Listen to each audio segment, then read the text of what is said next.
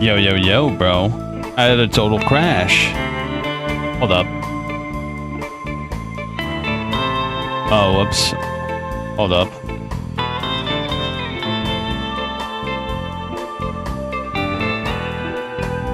What is this? Download display driver on installer and run it in safe mode to completely remove existing NVIDIA drivers. Reinstall the latest NVIDIA driver. Bro, my computer crashed out. It was actually an encoding error. Basically, I updated my drivers, and apparently there's a problem with the drivers. It caused OBS to crash out. Yeah, that kind of sucks, bro. I'm a little disappointed in that, I'm gonna be real. So yeah, I've looked up the encoding error, and it said we have to uninstall our NVIDIA drivers and reinstall the drivers. Delete the contents of OBS basic profiles.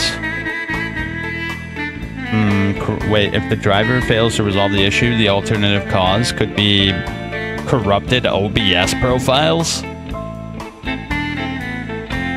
Encoding selection, switch to NVEC H264 if the standard encoder continues to fail.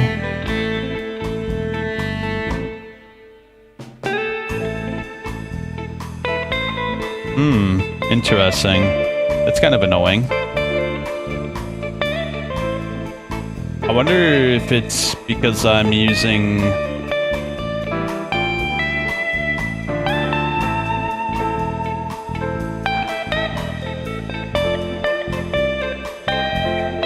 Hold up. Where is it? What a shit show, bro. I probably just have to change my encoder, bro. Yeah, I probably have to change my encoder. What a shit show. I'm gonna do that real quick. Yeah, let me do that real quick. Oh, the music? This is Metal Gear Solid, Snake Eater. It's called Old Metal Gear Solid from Snake Eater. Oh, man. I'm afraid to keep the stream going. You know what? I'll brave it and switch it before I go to bed. Yeah, I'm gonna brave it. I am gonna brave it. Let me see. Yeah, let's just continue. I'm actually enjoying this game, but the crash really demoralized me, bro. It's because of Bloodborne, bro. Ever since I did Bloodborne on this Shad PS4 emulator, I've been having problems with OBS. Something about that caused an issue. I'm not sure what it was that caused the issue, but something about that. So, as cool as it is to be able to run Bloodborne, I wouldn't suggest it if you're at least recording with an encoder.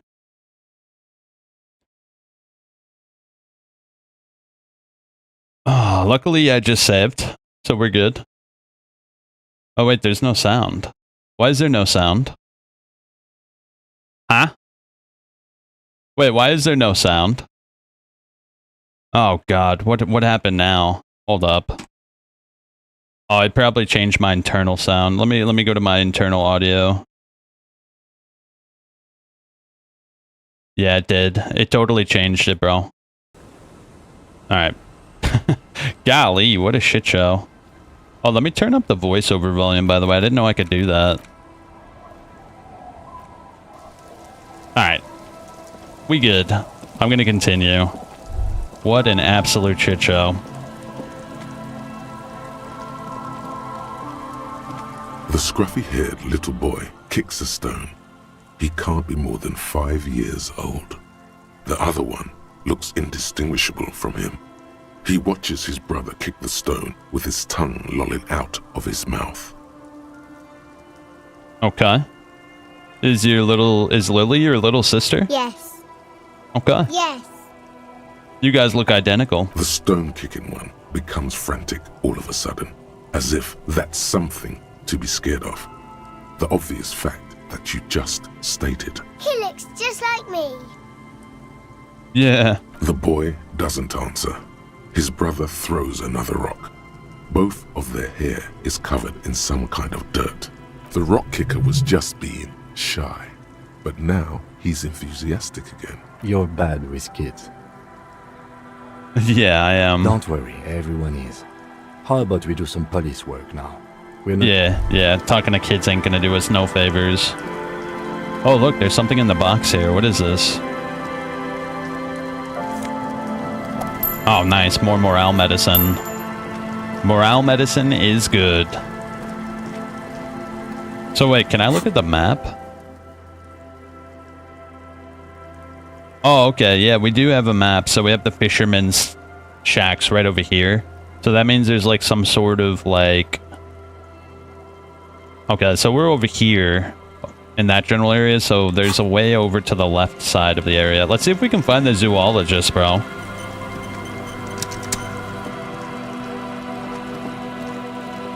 Wow, this area is huge, bro. I gotta say. I'm a little bit surprised how big this area is. Oh, I can't cross that little stream. Man, I love CRPGs, bro. Even if there's like some cringy parts in this game, I still enjoy CRPGs, like exploring and reading and all that good shit. Where the hell are we going, bro? I have no idea where we're going. Oh, is that the cryptozoologist over there? I'll check it out in a sec. I want to see what's over here. No boat in the boathouse today. This section of the coast hasn't been used in decades.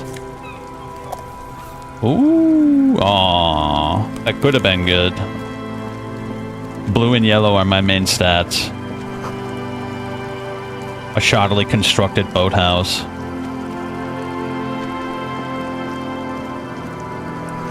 Ancient paint is peeling off the roof of this shaded bench, covered in rust. Wait, entree interdite? An old ticket booth no longer operational. Oh shit, can we? Okay, cool. Oh wait, there's like something right here. What is that? Let me go look at that real quick. A scattering of bullet holes is spread across the cracked wall, reaching from one corner to the other. Why this many holes? A row of ghostly shades stand facing the wall. There are many of them, a dozen at least, their heads lowered and eyes blindfolded. It's quiet. No sound, no movement. 10 meters away, other shades are lined up in an orderly manner, automatic rifles primed. A gust of wind blows by. The coats of the firing squad flap slowly in the breeze. A single person stands on the side. Droplets of rain fall on the wooden planks, the surrounding sand dunes. The clouds block out any rays of light. A long time has passed since the moment of this fusillading. Rain and brine have since washed all the blood away. Not a trace remains. What is this? The abundance of bullet holes leads to two options. Either an inordinate amount of executions were performed here, or they did not use a conscience round, where only one soldier has the loaded rifle. Looks like this was a mass execution with everyone fully armed. Means they wouldn't have a conscience. Look at the line of soldiers. 7 men in combat uniforms and dark coats, holding automatic rifles aimed at the people. Soldiers from some side, but from which one? Look at the people. A host of men, probably in everyday clothes, ragged from the conflict and covered in dust.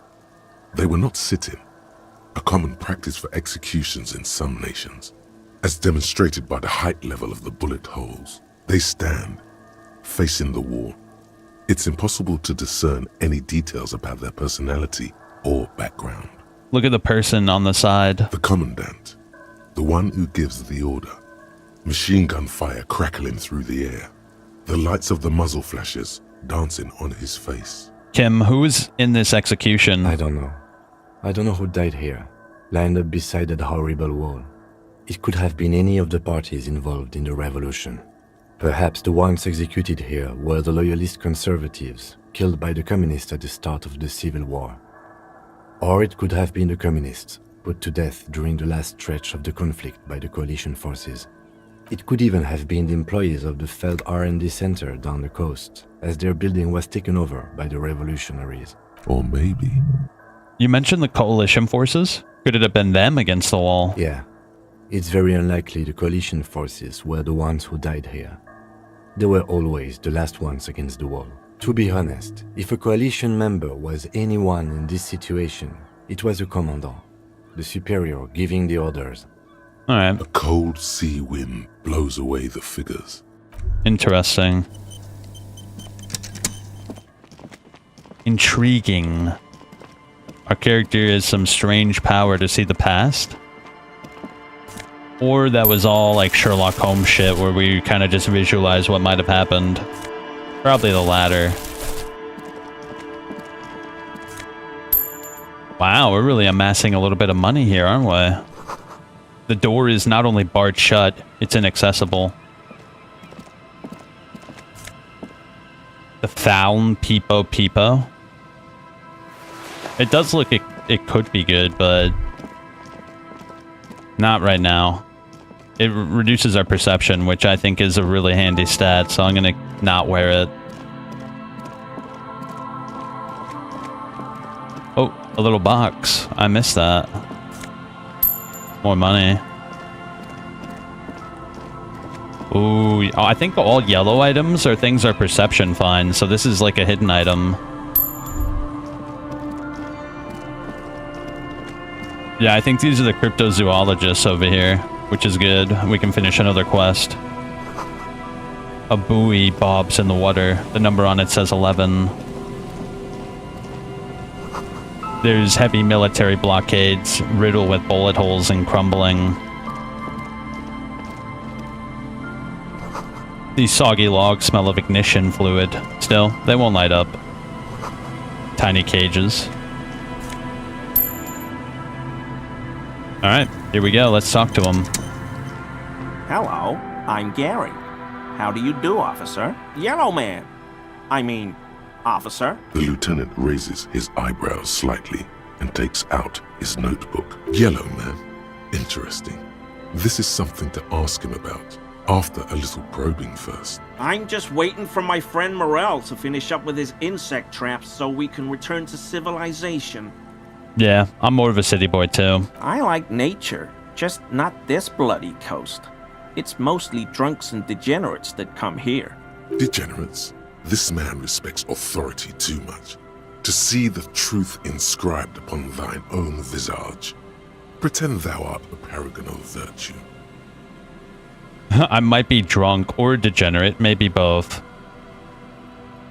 I can assure you I'm a by the books clean as a whistle officer of the law. I'm not even tempted to touch intoxicants. I've been tempted on occasion, but someone has to stay strong for Revocol. He shifts his gaze to a pile of soggy logs. He pronounces Revocol with a hard K, unlike other people. I don't really care about all that. Do you know about the man hanged behind the whirling rags? Oh, so that's what the RCM in Martinez is about. Great. Great to hear someone's finally taking care of that. So you do know something about it? No. Nothing. He was some kind of mercenary. But everyone here knows that. I'm just glad to hear you're looking into it. That's all. He's not feeling very comfy in his clothes, is he? Strange. He didn't kill him or anything. But there's something going on here. Is this your mug? Hold up the yellow man mug. My mug? Why would you think that? His eyes widen at the sight of the mug. He's seen it before, right?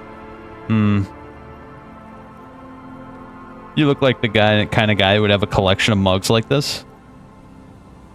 I can see you recognize it. It's in your eyes. I may have had a similar looking mug in the past. That's all. Alright, I believe you. You look like the kind of man who knows it's a crime to lie to an officer. Okay, I admit it. I threw the mug away in the trash container behind the hostel. I know I shouldn't have. Yellow man, I'm offended. I am very sorry. You should have heard the kids. The kids were You're screaming the not F going slur. to find me, are you? Nah, Gary, I just want information. Whew. Thank you. You won't regret this. I won't use another man's property to dump my garbage ever again. I don't know what got into me, really. Work has been stressful lately. Damn Koiko's price dumping us out of competition. What did you do, Gary? Nothing. Nothing. Just answering some questions. Helping out the law. How'd you get into the trash container? I know a guy who works with the trash collection services. CS Municipal. Ooh, Subnautica He 1. gave me a master key for the trash containers of Martinez. My brother says it's really good. And apparently there's a lot more vehicles in it than Subnautica 2, which is interesting. I just don't see why Subnautica 2 has that big fat 2 next to it when the first one has more shit in it. Why would you need to get into everyone's trash? So I can use the Whirling's trash compactor to store my own stuff. Garbage disposal is expensive as hell. The damn Hemians run it like a mob. I'm sorry, okay? I thought I could cut costs. I shouldn't have. I shouldn't have disgraced myself. Disgraced? No need for the histrionic, sir. It was, after all, just a trash container. He studies his reaction. Gary doesn't answer. Gary, did you put the clothes of the murder victim, the man who was hanged behind the whirling rags, into the trash container? Officer, please. Let me explain. It's Please not do. like that. I was only cleaning up. I live right across the yard from where he was hanged, and I saw him stripped naked. All the clothes lying around in the yard, smelling. People are animals, you know? Okay, then what happened? Then I came out to clean up the rags because no one else would. I put them into the Whirling's trash, along with a broken mug, admittedly. Okay, I was coming to throw the mug away, and, well, I threw the mug there and the clothes too. Right. It was just civic duty. Exactly. That's exactly what it was. Civic duty. As he shifts uncomfortably, a series of clicks, like the clinking of glass beads against one another as they roll across a hardwood floor. You've heard this sound before. What's that strange sound? What sound? That clinking I just heard when you moved. Really? His motions are soundless. There's lots of weird stuff out here in the reeds, though. Insects, trash. Could be the wind shifting some garbage nearby. The sound you heard was not the sound of something easily abandoned. You wouldn't know anything about the victim's missing armor, would you? Armor? No. I mean, yes. Of course. I know he was wearing armor, but I don't know anything about it. An infant could see he's not telling the truth, but he's too scared to admit more wrongdoing. There's something going on here. You should observe him more closely after this topic is concluded. Okay, let's move on. I hope I could help your investigation, in my small way. Does this mean you were in his apartment, admiring his colonial mug collection? Perhaps What is that, it would be composure? interesting to tell him. Alright, hold up. Do I have any clothes that increases my composure? Let me see. Come on. I don't have anything. Reaction speed. Oh, right here. Composure. Let's wear it. Anything else? No, I don't think so. Oh, the shoes. Let's equip those. Alright, let's try it now. Always officers. Why is he shifting around like that? Analyze Gary's composure. Is he? Are you He's kidding me, looking bro? comfortable enough. You kidding me, bro? No, I refuse. I am obstinate. Officers. That shirt looks very uncomfortable on him.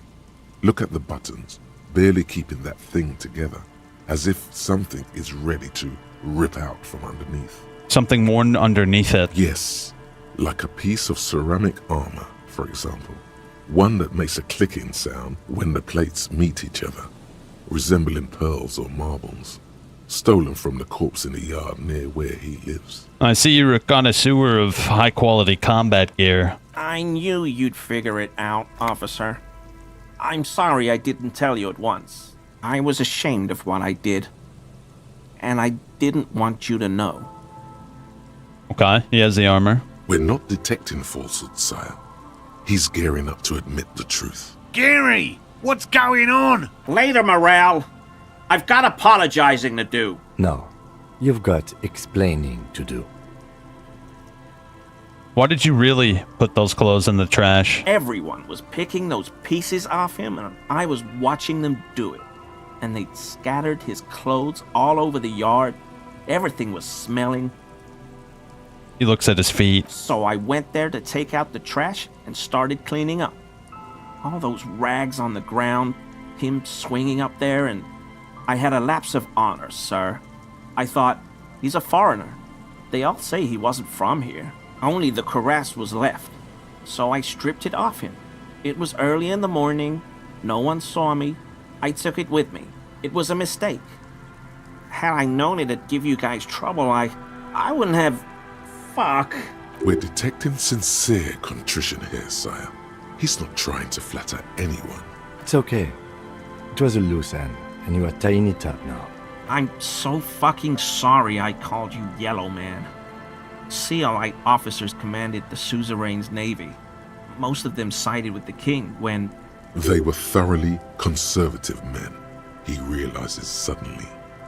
Why did you lie to me, Gary? Because I was weak. I should have told you the moment I saw you. But The hell, Gary? You in trouble? I'll explain later. Give me the armor. He sighs again, hangs his head, and unbuttons his shirt fully. A cuirass that matches the dead man's boots comes into view. Soon it is in your hands, smelling of his sweat, but so light to hold, like a bag of cotton. Do you know who killed the hangman? I always thought it was the Union. Some Union hardasses lynched him because of the strike. But almost everyone in town knows that. I wish I could tell you more. This is all he knows. True. Are we done, Gary? Yes, absolutely. I will never do anything like this again. So you live in the apartment in Martinez? Sure do, officer. His eyes narrow slightly. He's wondering where this is going. I think I broke into your apartment. I'm sorry. What? I had to for Mr. Claire. I'm a bad cop, I know, but I felt like I had to do it. So you work for Everard Clare? Officer, please tell him we're good. No, tell him I'll make it up to him. What have I done? Oh, shit. He'll send the muscle after me. The man looks around whispering and makes sure no one hears you talk. As he lowers his tone, he hunches his back. Really, I don't even know what it was about. I just opened the door. Whatever it is, tell him I'm silent as the grave.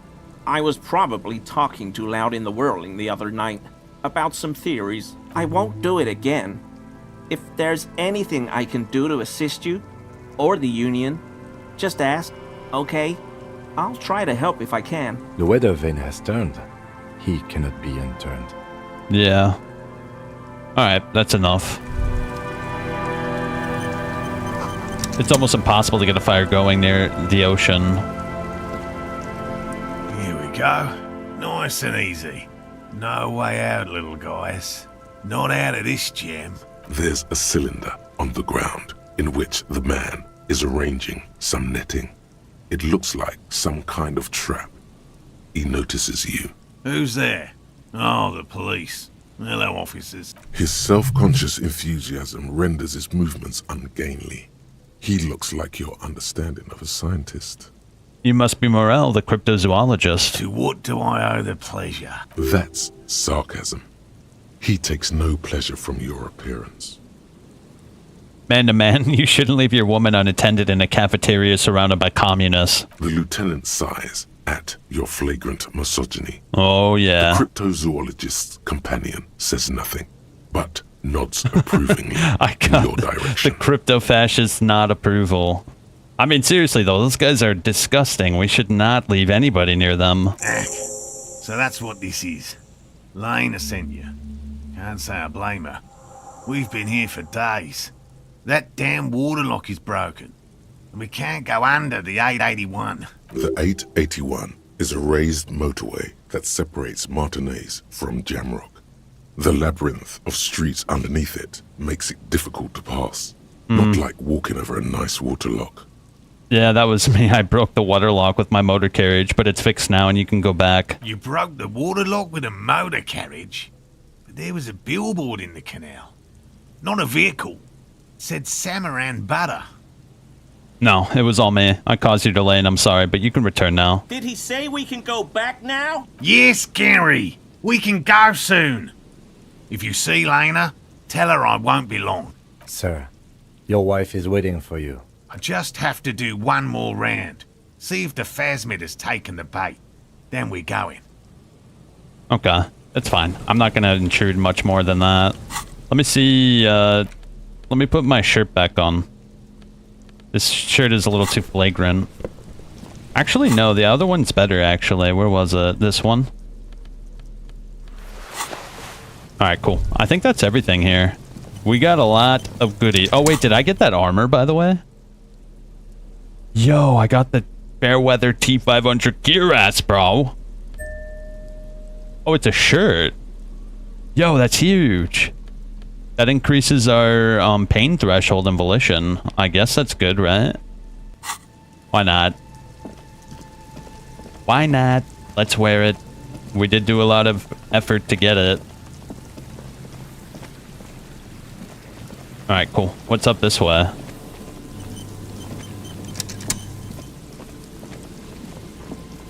And Mikhail noticed the windows, especially with how there are no windows on the south side.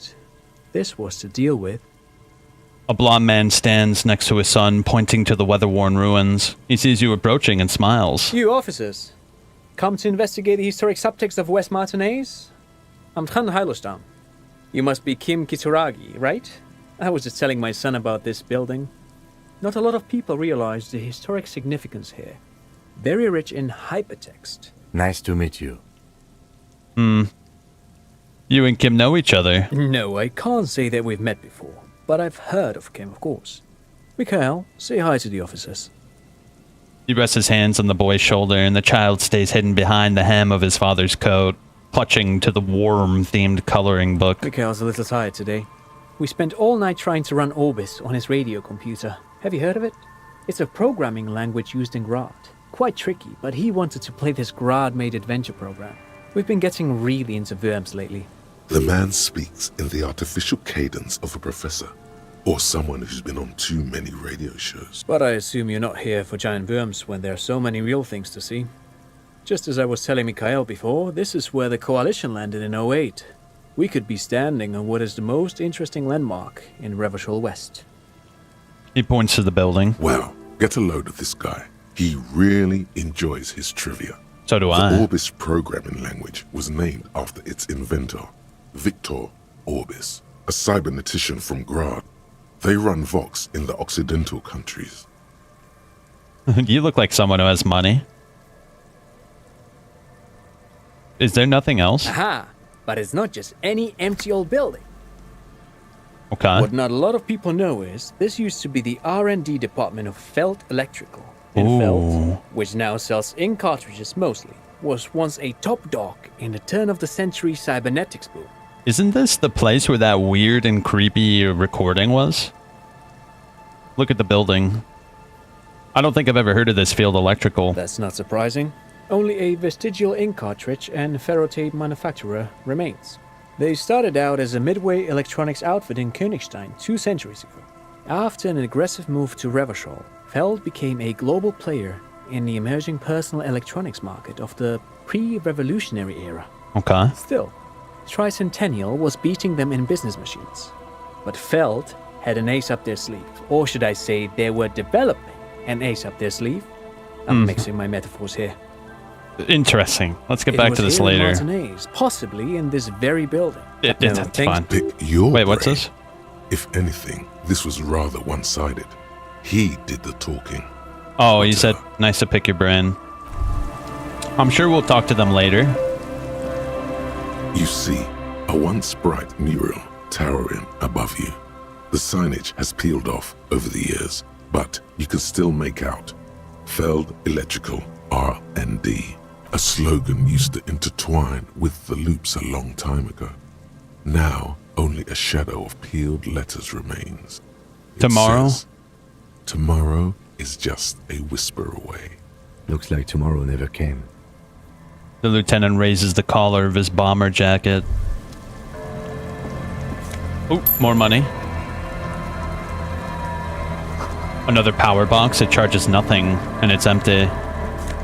Whoa! Whoa! Money! The fence blocks the path. No way on from here. Yo, we are rocking out with money right now. Bars cover the long, dusty windows. Isn't the church just up ahead as well? Yeah, this should be the church. But let's see what this is. Is this a payphone? Someone must have worked hard to smash the plastic dome.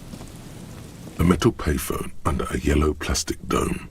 You could use it to call someone, unless you're out of change. Who should we call? You hear the tone. The machine is inoperable. We could dial a random number, but we already did that. It's the same number. Yeah, it was like a video store where we rented like a video that was like really sad and depressing. And then we took a morale hit. Alright, hold up. Is there anything over here? This is the other path we could have taken. I feel like there's probably more shit over here, right?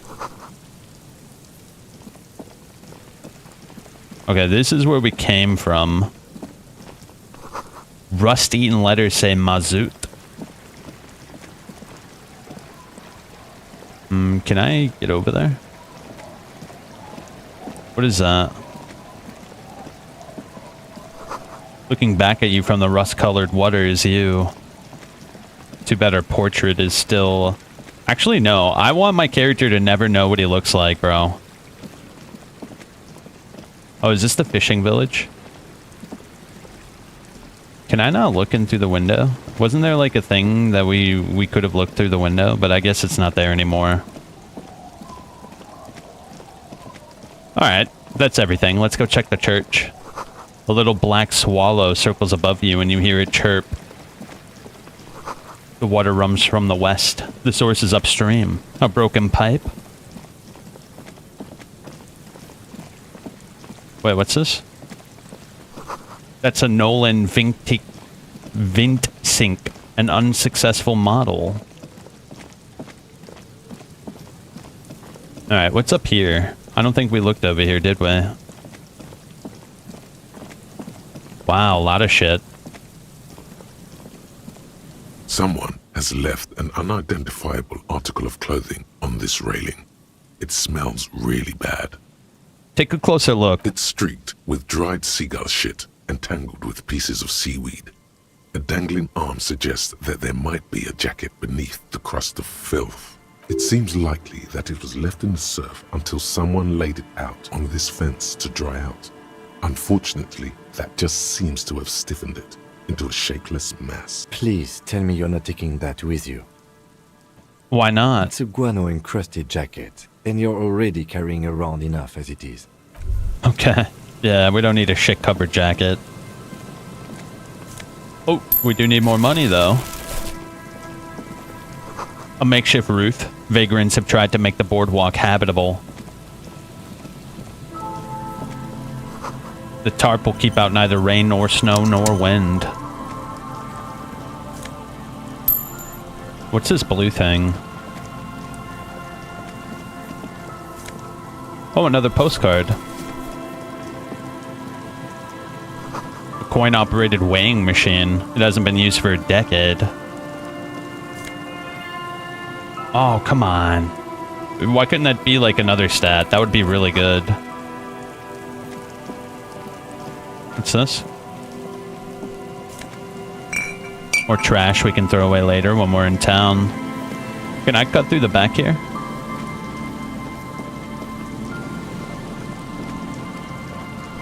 A big wine canister. It's open and empty. Careful. These floorboards look rotten and weak. The smell. It's awful and familiar. Hold on, that is awful. It doesn't help. You can still smell it. What is it? Don't you recognize it? That hideous pungency, that faintly cloying sweetness. Only death smells like that. It is death. It must be.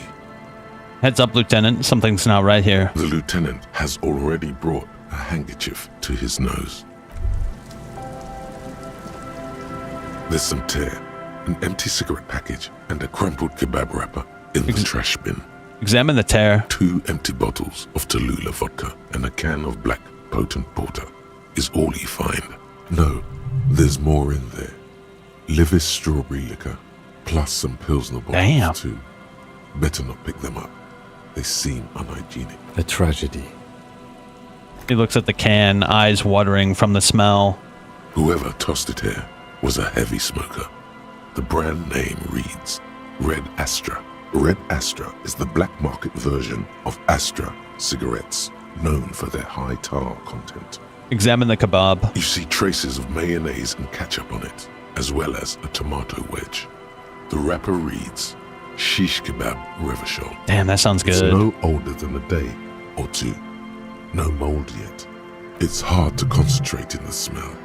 The sea air brings some relief. Well, what the shit happened to this guy? He drank himself to death? A man lies on the boardwalk, his limbs bent and neck turned at an unnatural angle. Right next to him is an empty bottle of spirits. In his cramped hand, a chewing gum wrapper. The smell is not as bad as a 2-week-old corpse, but it's definitely heading there. True. Hold on. The lieutenant squats next to the corpse and examines his face. 2 bulging eyes stare back at him, void of any signs of life. Lividity is faintly pronounced. Whoever this is has been dead for 2 days. No longer. We need to Calm now. Whoops. We need to Careful. investigate. Just another day. Just another dead body. Breathe. Study the man's clothes. He's wearing mud-caked boots, beige trousers, and an old brown leather jacket with a bright blue lining. There are traces of kebab sauce on his chest. The leather jacket suits him well. It must be custom-made. Search his pockets. You find some sunflower seeds and a rain-soaked library card folded into 2. His jacket feels sodden and heavy under your hand. Good. We should take a look at that library card after this is done. Yeah, let's study the man himself. The man has fallen through a crack in the boardwalk and hit his head against the metal bench. Coagulated blood covers his black hair. One of Damn. his feet is still dangling through the hole. That sucks, bro. A bad fall. It might have been dark outside. This place is a minefield in the dark. Examine his face. His expression is dull, like the sea behind him. Drops of water shining on his mustache. His eyes, empty and wide, look frightening in their frozen gaze. Height, 170 to 175 centimeters.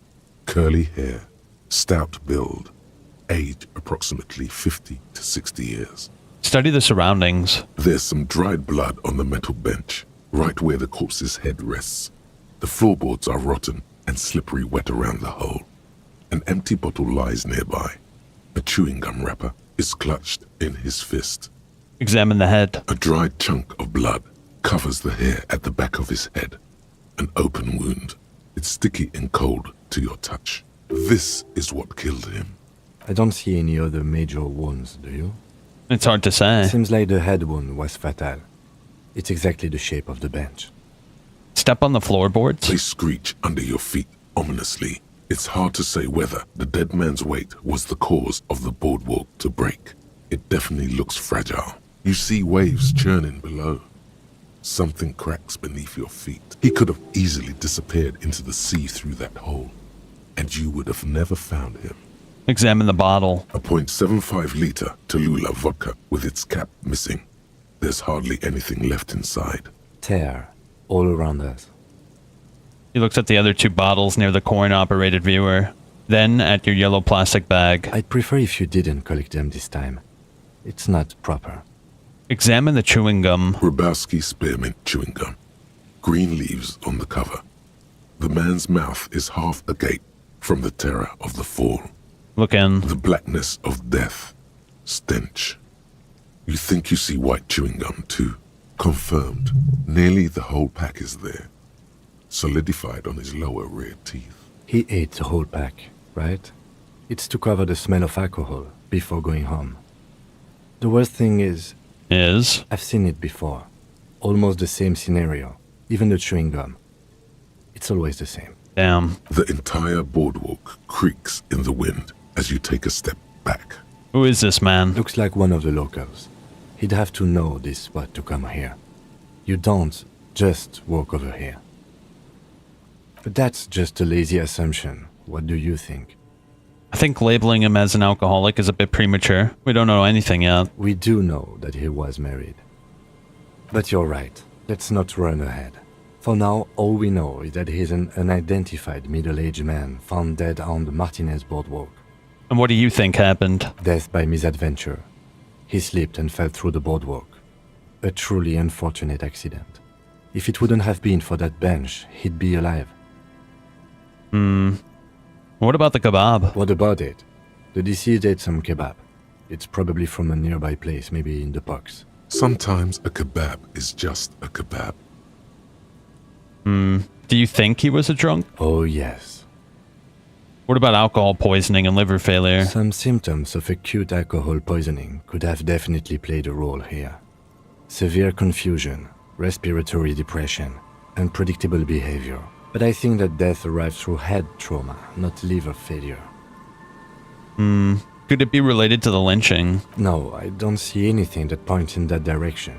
For now, let's treat this case as a simple, albeit sad, accident, unrelated to the murder case. Agreed. If this somehow converges later, why not? But keep it simple for now. Alright. Someone should be held responsible for the broken boardwalk. It's dangerous. They'll seal this place off after the news reaches the coalition officials. I doubt that they have enough resources to actually repair the boardwalk. Not that sealing it off would keep anyone away. All it does is keep the city council's hands clean. He smiles sourly. It does seem to be a pretty straightforward misadventure, although there's still a question of identifying the body. Oh, let me look at the library card. The library card is folded into two and still slightly wet to the touch. The front side reads, Central Jamrock Public Library Card, issued to Billy Mejean, expires July 53. Billy is a unisex name. Could be the deceased, or his family member. Look inside. Whoever owns this card is an avid reader. You find a list of books written in blue pencil. Radio thriller. Stand a little less between me and the sun. The last one in the list is The Glinton Curve by M. Theobald. A library stamp indicates that the book has been returned. Most of these titles seem to be in the sci-fi genre. Some thrillers too. Look at the backside. If lost, please return the card to the library. Dial 005 02 55211 or visit us at Moreau Street, 78, Jamrock. We should first decide what to do with the body before taking any other actions. Let's take another look at the body and talk things through. Yeah. Let's see. What do we have here? A man lied. From where I stand, I can see two options. We either take the case and follow the leads to identify the body on our own, or we report back to the station and leave this for our colleagues to handle. What about the field autopsy? A field autopsy isn't necessary if the cause of death doesn't appear to be criminal, and this looks like a simple accident to me. I'd say we should just write down head trauma in the autopsy report and leave it at that. It would save us at least 2 hours of unnecessary work. Yeah, but isn't that kind of sloppy? Maybe, but we don't really have much time or resources to spare. The guys at processing will take care of the rest. We found them. We should finish this. Alright, we've already examined the library card. Let's call the Jamrock Library from my kinema. See if we can learn anything about this Billy Mejean. Yeah, we could get XP too. And while we're there, we should also call the station. Let them know that we are taking the case. What's this? Oh, we have 2 skill points. Wow. Okay. What should we upgrade? I feel like composure is really good.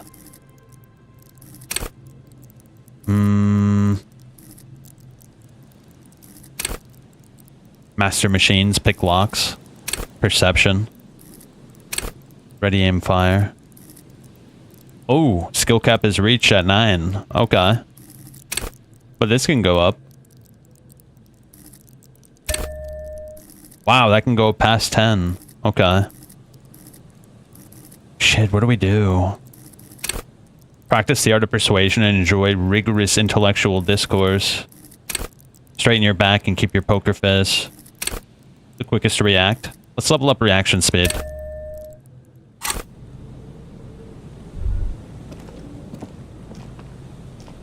There's some tear. Okay, we already looked at that. Let's call the library and see what they have to say. There was a phone, like, literally right over here.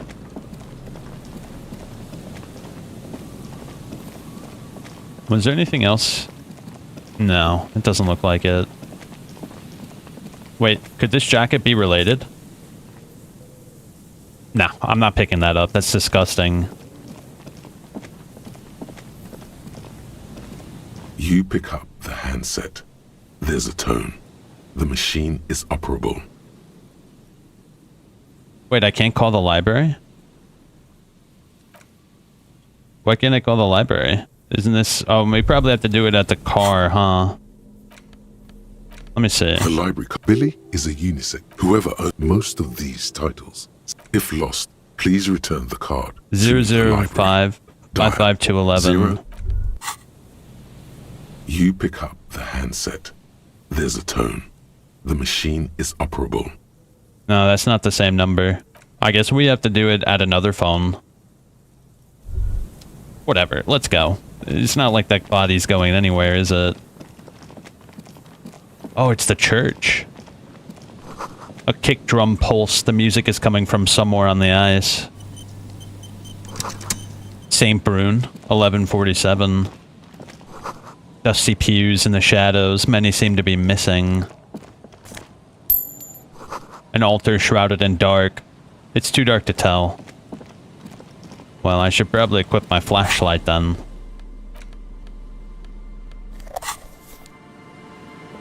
Heavy wooden doors, more than twice your height, stand shut in front of you. The rectangular sea-worn ornamentation appears in stark contrast to the padlock, carelessly drilled into the wood. Take a closer look at the padlock. This cheap-looking padlock is sturdily built. It shackles together a hasp and a staple screwed into the wooden door. The lock is adorned with a yellow sticker.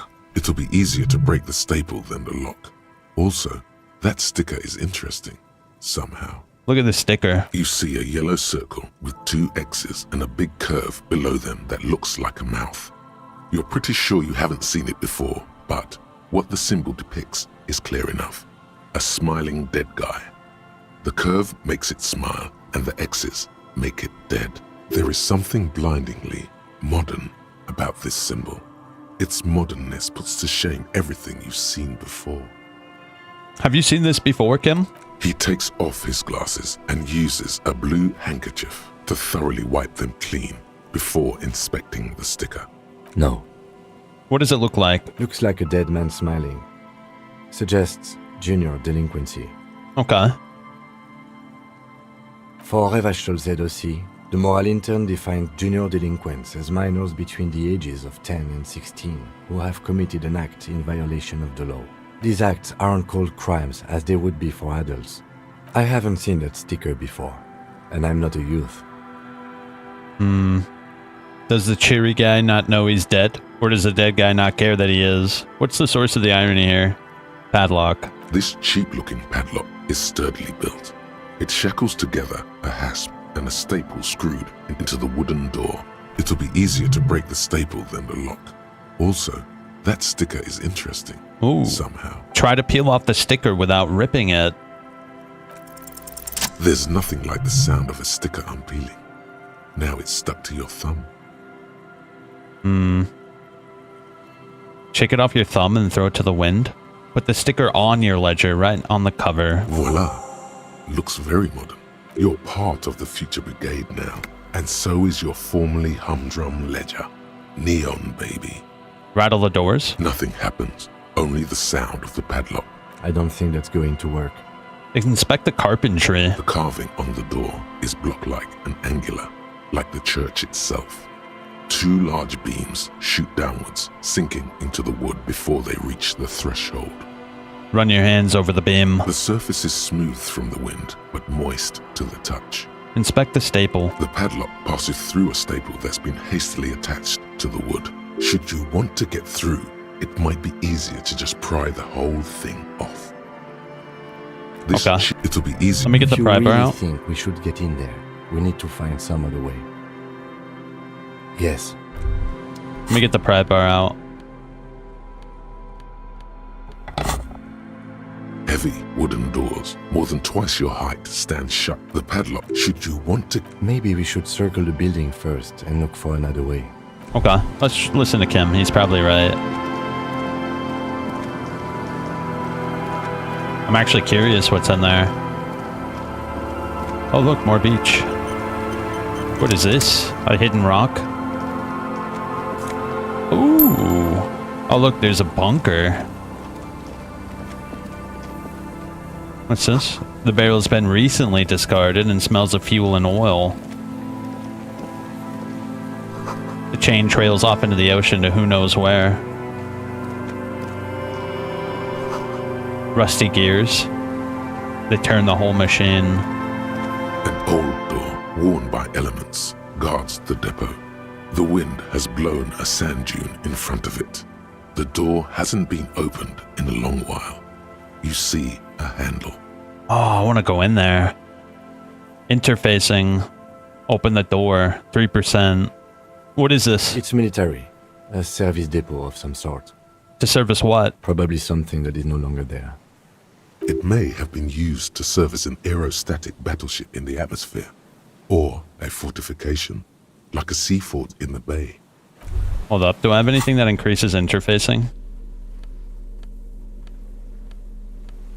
Reaction speed. Perception. Composure. No, I don't have nothing, bro. An old door, worn by... You rattle the handle a Hold bit. up. Let's see if we can open it like the container. I'm dying to see what's in there. Probably It may have been used to serve... You rattle the I'll try handle a 2 bit. more times. If it doesn't work, we'll come back far into the future. An old door, worn by... You rattle the handle a bit. Last try. We'll come back in the future when my stat is higher. An old door, worn by... You rattle the handle... Yeah, that's not happening. We'll come back. We'll come back. It's a ret check, so you can't retry it. I'm sure my interface will go up over the course of the game.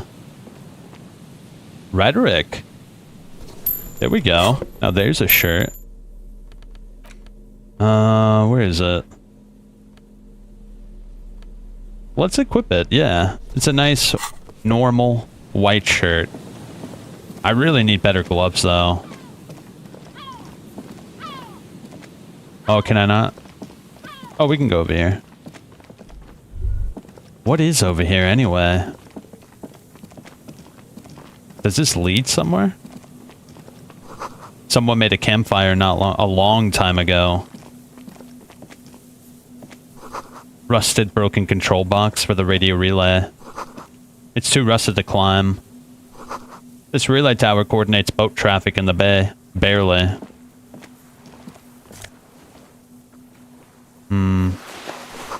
Tiny inlets off the far distance where the post trails towards... I don't know if we can go that way. Yeah, there ain't no going that way. Let me look behind the church now. Cigarette butts cleaned away under a rock. Maybe this will be an important area later. Yeah, let me go behind the church.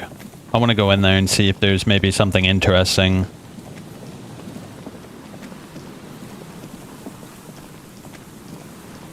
Come on.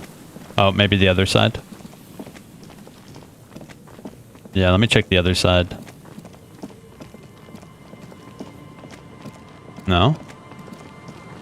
Oh, wait, whoa. Down here. Full of holes. Could the post hide treasure? Look inside. Ooh. Maybe we can find the key.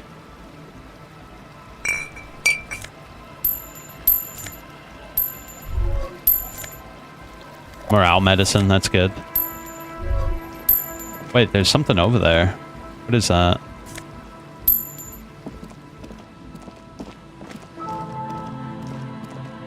Oh my gosh.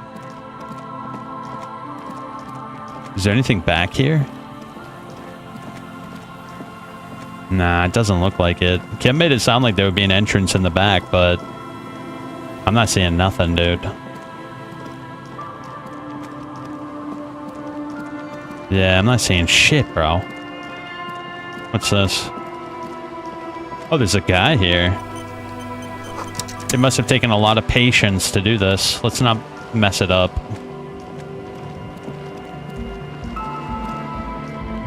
The tent is just tarpaulin fabric covering a pile of stuff. The flap is open. Inside, 3 young men, all in forward-looking apparel, reminiscent of the sticker on the padlock, are listening to some new form of music. It's like nothing you've ever heard. One of them looks at you. Come on, get in and close the flap behind you. The warm stuff's getting out. Squeeze in. Sorry, we barely have room for one. You go ahead. I'm too old for this. I'm sure you will feel right at home. I'll keep watch. Oh god. What is going on here? Smells like sweat and laundry detergent. Canisters filled with what appears to be water. A pile of nasal sprays. A speaker, the big kind they use for live music. You see a youngish man bleaching the tips of his hair with a toothbrush. He puts the toothbrush down and extends his hand in greeting. Hello, I'm Andre. It's a pleasure to meet you. There is definitely something futuristic about his hair, aggressively so. You get the sense that this is what the future will look like. Imbecilic, yes, should the future ever come. It will look deeply imbecilic, like this guy. Shake his hand. His grip is strong, sweaty, and warm. He's trying to project and inspire confidence. Okay. Oh wait, what's this? Warriors, hey fella, the second game they are making isn't made by people who made the different devs. Wait, what's this? The second game they are making isn't made by the people who made... Oh, are you talking about Subnautica? Yeah, I heard that the guys had a huge legal battle. This is my posse, Noid. The young man with earrings looks at you suspiciously. And Egghead. Egg!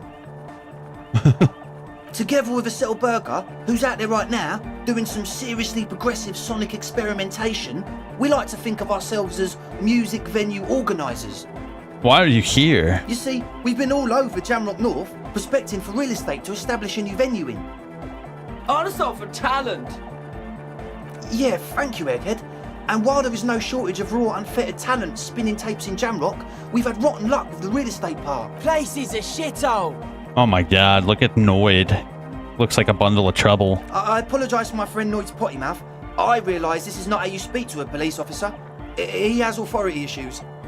There's no need. This place is pretty bad. Which brings me to the problem of occupied ecclesiastical property. I bet you've noticed the derelict hive of narcomania on the coast. What are you talking about? I'm talking about the church. And I'm not exaggerating. Even a place of spiritual refuge can become a magnet for all sorts of dopeheads and burnouts if left unattended. Dopeheads. Burnouts. He angrily spits on a screw and then starts cleaning it. Well, I'm sad to say, that's exactly what happened. Sad because we were just about to put matinees on the map with one of the maddest dance clubs in Jamrock. Nah, strike that, in Reversholt. Strike that! The word! And sadder yet, because the dopeheads and burnouts holed up in there are the worst kind. He leans back a little, watching you with a steady, serious gaze, letting you imagine just how bad those dopeheads and burnouts really are. Good. This calls for an opinion. You're an expert in those. What's this? I won't stand for narcomaniacs of any kind. Not on my watch. Yes. And the worst part is, they're also spooky. What exactly do you mean by spooky? I was hoping you would be the judge of that, officer. All I can say is, their spookiness is the kind that keeps us from restoring this church into a community centre and a place of spiritual refuge. Also, they don't eat or clean the building. Shit's gonna collapse. People just wanna spin tapes without them spooking it up. Place has bad signs. No one can dance like that. Thank you, Egghead. So you're gonna look into it, right? It should be a police matter. Getting them out. Whatever spooky stuff they're doing, I'm sure it's not what the Ecclesiastes meant their property for. I'll look into it. Tell me more. All right, man. Did you put the padlock on the door? Yes. I asked Noy to install a measure against more drifters wandering in. It's a temporary fix, just something to contain the situation. You locked the dope heads in the church. I had to do it in an hurry. Not my best work, but it should hold for a while. How long have they been in there? Not long. Like a week, maybe? This is cool. Taking initiative like this is proper citizen behavior. I endorse it. Thank you. We just thought it was the right thing to do. I need the key. Of course. Noy. All right. Reaction speed. Be the cool cop and catch the key as it flies towards you. You sense the trajectory of the little piece of metal and plastic. The object makes a small ringing sound as it approaches. Just the tiniest chime to your left. Catch it. Ka-ching! The key hits your palm. The speed freaks nod to you approvingly. Thanks, man. The speed freak nods to you. Right, other questions. Sure, man. Tell us what you want to know. Let's do it.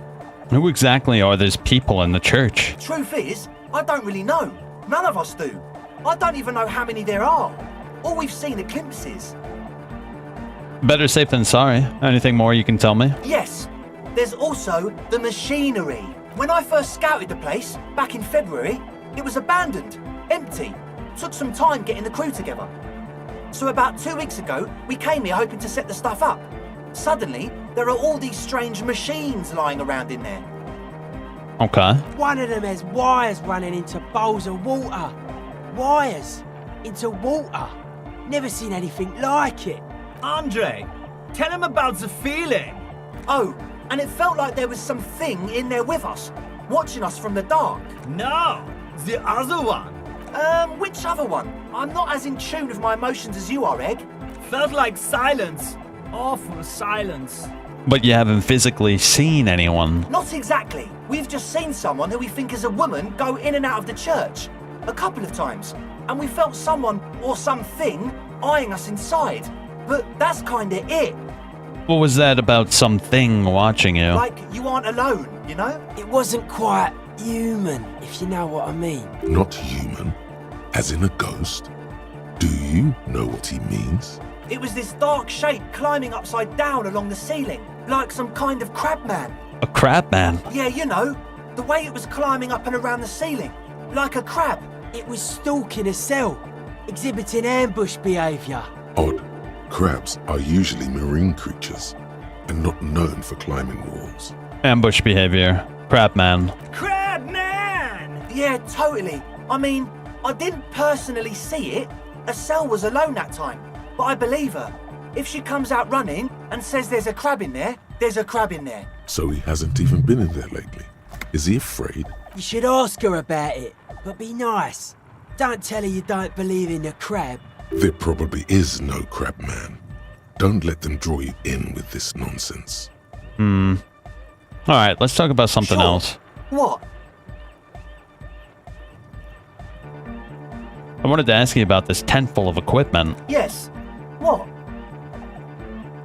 I hate to tell you, but it reeks of sweat in here. It does, doesn't it? Told you we have a smell problem. He picks up a piece of telephone cord and inspects it. There was another Yes. thing. What? Enough of this. He nods enthusiastically. That's No it for doubt. As now. always, we'll be right here, waiting patiently for the new... Yeah. Alright, Kim, we got a huge problem on our hands. I think we might have had some speed addicts lock someone inside the church. Trash from an unending party. A pane of Eternite has been planted into the snow. 2 poles are holding it up. Barely holding it up.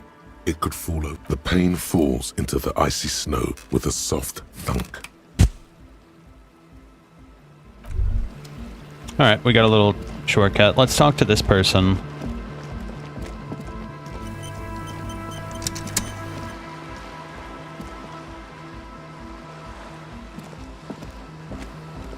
A shaggy-looking girl in her late teens or early 20s kneels on the ice with an electronic contraption in her hand. Hearing you approach, she looks up. Oh. Hello there. She must be Estelle, the last of the Speed Freaks posse. Child, it's freezing. Where's your hat? Huh? Maybe she didn't hear you. A little louder. I said you should have a hat on. So should you.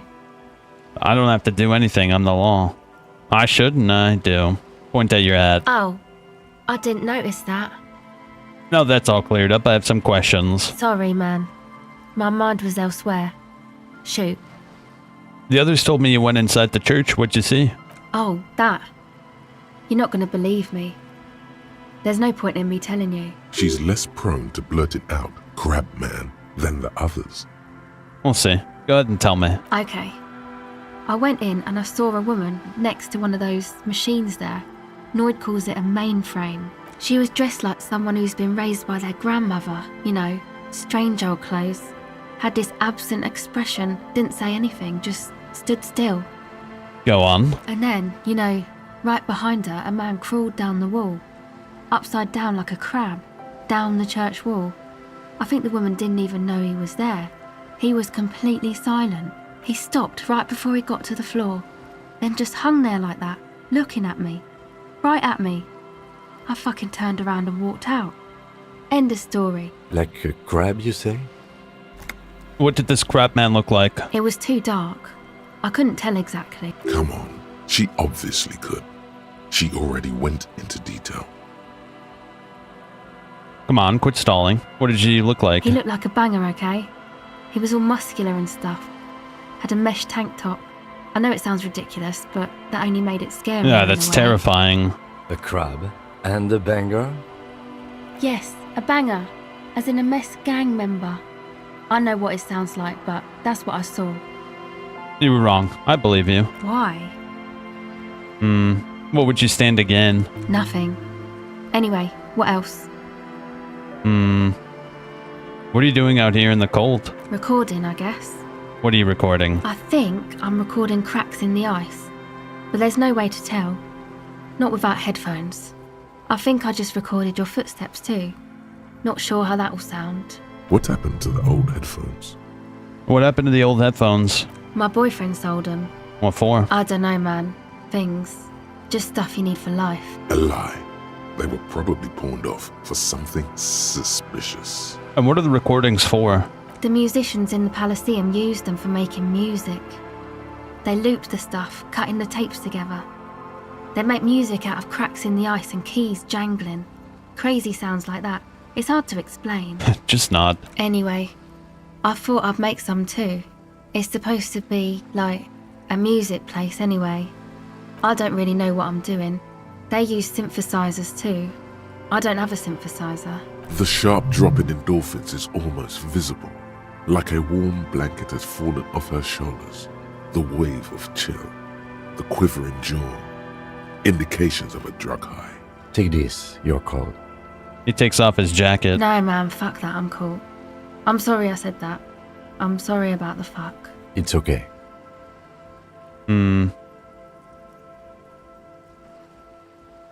Give her your hat. You need this more than I do. Thanks. You said it's supposed to be a music place. Did you mean the one Andres got planned in the church? Yeah, the boys think it could be a place, like the Palaceum or something. Stupid. It's really not gonna be a Palaceum, that's for sure. And who are these boys? The boys. Yeah, Andre and the guys, inside the tent. And why is that? Why are you freezing out here while the boys are inside? They got too much stuff crammed in there. No room. Like what? Didn't you see it yourself? It's mostly music stuff. Like this tape recorder, but bigger. Why just not leave it some outside so you don't freeze? That stuff is more expensive than I am. More expensive than any of us, really. Doesn't matter. I can take the cold. Alright. Go ahead. Empathy. The tape recorder lies on the ice like a discarded toy. Pick it up. Nah, my stats are too low. Alright, that's fine. Okay. Let's go check the church. I'm dying to see if there's a crap man with like a banger mesh shirt. What the shit does that even mean? Did that plank lead anywhere? No, it's just like a little shortcut. Alright, let's see. We should be able to open the padlock now. Heavy wooden doors, more than twice your height. The lock turns easily. You hear a click as the shackle pops open. Let's go. A great whoosh of air rushes into the dark innards of the church, as though rushing to fill a great vacuum in the heart of the city. Oh god, look at this. Impressive. It's not that dark in here though. At least... I guess it is a little bit dark. This is our first chance to see what the religion of this world looks like. This grotesque wooden figure looks half finished. The figure was added later. It's not part of the original church. More of the forked lighting pattern you saw outside. Bark beetles? No, it looks intentional. Some long forgotten style.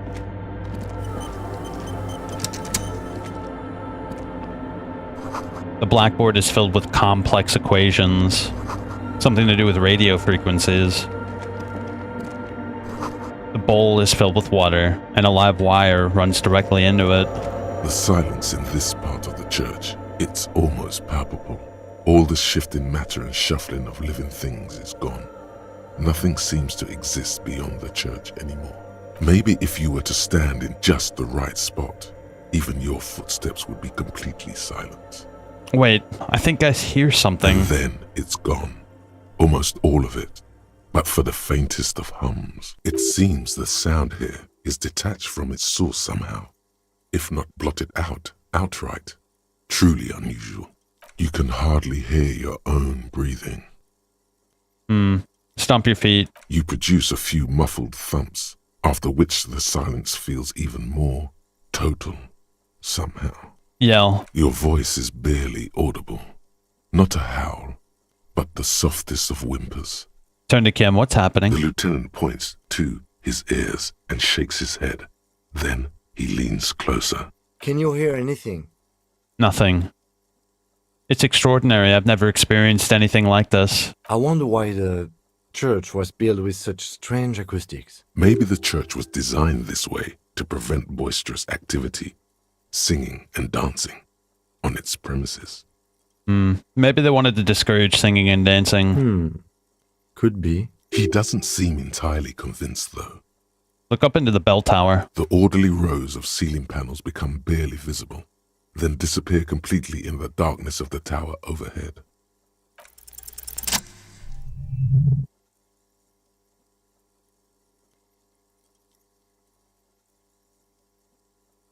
No crab man, right? It's like there's something moving up there. A shadow has emerged from the tower and it's making its way toward you through all the other shadows. Follow the shadow's movements. It's not a shadow anymore, becoming more substantial as it gets closer. The shape of an animal descends. Officer, is there something up there? The lieutenant follows your gaze. Oh no, you've lost sight of it. Where did it go? On the ceiling. Yes, the darkness makes the ceiling feel infinitely far away. Blink. Oh, look. You see something hanging from the rafters, looking straight at you with dark eyes. Maybe it's possible to talk to it.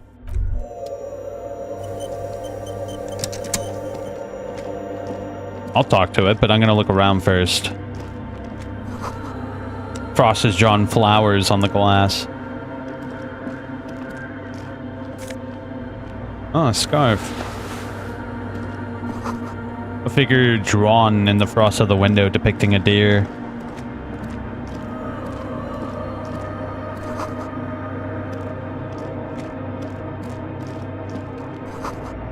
A spider spun its web around a wooden carved pillar.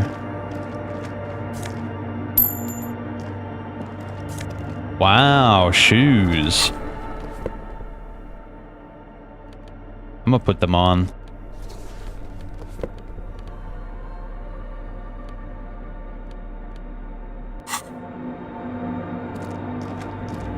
What's all this? A portable Harman wow sheet tape recorder. Is it possible it's recording something? Someone siphoning electrical currents from the outside into this antenna. 2 decks of reel-to-reel tape spinning on empty. Alright, let's talk to the thing. What is this? The shadow is a man. A man made of the same stuff as the carpentry of the building. He is studying you intently. The crab man.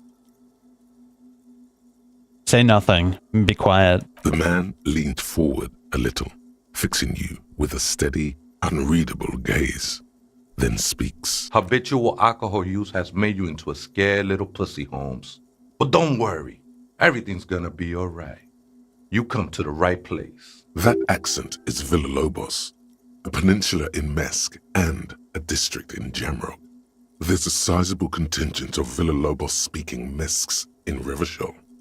The right place for what? Here you can receive the mother's love. And when you're ready, she will take your hand and lift you out of the despair at the bottom of that bottle. This man is obviously a habitual narcotics user. Do we really need to question him? I'm a policeman. I need to talk to you about police things. I don't know. Anything about alcohol use? Oh, yeah, sure. You don't know anything about alcohol use. You got it all under control, Way. I could smell the control all the way over here.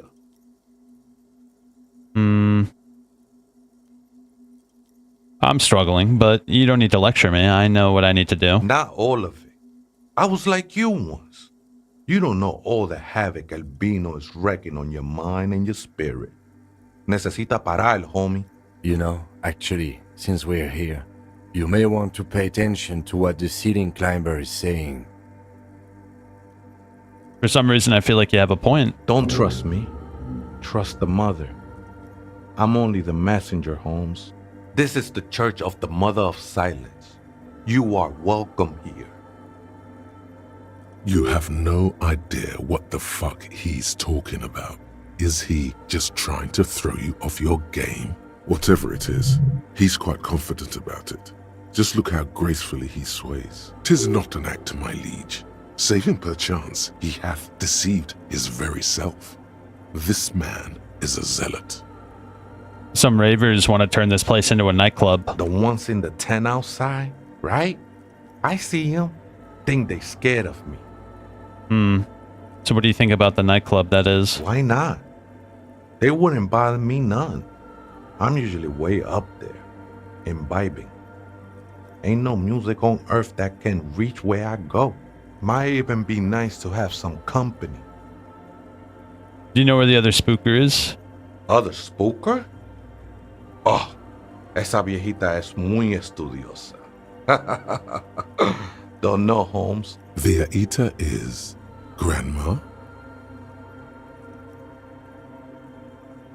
I'll see if I can find her. Wait, so there is another person living in the church? No. I just call her viejita because of her clothes. She's actually quite young. Or maybe not that young. Age is just one of the many masks we wear. Thanks. I'll see if I can find her some other way. You just have to wait until she comes back, or search through her radio computer. Do you know... Okay, thanks. Yeah, that's good. So what's this big hole in the wall? In white, silver, and apricot faience, the young mother of humanism stands above you. A crack runs across her body. She is impossibly tall, oval-faced and sad. A dark and radiant majesty. This is her innocence, Dolores Day. Dang, bro. Cradled in her arms are a pair of glowing lungs, clearly visible from underneath her flowing dress. You should kneel. Why not? Your knees touch the floor. The floorboards are hard and cold. There you kneel among the snowdrifts, diffuse light falling on your hands from beyond the glass. Close your eyes. The world is silent, but for the creaks and cracks of the massive wooden structure behind you, It covers you from the wind outside. The ocean feels distant, its ebb and flow blocked off by the centuries-old pinewood sarcophagus around you. Open your eyes. The woman looks down at you kneeling. She towers among her followers, architects, laymen, courtiers. There is a sad smile on her lips and a glint in her green-blue eye of what? Compassion? Remorse? She acknowledges the passing of someone who is still alive. She acknowledges the passing of someone still alive. In mourning? As that terrible word passes through your mind, the lieutenant draws an X-shaped cross from shoulder to shoulder. Do the same as you get up. Your fingertips touch your chest 4 times. Then you rise from your knees into the apricot-colored light of the window. Above you, the woman still smiles her distant smile, sundered by the crack in the glass. Visual calculus. Reconstruct the cracked glass. A jigsaw of broken shards falls into place in front of you, a ghostly reconstruction of the stained glass window. Before it was shattered, there was an older woman beneath the younger one, and a text, a light motif below them both. What shattered this mosaic? Unknown. A motor carriage? A gunshot? Someone falling into it? Or maybe just hooligans looking for something to break? Who is the older woman? The escutcheon on her throne says, Irene the Navigator. She is depicted as an older woman wearing thick-rimmed eyeglasses, holding a golden Reichsapfel in one hand and a scepter in the other. This is the queen her innocence day advised. Above, she herself is whole. Small figures of wise men, common men, worshippers walk up the stairs to stand at her feet. Secret servicemen, farriers, stand in a row guarding her. It must have taken years to produce this work in all its dizzying detail. The motto. What does it say? Below both women, in luminous black letters, Après la vie, mort. Après la mort, la vie de nouveau. And then along the left side, Après le monde, la gré. Après le gré, le monde de nouveau. After life, death. After death, life again. After the world, the pale. After the pale, the world again. This is the great leitmotif of humanism, a summary of the effect of the discovery of this isola, the Insulindian, on human thinking. A tremendous sea change akin to finding life after death. Lieutenant, this used to say after life, death after. Death, life again. After the world, the pale. After the pale, the world again. This exaltation is common in Dolorian sacralism. In the early years, it was even incorporated as the RCM slogan. No more, however. Why? It was deemed subservient to use a strongly moral intern-related motto. We already suspected of bootlicking.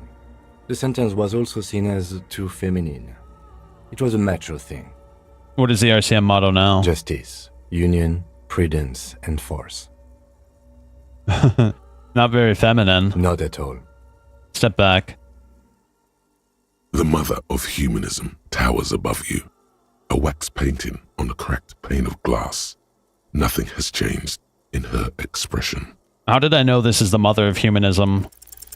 Despite the damage you've done to yourself, the title appears lodged in your hippocampus.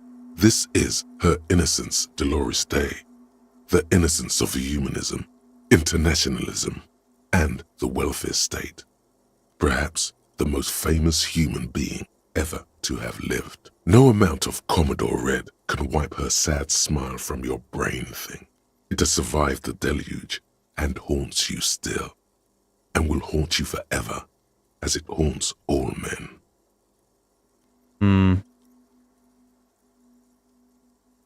Was there something terrifying about her? Terrifying is a term too emotionally charged for your semantic memory, or what remains of it. But Although she is often considered to be the greatest human being to ever live, there was something ominous about Dolores Day. Constantly surrounded by her terriers, she was the most socially secluded and least self-aware of all the innocences. Some modern thinkers would consider her a war criminal for the campaigns she waged against the Mesk state. And then there were the resettlement programs. What happened? The Mesk state tried to detach itself from Innocentic rule. Parts of the world were experiencing whiplash from accelerating into secularism. Her mandatory education programs and mass resettlement of upstream Marguerite were problematic as well. Dissenters were suppressed by a military force she called the Army of Humanity, suggesting those who fight against it are not part of humanity. She adored chess, yes, but also military war games. Dolores Day often holds a tiny tin soldier between her index finger and thumb in icons such as this. She was also blonde, the blondest woman you have ever seen, with green eyes the color of the Pacific, mare interregnum. Little is known of her Marchese husband. It's as if he vanished from history after completing his role, which was to introduce Dolores Day to court. In conclusion, yes, there is something lonely, paranoid, and even terrifying that people seldom mention, but feel when they think of her. This subtle terror is part of her iconography. Officer, you've stood there for over 5 minutes. What are you thinking of, if I may ask?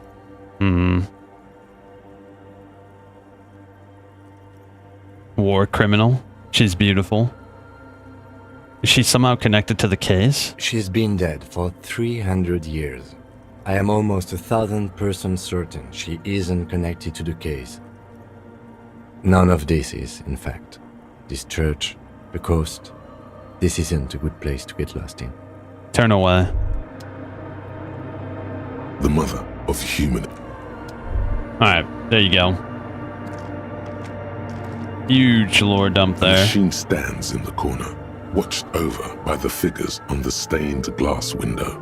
It's turned on and quivering with soft electricity. Another radio computer. And this time it's already turned on. We should leave. I doubt this place bears any connection to the case. Let me investigate it. You see fluorescent play and print buttons on the keyboard. A hatch connected to the central compartment is wide open. The lieutenant says nothing. You see the machine's glowing frame reflected back from his diamond-shaped glasses. You're free to proceed. Look inside. Behind the hatch sits a cube-like crisscross of filaments, smoldering in the dark like fireflies. Silver tape on the side says, in black marker, log, February to March. Another filament memory. Press play to talk with the repeater. Print. Nothing happens. Play. The speaker comes to life. Static seeps through the machine's planar magnetic driver. An old lady greets you. Her voice sounds 100 years old. Good afternoon. Oh, it's her. Accident on Saint-Brun. This is the East Insulindian Repeater Station 1. Please repeat. Is this the personal log? It's the same old woman you spoke with through the radio computer in the doomed commercial area. I looked inside the cord, but the tape on the filament said log. Good. Please repeat the password. Let's look around. There's no use trying to guess the answer. I don't know. Received. I will fortress accident. Is there anything else I can do for you today? Yvonne, it's me again. How are you? Good. Thank you. Please repeat. Is this the personal log? Thanks, but I'm finished. Goodbye, fortress accident. The machine's keyboard is still illuminated. There's a huge secret with these things. And we've yet to find the password for any of these things. Is there nothing The machine's else? keyboard behind that, another filament memory. No, not that I could tell. Alright. I'm a little disappointed whoever was here didn't come out. I didn't miss anything either. We examined everything. Alright, well, give me 1 sec. I gotta use the restroom real quick.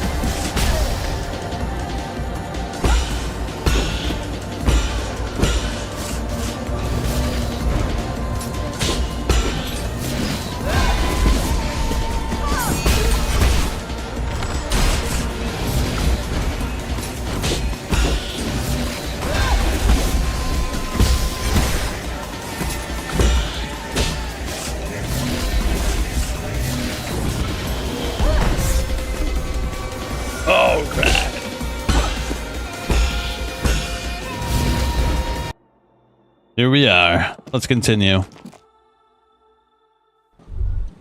Let's go talk to the punks real quick and see if they want to move in. The guy didn't say he cared. So we might as well let them move in, right? Who cares? I certainly don't. It's not like I live here.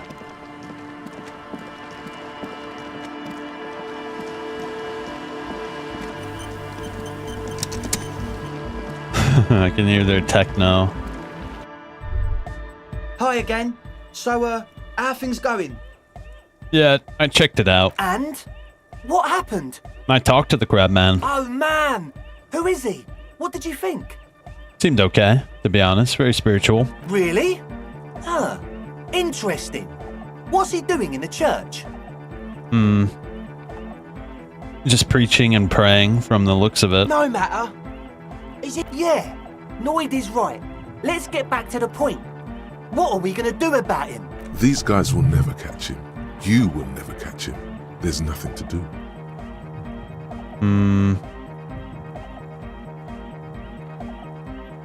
Actually, he told me he wouldn't mind the nightclub at all. I don't know, man. Doesn't it feel like a major hindrance to you? A spooky guy climbing around when all the guests are trying to have nice, friendly hyper time. Stupid guy climbing around.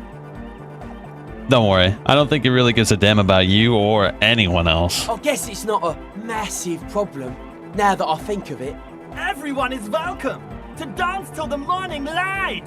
Maybe. I guess we'll figure something out. Okay, but what about the other spooker? The one in Grandma's clothes? Did you see her? I didn't see the other spooker, just some machines. But she's in there somewhere. Has to be. Have you tried investigating the machines? Anyway, do let us know if you see her. You mentioned some kind of Ecclesiastes.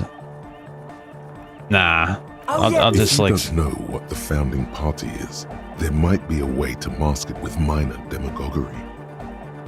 Come to think of it, I've never really looked them up, you know. And they have root. Yeah, I don't care about this. Yep. For my Insulindian posse. Oh yeah, he's coming around.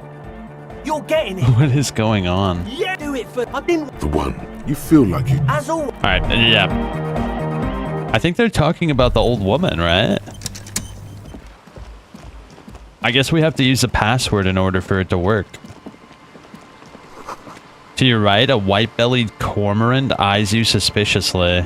Ah, okay, the little bird there, you see it? Yeah, I think we need the password in order to do anything there. Wait, do I have any skill points? No, not yet. Well, I think that's everything, bro. Oh, this should be far enough, right? Can I forge? Hold up, let me save. Yeah, can I forge the signature? You take the legal documents out of the envelope. A 12 to 40... Everett's people could be watching me here still? Is that a bug, bro? Let me go in the church. Maybe nobody cares in the church.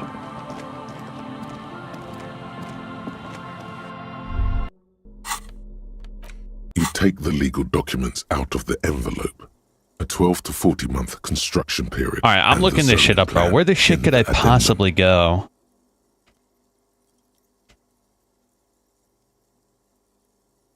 Yeah, what the shit is up with this? Where can I possibly go?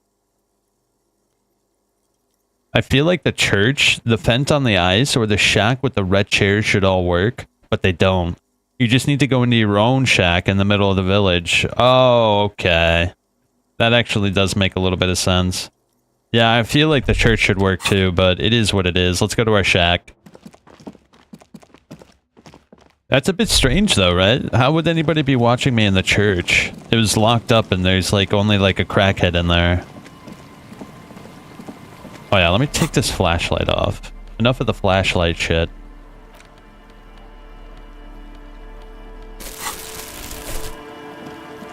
Let's go to our house and forge the signature. It should work.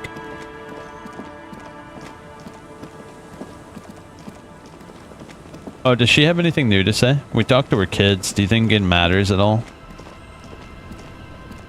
Aye, the sea's gonna calm down soon. I can feel it. The wind is turning southeast. What's on your mind, officer? That's my motor carriage in the sea, by the way. Oh. That's good to know, I guess. It was an accident. Why is it in the sea? I'm sorry. This calls for a funeral, if you ask me. You're suggesting we honor the carcass of my former carriage? Aye. Feels deserved, don't you think? Falling in the line of duty like that and all? What an odd thought. Maybe I should. Why odd? Our things are part of our life world. They're made with our human sweat and they share human history. We should care about them as we care about humans. To some extent, at least. Life world? Someone's been reading up on last century Gotwaldian philosophers. Play it cool now.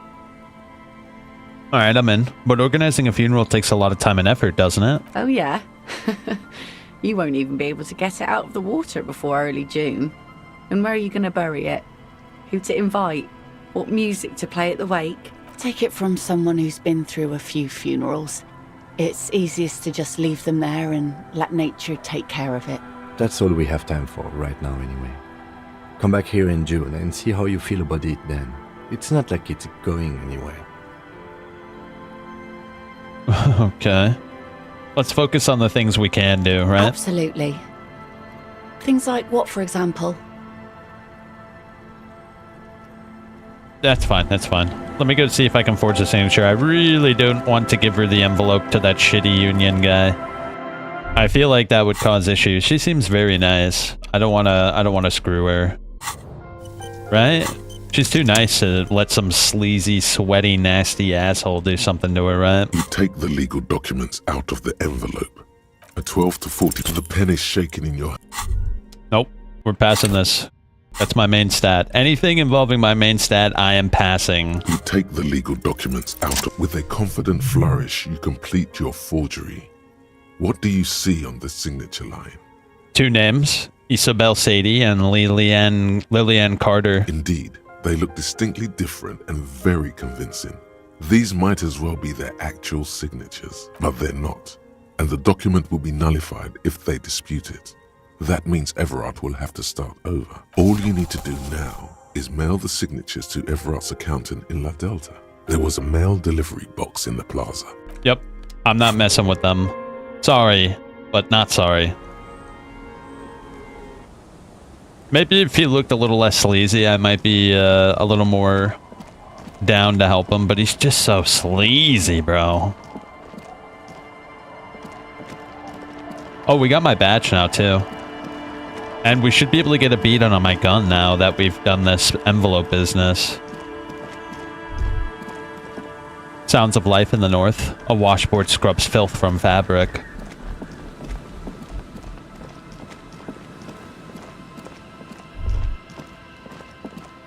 Yeah, so I think once we get my gun back, I'm gonna do the boat chick with my badge, because we got my badge back.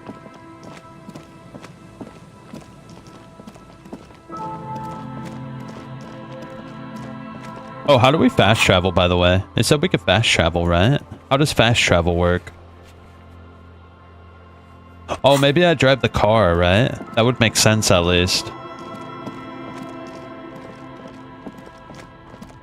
Yeah, let me go check that out.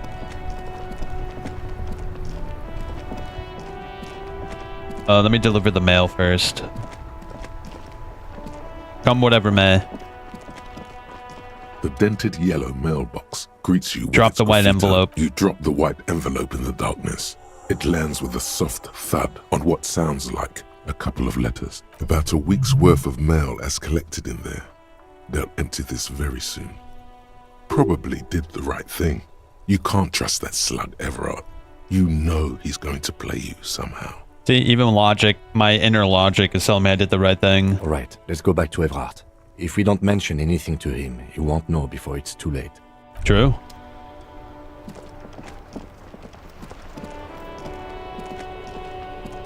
So, can I fast travel with this?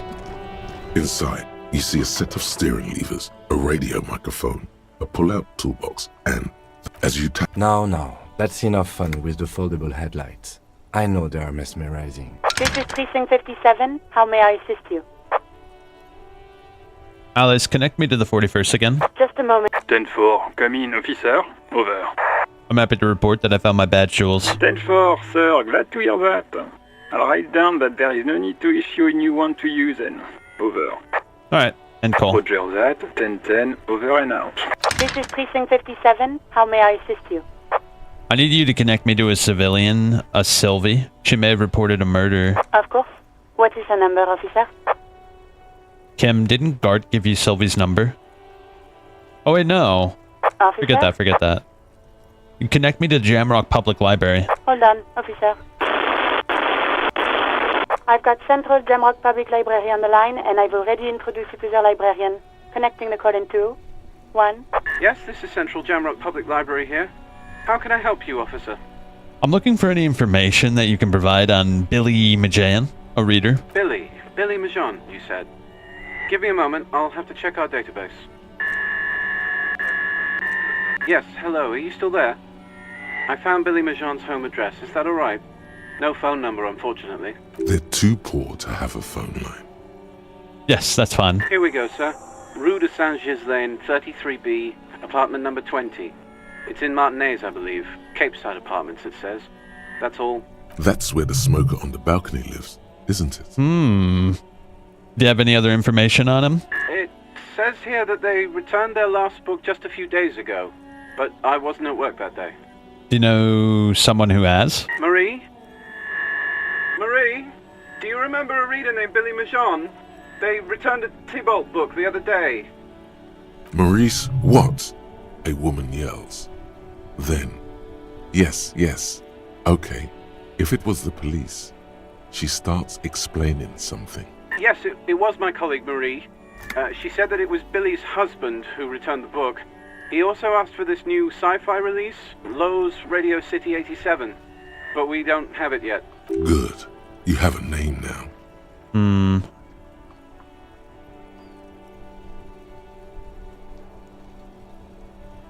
Do you know the name? Sorry, no. Marie only knows him by sight. Can she describe what he looked like? Marie? She said it was an older man, and that she's pretty sure he'd had a drink or two the last time she saw him. What was he wearing? 1 second. Sorry, Marie wasn't really paying any attention to that. Thanks. Happy we could help. Goodbye, officer. Anything else you need from me? I need to report a dead body on the Martinez boardwalk. 1 moment. Can you please describe the body? Age, sex, cause of death? An unidentified middle-aged man, 170 to 175, dark hair, medium build. Looks like he slipped, fell through a hole in the boardwalk and hit his head against the metal bench. We suspect he might have been inebriated when he fell. There were bottles all around him, and traces of vomit on his shirt. Any signs of violence? Seems like an accident. No field autopsy necessary. You can hear her quickly typing in the background. What about his belongings? Did you examine his clothes? He was wearing boots, trousers, and an old leather jacket with a bright blue lining. I found a library card from his pockets. Any information on the library card? It's from Central Jamrock Public Library. It belongs to someone named Billy Majan. Good. You have a lead. Do you and Lieutenant Kitsuragi want to take the case, or should I assign it to someone else? We're taking the case. I have assigned the case to Lieutenant Kim Kitsuragi. Please follow up on this library lead to identify the man. We'll send someone to take the body to the morgue. That's all for now. Thank you for reporting in. Is there anything else I can do for you? Could you run a serial number from a pair of armored boots for me? Sure, officer. What's the number? And the make of the armor, if you know it. The make and model of the armor is Fairweather T500. Got it. I'll contact the ICP database immediately. Call back tomorrow. Hopefully they'll have dug up something useful by then. The International Collaboration Police, ICP, is an inter-Isolari law enforcement service, the crown jewel in the moral intern diadem, alongside EPIS and the coalition government. I'm done. 57th, over and out. In the cabin. There we go. We got a lot of shit done just now. Let's go to the sleaze book and tell him we got our letter sent, and maybe we can get a lead on our gun. I'd very much like to get our gun back. I feel naked without it. I feel naked, and I don't like it. Oh shit, not this asshole. We're not messing with that guy.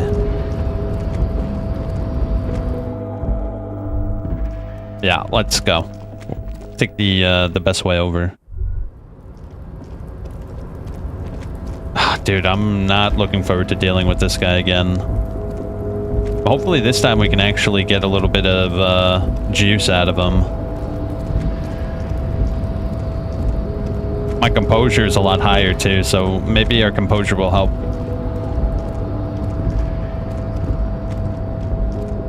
Yeah, let's say. Do you have anything different to say, by the way? Oh, hey, mister. I knew you'd be back to talk with old... Sure, mister. Absolutely. I'm always... No, nothing.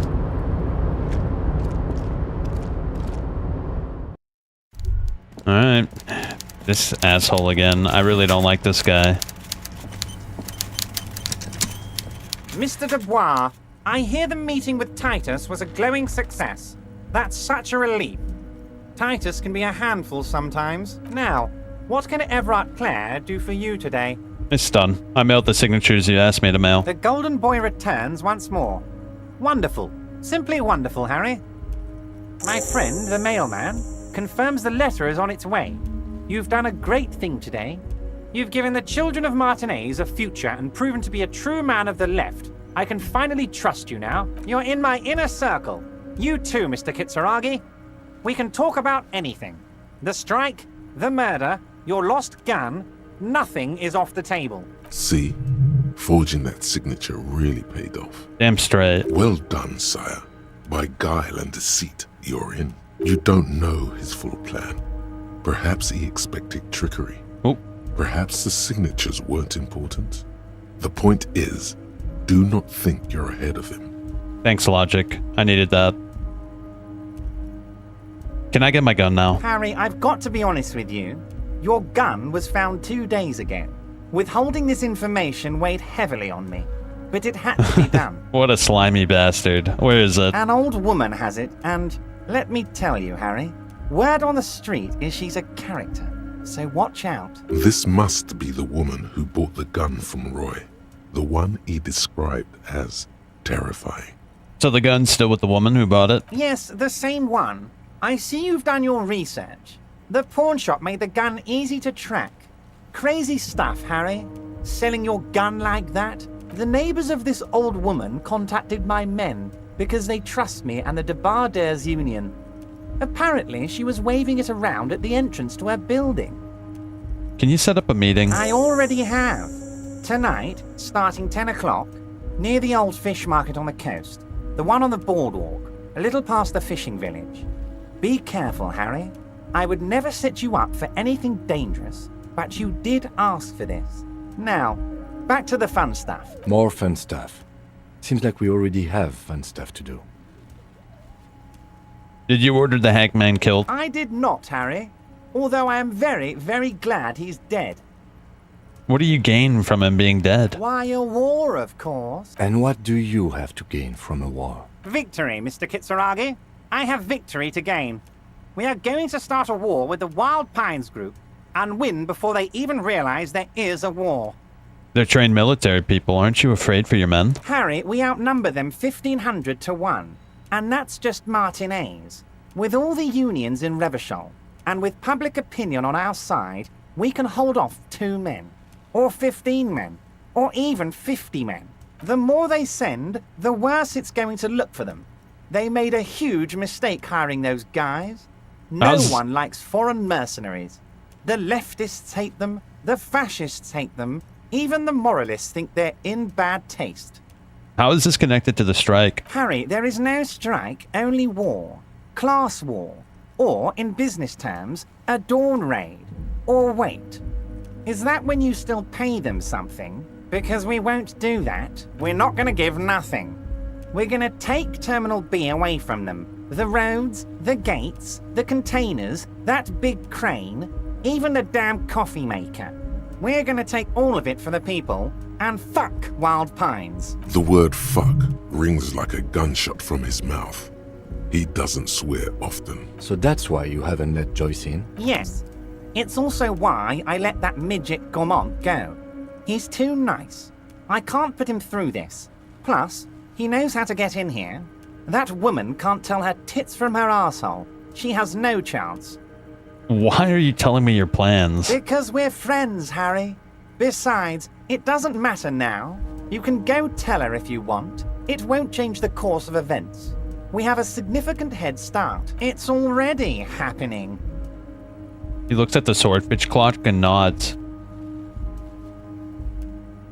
And how are you going to fund your new independent harbor? Oh, you mean what sort of goods are going to be flowing through? How am I going to replace all the contacts we'll lose once the poo-poo hits the fan? The clients will ditch us. Harry, we've thought of everything. Clients would take a well-known multinational conglomerate over a local mobster any day. Everything? We've been running back channel negotiations with all the major clients.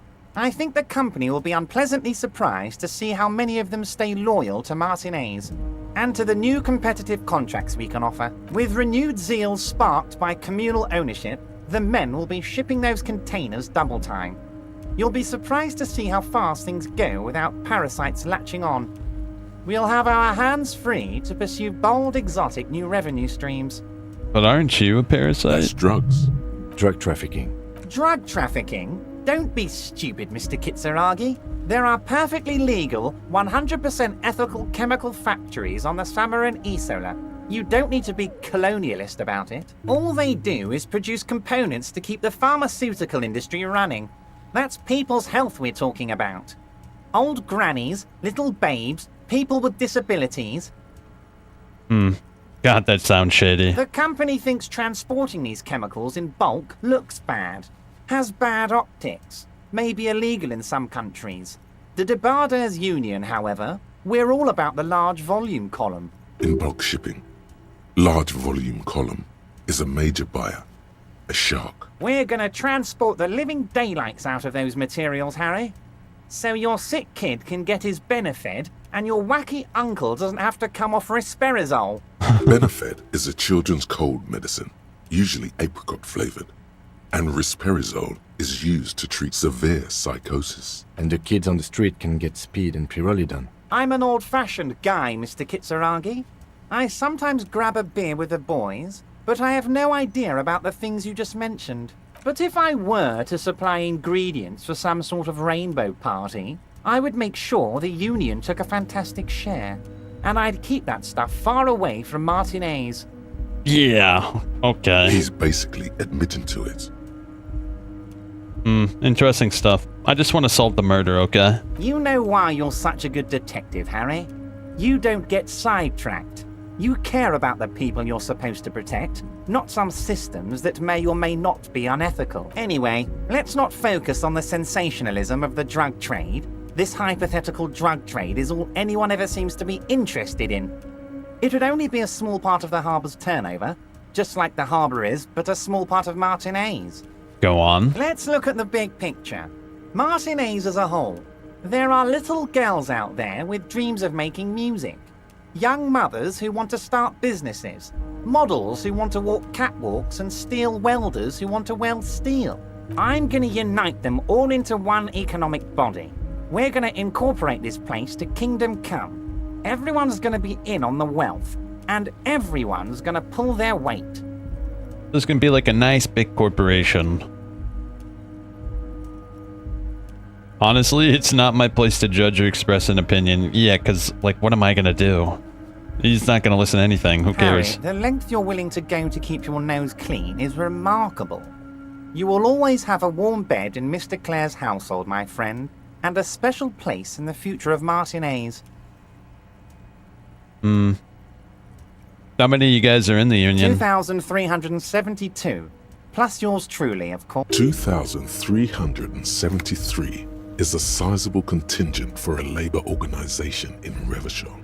It doesn't sound like much at all, actually. But it could cause damage. Can I ask you about specific union members? We're way past specific union members now. This is the big time. We're talking about the future of Revachol here, Harry. You can bother Leonard with that. He loves to run his mouth on such matters. But I'm in big-time mode, Harry. There's something different about him now. He's more vibrant, more alive in his big-time mode. Big-time mode. Great, Harry, He's great. been living like that for 20 years. We've truly built a bridge between Martinez and Jamrock today. We have united the RCM and the Debarders Union. Suddenly there's a sadness in his tone. This has been so great.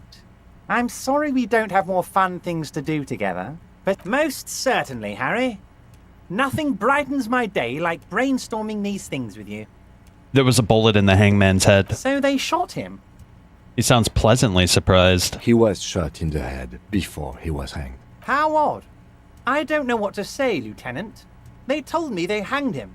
A hanged man is what I saw when I took a look into that yard. It's impossible to say if he's telling the truth, sire. What I do know is, the case is in safe hands. If anyone can get to the bottom of this shot and hanged man, it's my two little policemen. Godspeed, policeman.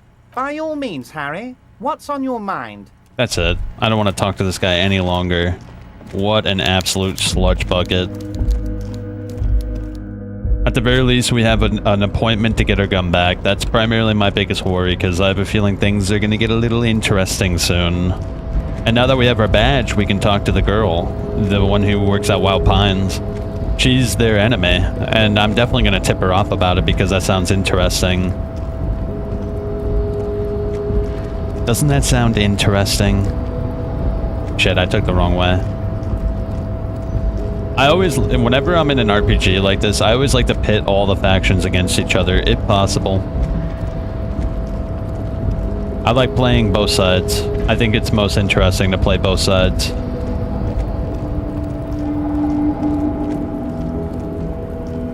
Oh, shit, up here. 2,000 though, that's not a lot. If they sent to like a contingent, I don't know. I don't really know the specifics of this world. I don't know. If like the, well, they don't even have a government. Golly, this place is so liberal it hurts. It hurts my skull. Technically, we're not even police. We're like an organized militia in some way. We don't have any of the powers a proper police force should have.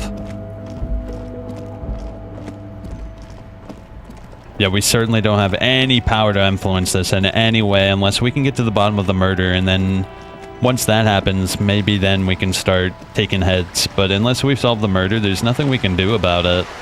Because they want to have the whole what was it, eight people take the fall together, and when 8 people take the fall together, then it's hard to pin that on any one person, so it's a tactic to get less severity in the law. Alright, here we go. You're back. Good. What can I help you with? Show her your badge. I found my badge, by the way. I love you did. She inspects the piece of blue plastic in her eyes, scanning from left to right. Fast, observantly, like an electronic printer. She is memorizing your badge number. Pleased to meet you, Lieutenant W. Freighter Dubois. I am glad to see a man of high qualification. The situation is precarious. What can I help you with, Lieutenant Freighter? Okay. How about you share your information on the lynching, now that you've seen his badge? The goalposts have moved, Lieutenant. In the absence of the badge, I have informed my employer there will be a probe. I cannot rescind that promise. To my knowledge, the drivers are still at the roundabout. I will tell you everything I know when you've finished with them. This is your plan? My plan is to share information. The only way to do that now is by telling my employers you've kept your end, which I hope you will. Because let me tell you, we are in dire Yes, you are. Meaning, the information she has will raise the stakes in this game. Ooh. The sooner the probe is finished, the sooner I can share crucial information with you. Now, is there anything I can do for you in the meanwhile? Tell me about the alleged drug trafficking. It's quite straightforward. Someone is using Terminal B to smuggle raw ingredients from the Samaran Isola into Revachol with the Union's blessing. Wild Pines has suspected it for years. Ingredients for what, ma'am? Meth and dextroamphetamine, GBL, and various synthetic psychedelics. Honestly, it might be quicker to say what you can't make from the stuff. Let me get this straight. The materials come from Samara to Revachol through the terminal? Yes. After they clear the terminal, we lose track. The actual production is taking place at various sites in and around Jamrock Quarter, north of here. Wild Pine seems to be well apprised of the local drug trade, ma'am. Do you mean to say the Union also produces the product? Sells drugs, I mean? I mean, he just told us, Kim. Come on. We're in logistics. It's our business to know. And no. As far as the company knows, the Union does not produce it. They transport the ingredients for a cut. And you want us to investigate? Yes, but you won't get anything out of Evrat and the Dock Workers Union. Well, we kind of did. Still, The handoff. The motor lorries at the roundabout. Am I going to need bolt cutters for this? Unlikely, officer. I'm talking about the lorries. Once the ingredients reach Jamrock, they're distributed to a network of local manufacturers, well beyond our grasp. But in transit, they may be vulnerable. How convenient that they're stranded like beached whales at that roundabout. Perhaps you've noticed that a number of lorries are tangled in a traffic jam at the roundabout just now. Interview the drivers who are still hanging about. One of them might be waiting for a crucial shipment. Okay. Her irises are light green, like the river Esperance in bright daylight, upstream where it's clearer. Or the Queen of Humanity. I'll be explicit. If you find this driver, I will share company secrets with you. Yes. Uncovering Union secrets could also give you an upper hand when dealing with them. Is it no coincidence the lorries are stranded there like that? No. We asked East Motor Track to raise the drawbridge. The road company is a partner of one of our subsidiaries. However, this is a limited time opportunity. Once the complaint has been processed by the Trade Committee, they'll have no choice but to lower the drawbridge, and the operation will continue. Thousands of litres of raw ingredients will pour onto the streets of Revachol. Not the east across the river, but the west. The vulnerable, the weary. Well, at least this solves one mystery. Yeah. What is that, Lieutenant? Why I had to call East Motor Track and beg them to open a drawbridge for me. I'd wondered since I first drove in, on my motor carriage. I am sorry for the inconvenience, Lieutenant Kisaragi, but we need them trapped here. This is a unique opportunity. I'm sure you understand. We already have some suspicions that one of the drivers was present at the lynching. The two might even be connected. Or not. Though, if you have evidence to the contrary, I'm eager to hear it. As eager as I am to share it, Lieutenant, once the job is done. What proof do you have the Union's involved? How do you think they're financing this strike? There are thousands of unpaid dock workers going strong for the 4th month straight. Well, they're not paying them either. There was a shakedown of local businesses preceding the strike. Many were squeezed to bankruptcy to fund it. And they're not being paid. With all due respect to these desert cacti, the contents of a few cash registers cannot provide for 2,000 men. The local businesses can scarcely provide for themselves. So you think the strike is being funded with source ingredients for drugs? Precisely. Smuggled out of that very gate at night, most likely, then loaded onto lorries and driven to Jamrock. You simply need to find one driver who will open up to you. Why didn't you come to the RCM earlier? We did. On more than one occasion. Apparently, there's some sort of inter-precinct disagreement about whose jurisdiction this area falls under. We know the company has launched its own probe into the union's alleged involvement. We also know it's come up empty. It's not just the RCM. No one's been able to find any hard evidence. Well, here's your chance, officers. Alright, I've made up my mind. Yes? We'll take the case. Excellent. According to my reports, there are at least 3 lorry drivers lingering near the roundabout. Hopefully one of them will know something. Yes. It may come to nothing, or it may just blow the case wide open. I can keep the drawbridge up for a few more days at least. You should have the time you need. In the meantime, let me know if there's any other way I may be of assistance. Do you know something about these tattoos? That's the man who was killed. I'm afraid this is a discussion for once we've cleared the lynching question. Fine. Let's Better return to not it tie later. the 4th day to the Bat's Day on this. I hope there is something else I can help you with. You seem smart. I need someone to give me the lowdown on this reality we're in. This reality? Yes, reality is your side case. An experimental side case. I'm conducting a personal investigation into the world I find myself in. How truly curious. A sort of philosopher-detective. Aren't all. And aren't all detectives philosophers? Naturally. Except the ones who are detectives. My theory is that this inquiry into the nature of reality will ultimately converge with our murder investigation. They really are one and the same. Are they now? A deep synthesis. I'll assist you however I can then. Go ahead. Ask. All right, we're in. I know these all look good, but begin with the first, okay? What the hell? Why is that so hard? Dude, that's really hard. What times are these? These are unimportant times, Detective. You and I were born after the dust had settled. 1,000th of a second too late. Got it. Where are we? We're in Martinez, baby. Baby? A casual term of endearment popular among the 50-plus crowd.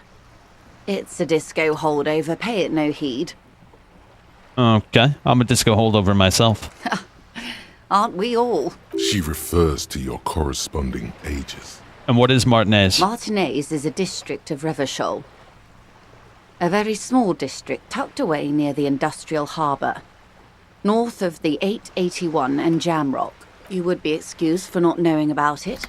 Unimportant, they say. Forgotten, even. Shelled to smithereens during the Revolution. It has its charms, just not this time of year.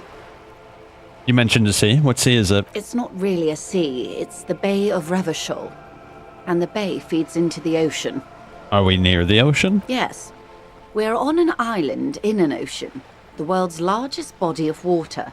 The Insulindic. Known to the early Revacholians as Les Immensités Bleues, the Blue Immensities. Okay. That's Martinez. What's Revachol? Revachol? Revachol is what you call a city. What kind of city? The great kind. What makes it great? History detective. They built this city to resolve history. Our part in it, at least. Our centuries.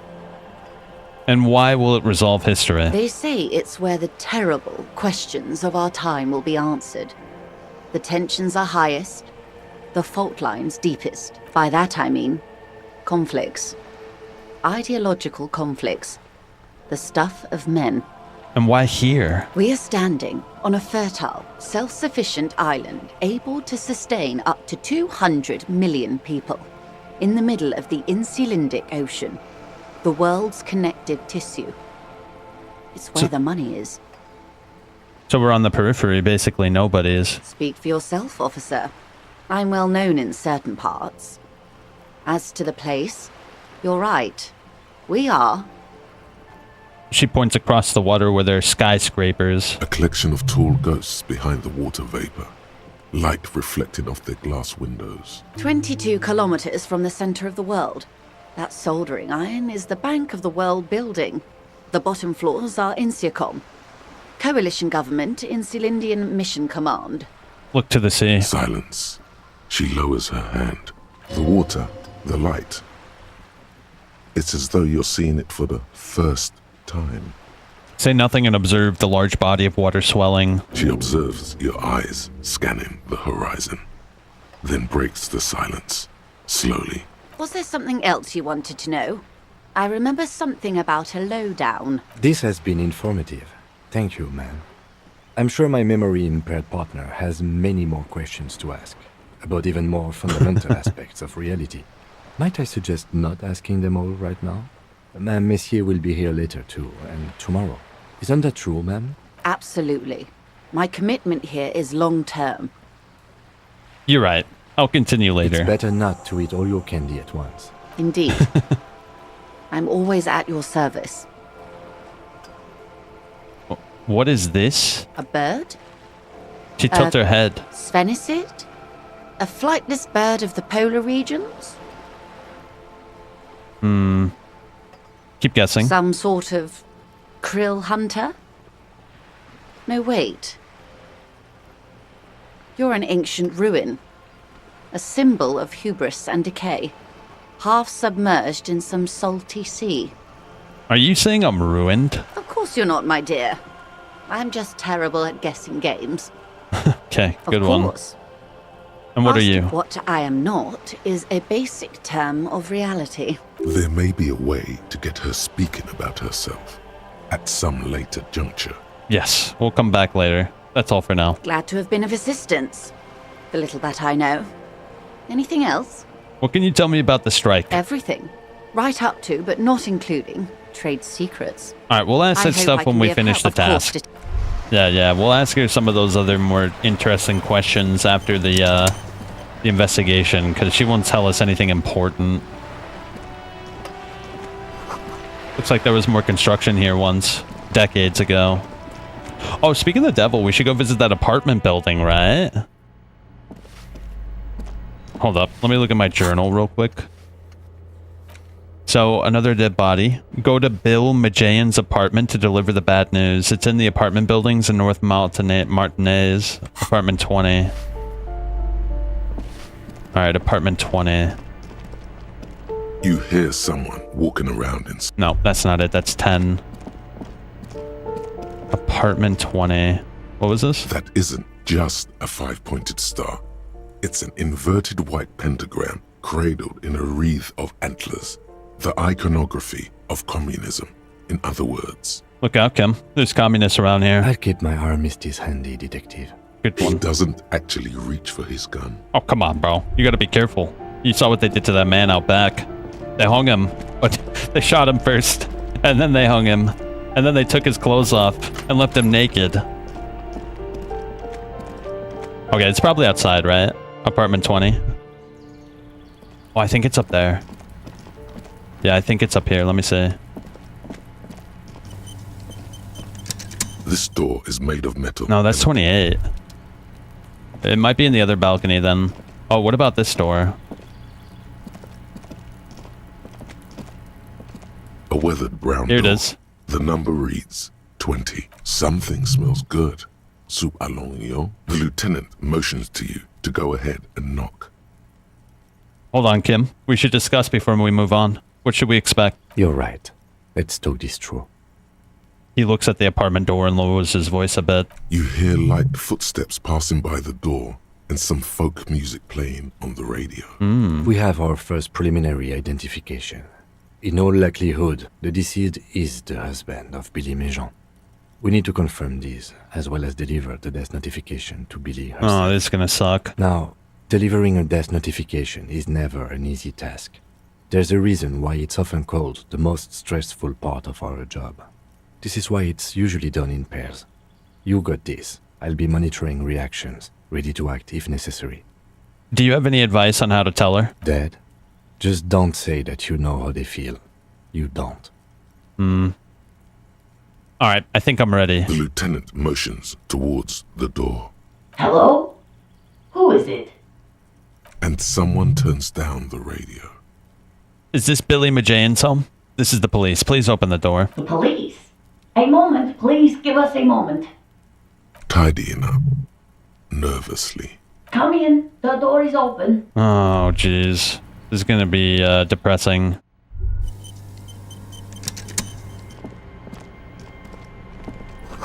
An empty pack of red Astra cigarettes hidden under the bed. Windows covered in old newspaper clippings. Packages of humanitarian aid, macaronis. The same brand of cigarettes he found in the trash next to the deceased. Can't they afford curtains? A chalk-drawn height chart for the children's growth over the years. The clock is ticking away with an odd cheerfulness. Posters of contemporary pop stars adorn the walls. Textbook for high school mathematics, trigonometry mostly. Alright, let's do this. It's you from the book stand. Did you come to bring my cockatoo back? Aww. She smiles nervously before the smile vanishes from her face. I don't think I introduced myself properly. I'm Billy. Would you like something to drink? Tea? Lemonade? We're out of coffee. The lieutenant has taken off his foggy glasses and is busy cleaning them in his handkerchief. For now, you're on your own here. Condensation from stepping inside. Thanks, but I'm alright. Is this about Victor, my husband? Is he in some kind of trouble again? I can come pick him up in the station if that's what. She stops in her eyes, trying to read the answers from your face. Keep it together. You don't want your body language to tell her the news. Sorry, I'm rambling. It's just that Victor often gets into all kinds of trouble. So, how can I help you? How about some small talk before you break the news? You live here with Victor, your husband, right? It's me, Victor, and the kids here. We have 2 daughters. Ah, man, that Jenny sucks. and Jolie. Where is everybody? I don't see anyone home. The girls are staying at their friend's place tonight. And Victor is out. Damn. Out. She swallows visibly. Like a rock. Where? He has a problem with drinking. And so he disappears every now and then. He's probably in the parks drinking with his friends. I sent him to the library a few days ago, but I guess something came up. She smiles sourly. So she's the one who wants all the books.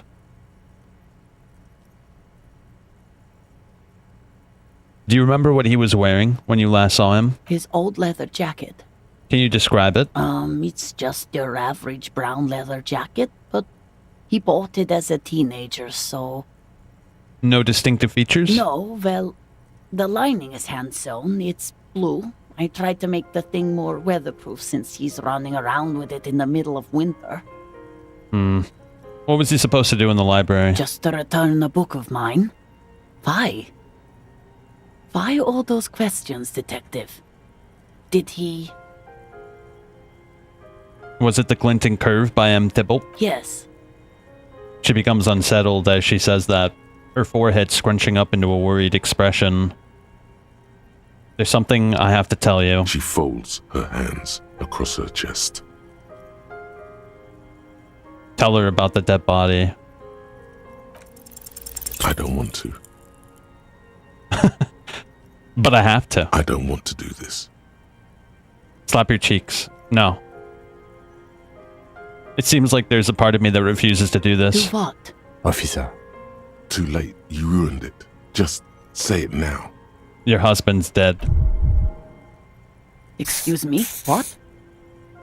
What did you say? She's in pain. She's in so much pain. And so are you. Your chest is burning. You sense that the lieutenant is ready to say something. Don't let him. Fix this yourself. You did this. Kim, I can handle this. Let me. The lieutenant closes his mouth, but he doesn't look pleased. Just tell me, what happened to Victor? He's in a better place now. Where? Did he run away? No, he's dead. Oh. Just dead. Yes, I'm sorry. I just need I don't know what to say. I guess what I want to know is, how did he die? Trust me, ma'am. You don't want to know. No, let's tell her.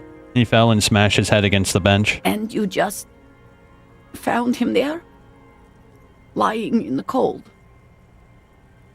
She shakes her head. How long had he been there? For a few days. She doesn't reply. Her eyes well up with tears. As she struggles to keep it together, you hear the clock ticking in the children's room. Is there anyone we could call for you? A friend, a family member, someone who could be here for you? No. I just need to tell my girls. The air gets sucked out of her lungs suddenly. Unreal. God. Should I call them? Should I tell them to come home? Yes. All right. I'll call them. She breathes in again, trying to steady herself. Just tell me, what do I need to do next? Where is he? Can I see him? For God's sake, lie. He's in the morgue. And who should I contact? He was taken to the city morgue. The local coroner will be contacting you shortly to arrange the funeral. Here's his number, in case you want to contact him earlier. He hands her a leaflet with the morgue's contact. Is there anything else that the RCM could do for you? No, I'll call you if something comes up. I'm still a bit... Sorry, I couldn't do this. I have a brain condition. A brain condition?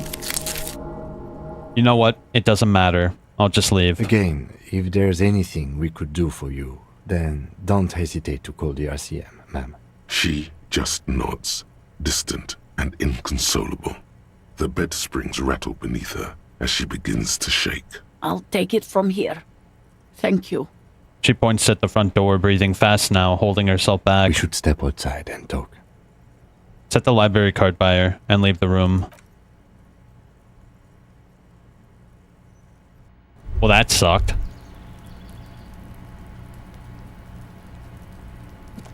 So, the death notification. The lieutenant says as soon as he left the apartment. That did not go. Well? No, it didn't. I'm sorry, I know I effed up. It's alright, don't worry about it. I'll call the station when we're finished with the day, and let them know the name of the deceased. What about Billy and her kids? There's not much we can do for them anymore, I'm afraid. That's it? That's it. We should get back to our case. There's nothing more we can do here. Right. Let's get back to it then. And, officer, I've seen worse. This wasn't the worst I've seen, okay? Now let's go. Wow, Kim is so good, bro. He's very supportive. Our character is such a bag of sludge, and like, Kim has been so hands-off.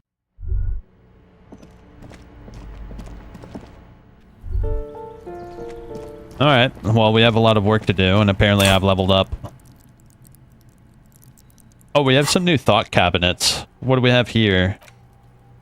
Temporary research bonus. Revachol Special Administrative Region. The Indian Ocean. Coalition Government.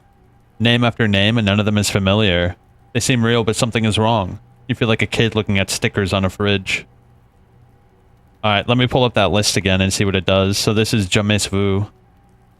Yeah, I had that list pulled up. Let me see if I can open it again to see what it does, because I'd very much like to know what I'm researching into. So this one says plus 1 XP for every orb clicked. All intelligence learning caps raised by 1. So after Harry speaks to Lena about the world of Elysium, she'll suggest talking to someone more educated, who turns out to be Joy Messier. Asking droids where they are will grant this thought. Okay. So that's actually kind of good for us.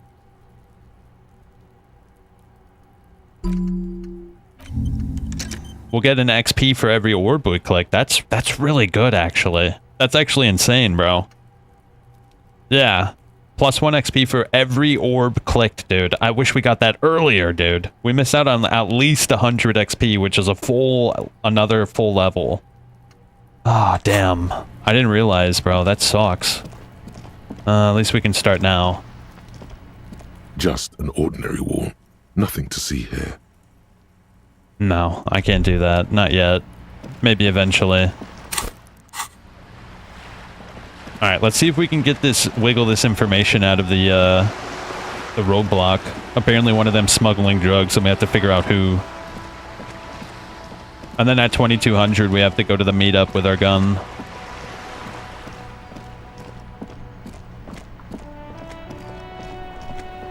Oh, I'm gonna make a hard save, by the way.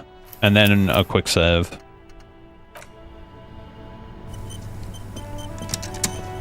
Alright, here we go.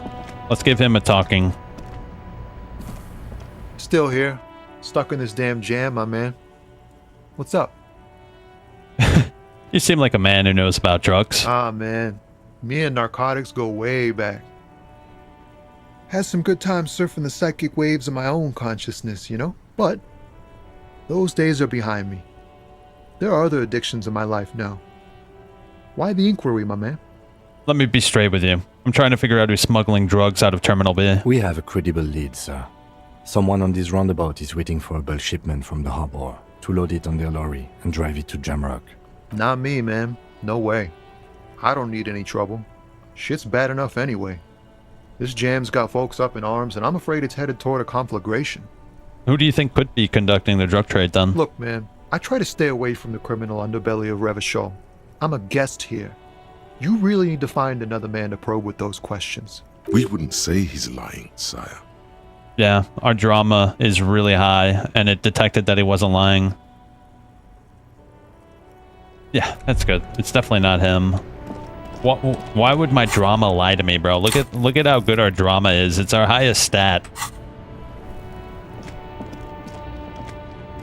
Shit, where was that old woman? Oh, we gotta go further up. I think it might be that old woman listening to music, but I could be wrong. It could be the other guy. Yeah, it could be this asshole. Let me see. Looking for something? You're a lawyer, right? What's your stance on drugs? Drugs? They're shit, man. I don't let anything pollute my body.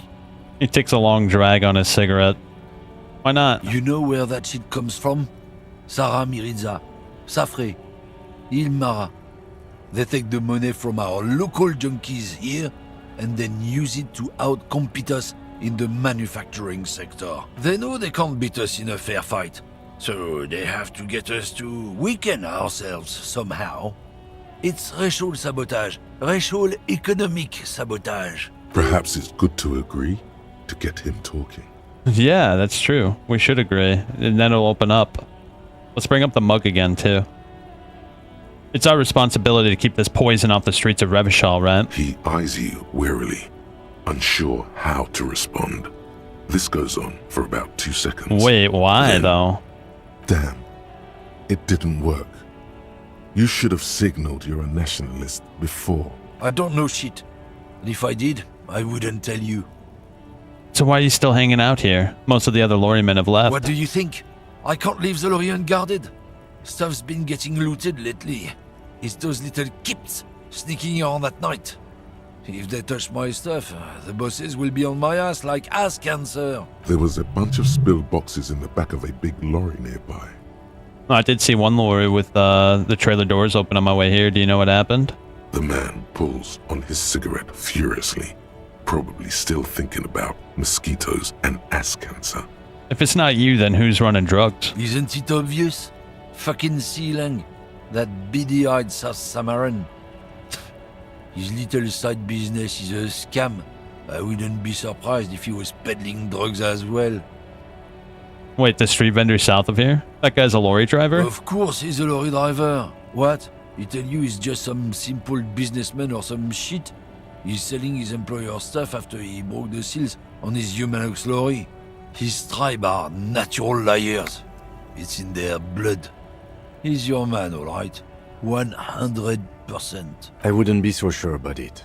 Not until we've heard what Sealang himself has to say. I guess we need to pay him a visit. Guess so. What about that big truck with the crates open? I gotta check that out. Where was that? It was a little bit further back, right? I didn't think I could check that out. A lorry stuck. The window. Fumes of heavy fuel oil waft over you. Likely. There he is. Okay. Where was that? I actually don't remember. What's this? Didn't we already look at this? Yeah, we already looked at that. Is there anything I can examine from this? They said there was a big lorry with trucks or boxes out and about.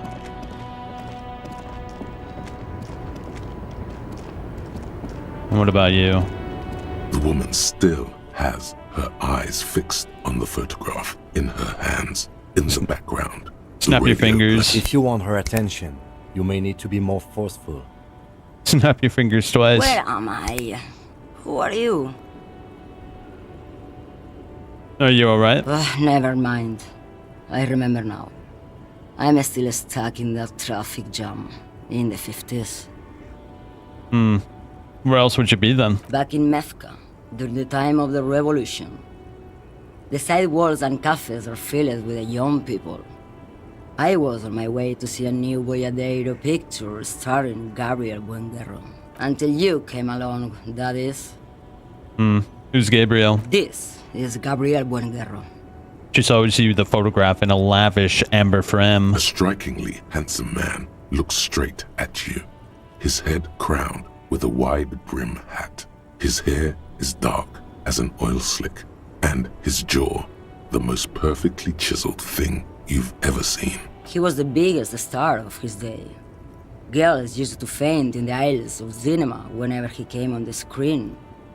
And schoolboys used to memorize all of his lines. In all likelihood, it's a world that's only ever existed in her mind. So you were young in Mesk when you... So I take it you were in Mesk when you were young. Someone was. Are these not your memories? They are someone's memories, boy. What difference does it make if it's me or not? They're beautiful. That is all that matters. Beautiful and true. And they will win. They're coming for this, you know? All of this. All of what? The world. The present. Right. I have some other questions. Why not, Harife? What are you Like hauling? I have anything diamonds. Really? Of course not. But wouldn't it be marvelous if I was? Okay. But what are you really hauling? Whatever stupid things they put in the lorry, I imagine. So you don't know what you're hauling in your own lorry? I quit concerning myself with that a long time ago. Besides, I don't drive the lorry for the cargo, if you know what I mean. And what if what if the cargo is contraband? Then it's contraband, lawman. What? Do you want to take an old woman in? Be my guest. Lock me away like Bad Hand Hermenegildo. Bad Hand? Hermenegildos's bad hand strangled 300 people. What can I say? Some people just really like strangling people. You seem like a woman who knows a thing or two about drugs. What do I need drugs for, lawman? What I see, what I feel, the great adversary, no drugs can compare. That's not what I was getting at. Then what were you getting at? Maybe if she thought you're corrupt. Everett sent me. Place a finger on the side of your nose and tap twice. Who the fuck is Irrat? The union boss? Ah, and what do I care about the union boss? He's no Gabriel. He's no Franco Negro. He's not even Hermenegildo the Hound. Alright, let me put it another way. Are you smuggling drugs through Terminal B? Maybe. Probably not. Makes no difference to me either way. You said earlier you don't know what cargo you're hauling. Just this month, I made half a dozen trips from Saramiriza to Grat on the U41A. What do you think they take from Saramiriza to Grat? Drugs? No, Loman, diamonds. If you had to guess, who do you think is smuggling that? Easy. He's the skinny man who thinks he's a poet. Never trust a poet. Also, he's the only one I can see from here. That's correct. There is no visibility of any of the others. Okay. If you're not involved with drug trafficking, then why are you still waiting? Where do you want me to go? This isn't so bad. I can listen to music, or the seagulls. Look at all the colors and the futures of this world. It's a good palate cleanser, this jamboree. Or I can just relax and let my mind carry me back where it will, to the Great Plains. I think we're done here, no? He closes his notebook to stress it. Yes, go. Enough jamboree. I need to get back to Mesky.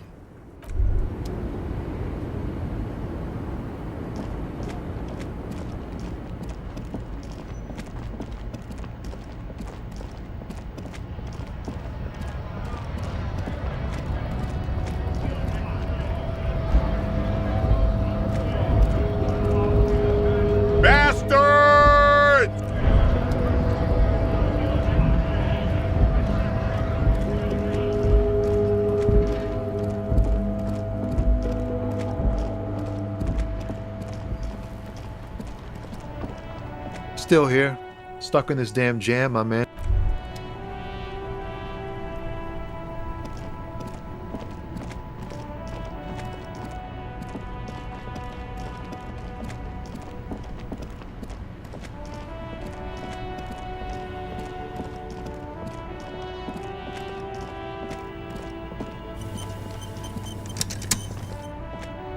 You see a Samaran street vendor surrounded by a motley assemblage of goods. When he realizes you're looking at him, his face breaks into a wide, welcoming grin. The name Sileng is embroidered over his breast pocket. Happy shopping, officer!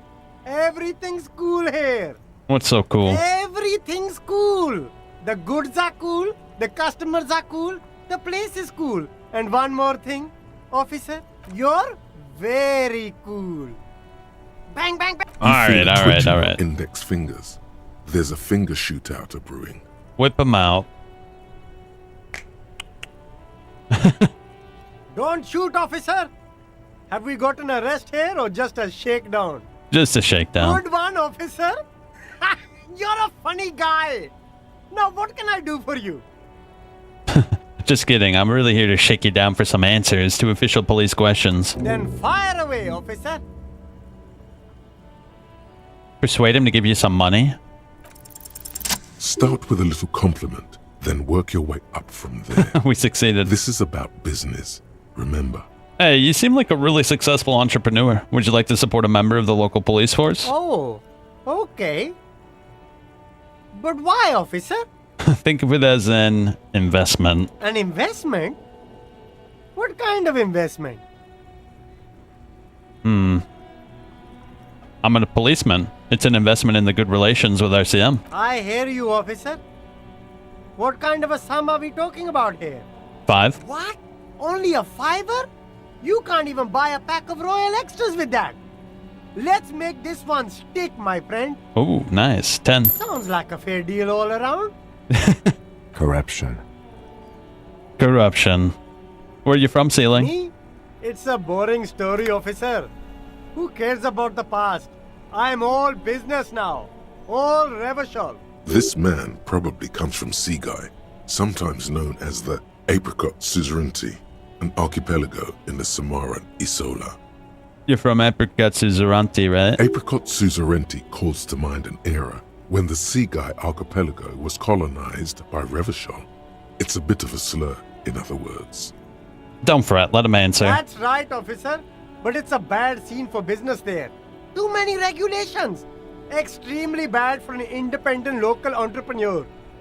Hey, why not support this local entrepreneur?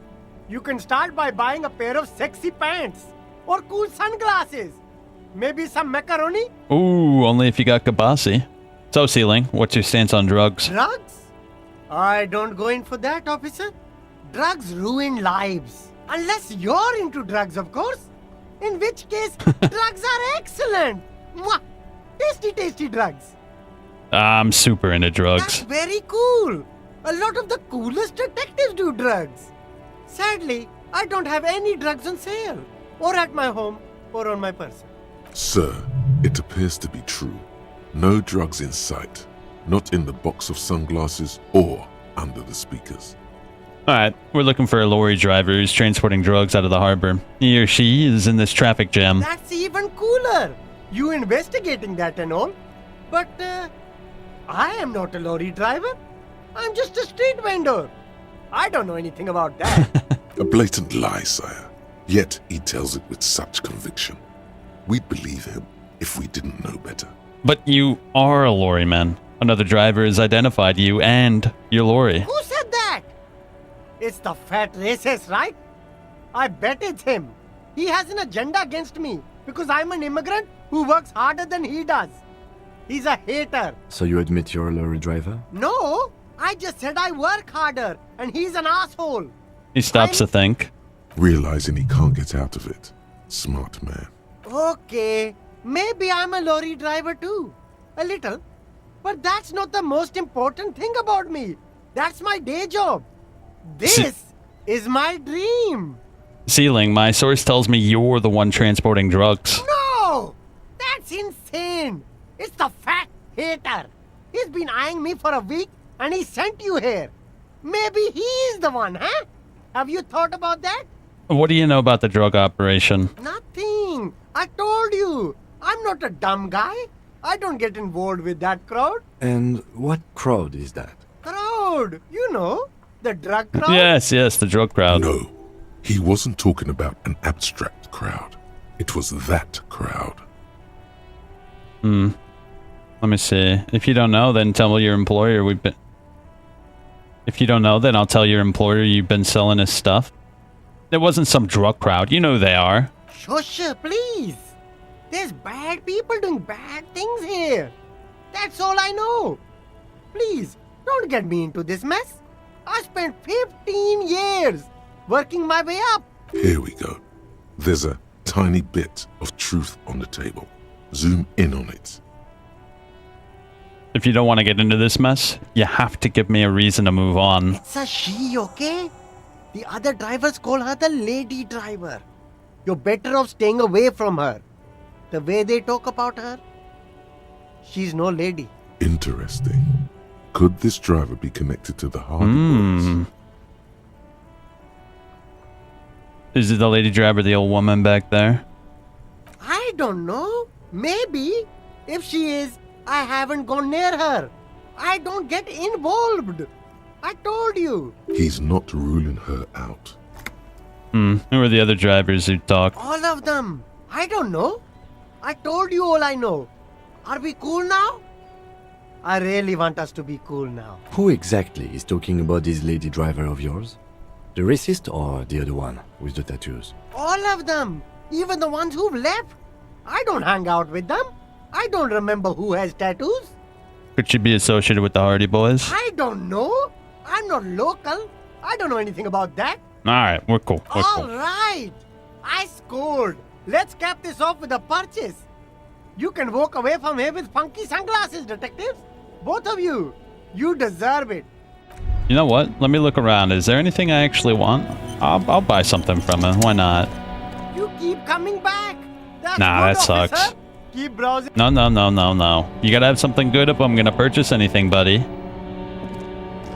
The shine on these sunglasses lasts a lifetime, officer. 100% guaranteed. Abort. These are hideous. What's more, they don't even fit your face. Damn, officer. You look like a mega secret spy. Very secret. It's going to be very difficult for anyone to take you seriously with these things on your face. No, you are definitely not buying those. You're right. I'm too sensible. Are you sure? But they look so good on you. You Yeah, should those think had this through, stock. officer. Bro, look at that. -1 logic? No way, bro. That's like one of our main stats.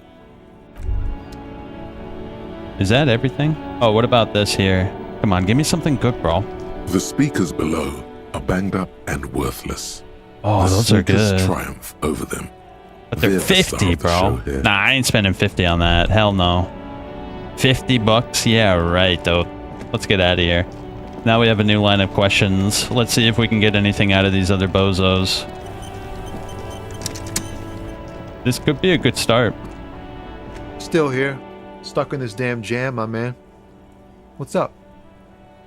I heard one of the drivers is a woman, but I don't think she's here. Do you know this lady driver? I don't want to talk about that. I don't mean to pry, but I need your help. She may be involved with the drug business. Man, I was hoping it isn't going to be her. All I can say is, she isn't around here anymore. She isn't some evil drug trafficker. And I don't know where she is. I asked you who's conducting the trade. You said you didn't know. And now you're saying you do. I didn't, man. I told you I was hoping it's not her. That she wouldn't be mixed up in it. It's true. We would have caught a lie. But a kind heart is tricky. Bah. Emotional rhetoric. He knew something and he didn't share it with you. That's a fact. Who is this person? What's her name? Thank God I don't know. People here call her the lady driver. She kept her name a secret. From me too. Now I see why. What does she look like? A youngish woman. Gruff, but in a cool way. What color hair? Blue and violet. Dyed. It was violet when she got here. Blue before she went. Then she may have dyed it again. Who's she to you? A friend? An acquaintance. I don't know. She was the only person in this damn jam I could talk to. She's someone I don't want to rat out to the law, okay? When did she leave? Damn, I don't want to... Please just let it go. Whatever she did, it can't be that bad. She's not a bad person, I know that much. We can't just let it go. It's part of a police investigation. That's how it always is with you, isn't it? All part of the investigation. The girl's troubled. If you hunt her down, she may not survive it. I can't have that on my conscience. It won't come to that. We won't pursue her on this. This is information only. I don't believe you. You said she's troubled, how? She's got the darkness in her. That young person's darkness when you think it's all over. And you're looking for a way out. She shared this with you? Yes. Which is why I don't want to snitch on her. I was told everyone's afraid of her. You're not? I heard the rumors. I saw the other drivers looking at me strange when we talked. And she told me, too, that she's had a violent life. But I wasn't afraid of her. More like for her. Did this violent life include drug trafficking? Well, it looks like it did now. But we didn't talk about that. We talked about life, you know? She talked about her mind. When she left, did she leave her lord behind? Fuck, man. Go grill someone else with these questions, okay? There are plenty of drivers here who couldn't stand her, or were afraid of her. They'd be more than happy to rat her out. He's right. There are other options. The raceman, for one. The grey-haired woman. Maybe she knows something. Wait, this guy says they're friends. Then, acquaintances. And he's okay with others ratting her out. Yeah, that's true. So you're alright with others ratting her out? You just don't want your hands dirty? Fine. I don't want to be a butcher.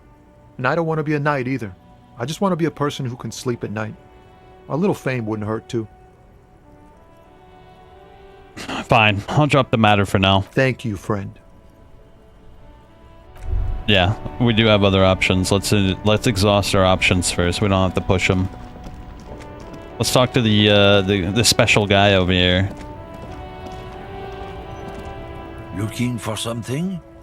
I know you've been giving me the runaround. Fess up. Where's the lady driver? I don't know what you're talking about. First, your new ceiling didn't do it.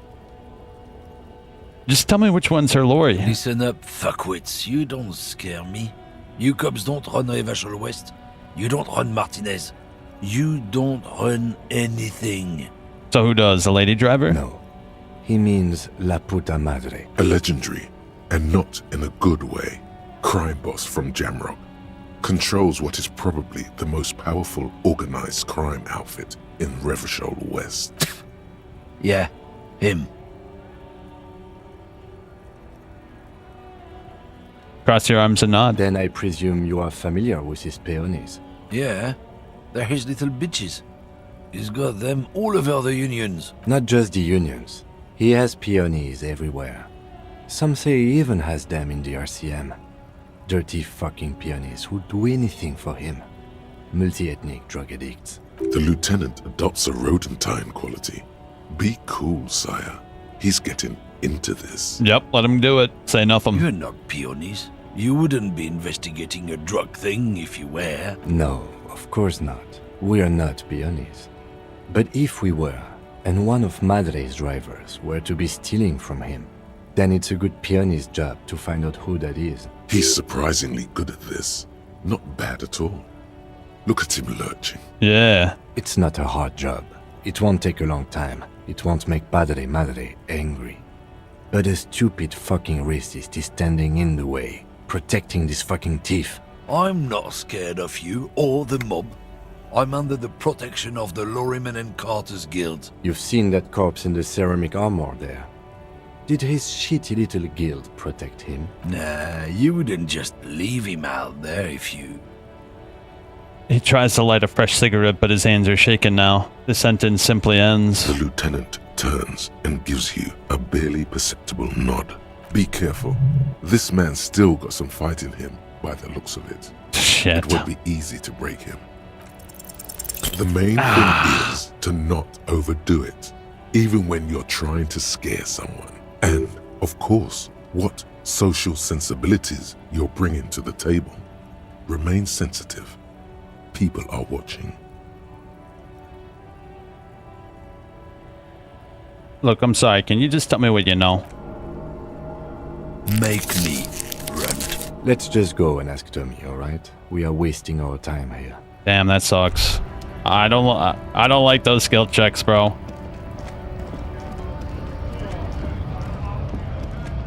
We might have to force him, dude. I don't want to.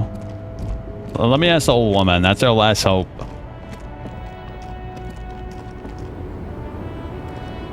The woman is still hunched. Huh? What is it? What do you want? Are you the lady driver? Did you just call me a lady, Herife? I was told the woman driver. You're the only woman here. I'm not that either, Herife. I've gone too far from it all to remember what was between my legs. It doesn't work like that on the long haul. So you're not the driver everyone's terrified of? I'm only terrifying to small children and to those who used to know me. Yeah, it's not her. Believe me. Then who's the female driver I was told of? How should I know? Do I look like I spend a lot of time with the other communers sniffing around when I have my movies to go to? Nah, Oh, she doesn't know. She doesn't know. We might have to force Tommy to tell us, man. That kind of sucks, but it's our only option. Yeah, my character's just not very intimidating. Nothing we could do about it. Nothing we could do about it. Let's go force Tommy. It feels kind of bad, but whatever. Still here. Stuck in this damn jam, my man. What? I thought you were a different kind of cop. Where's the lady driver? Here. He takes a key ring from his pocket, then looks at it before giving it to you in silence. The keys to a motor lorry. Pretty complex. Looks like a chain lock. Her lorry's still here. Down past the statue of Philippe. The cabin is green. You can get in there with these. That's all I know. When did she leave? Last Friday. He blinks, his eyes are half empty now. Nah. Thank you for your cooperation. Let's just leave him. We don't I need know that. It was hard, but you did the right thing. You don't really think so? I really do. If I didn't, I wouldn't be in the RCM. Take care, sir. Yeah, let Kim handle that. Alright. Past the statue. Let's go. The green one. Green, green, green.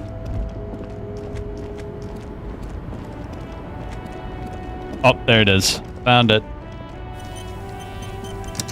This screen found, A to Z, Contemporain, is parked in the shadow of the ruins looming overhead. This is the one our man pointed to. Unlock the door with the key. You push the key into the lock and turn. It makes a cracking sound. Then the door pops back a few centimeters. The smell of cigarettes and perfume welcomes you. The cabin inside is plastered with old movie posters. Actresses smile from the walls. There's a radio transmitter in the front and a toolbox tucked under the driver's seat. Some tools lie scattered near the pedals. There's something odd about the passenger seat. The seating fabric has been pulled tight over the lower side of the seat where the toolbox should be. Peel off the cover of the passenger seat. Voila! A stack of neatly folded papers has been stashed behind the seating fabric. You see 3 maps depicting a large metropolitan area. It's Revachol. Some of its routes and highways have been outlined with a pen. Bonne prise. The lieutenant commends you as you shift through the treasure, well worn and folded in neat squares.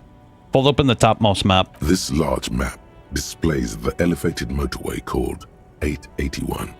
The intake leading to Martinez is marked with a blue X. There's another X on the off-ramp at a place called the Old South. Toll booths at the intakes are marked with a circle. It looks like there are scant few ways of getting onto the elevated motorway that runs over Jamrock, and this person knows them all. Fold open the second one. This municipal map from the 30s displays a complex system of storm sewers underneath a sub-district called the Pox, old military hospital, right adjacent to the 41st precinct. Look at the third one. The final map displays a labyrinth of service tunnels left over from the construction of motorway 881. A few routes have been marked with a pen, where the tunnels and sewers surface near the eminent domain and a traffic island in central Jamrock by the lake. These service tunnels were probably used during the construction of the foundation beneath the motorway. Looks like the smugglers have infiltrated the road network belonging to East Motor Tract. The smugglers have infiltrated the motor tract. So it would seem. The RCM patrols most of these auxiliary roads, though apparently not all of them. Where does the contraband end up? Hard to say. This distribution network looks certainly large, yet still vague enough. It doesn't reveal much about the besmerti behind it. Who do you think's behind it? It's definitely not the Union. They just do some logistics. This operation has spread everywhere in Jamrock. If it's that widespread, then Madre remains the most likely suspect. Here's bad news. There have been attempts at a serious investigation before, but they haven't ended well for those involved. Alright. Best not to disturb the scene.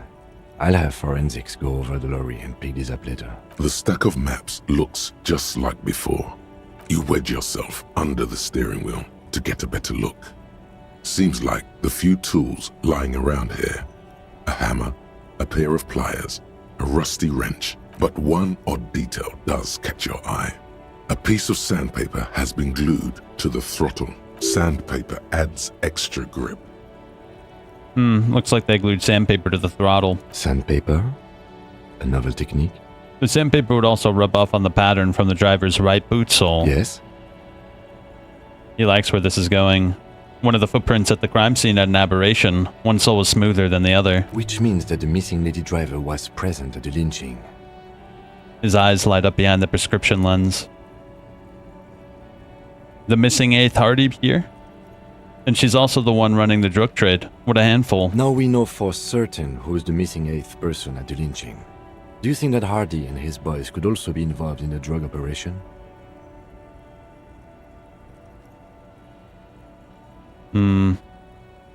This would fit what Joyce told us, but I don't want to make any assumptions. Understood. We should still go and see what Titus has got to say on the matter. Are we finished with the lorry? The movie stars are still smiling from the walls. A metallic drawer slides out from the... It's an issue of Périphérique from last Wednesday. A piece of paper falls out from its pages. It looks like an article ripped out from a radio enthusiast magazine.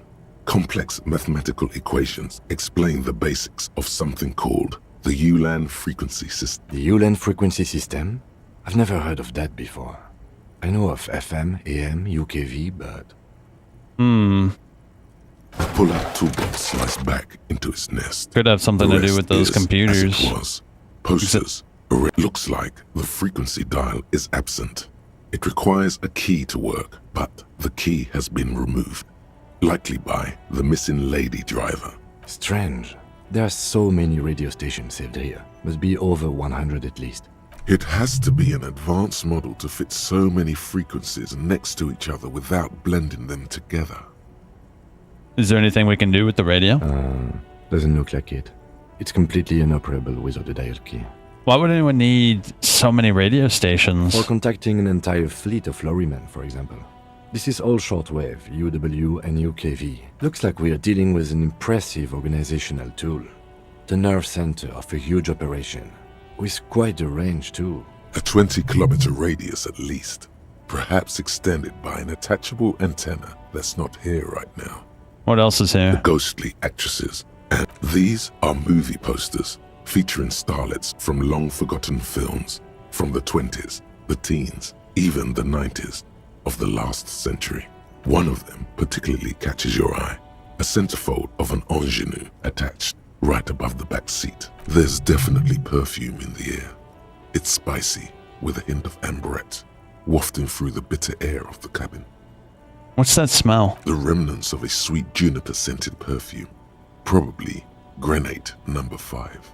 Study the centerfold. The actress is draped in a sheathed dress, one of her shoulders bared. The faded remains of an autograph run across the poster.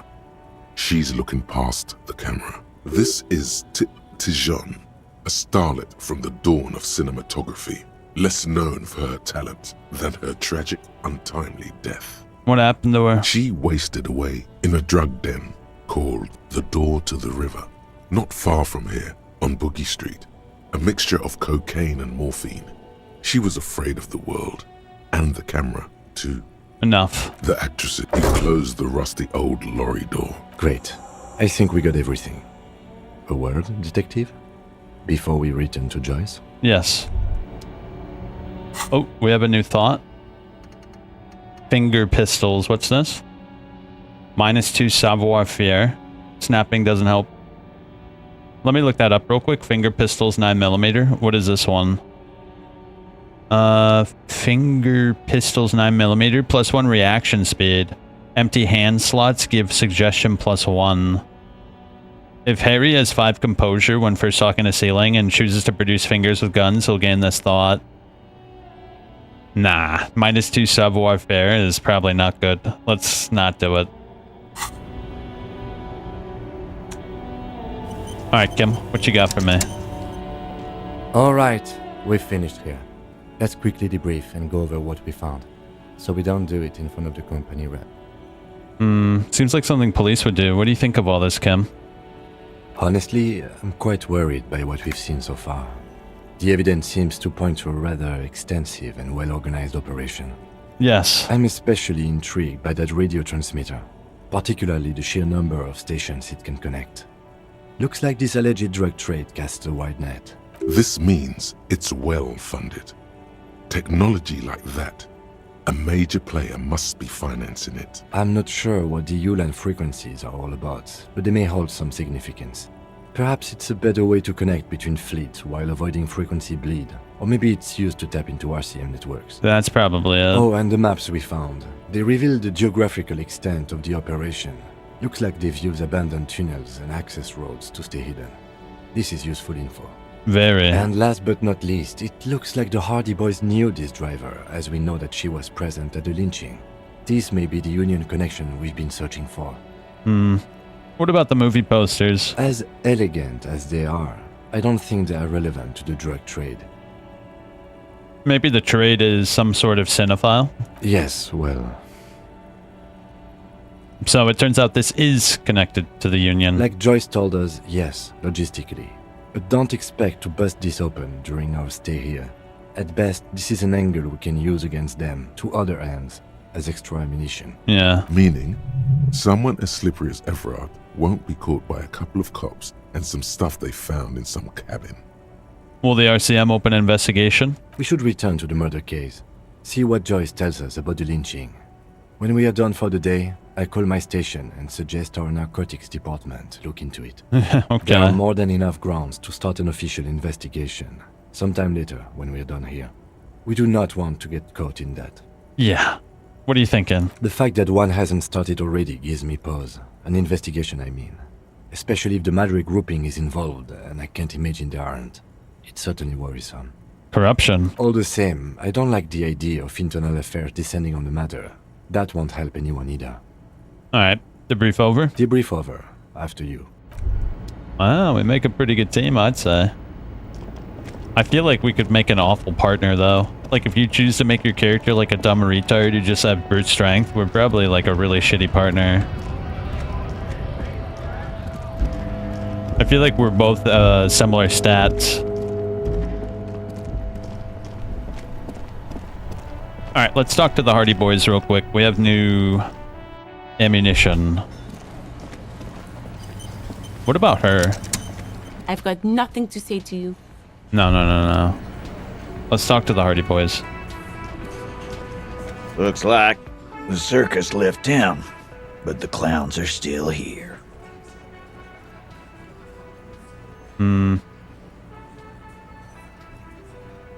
Guess what? I've connected you to the local drug trade. Like hell you have. There is no local drug trade. This place is as clean as a rifle. Go back to Jamrock and ask the local junkies how clean your streets are in Precinct 41 Kilos. We'll do that. In the meantime, did you know that there's an abandoned lorry at the intersection that was used to move raw ingredients for drugs from Terminal B to Jamrock? The person driving it was present at the hanging. It was one of you. We've connected the footprints. Detective, do you want to deliver the coup de grâce? The thought forms in your head, like a lightning strike branching in the sky.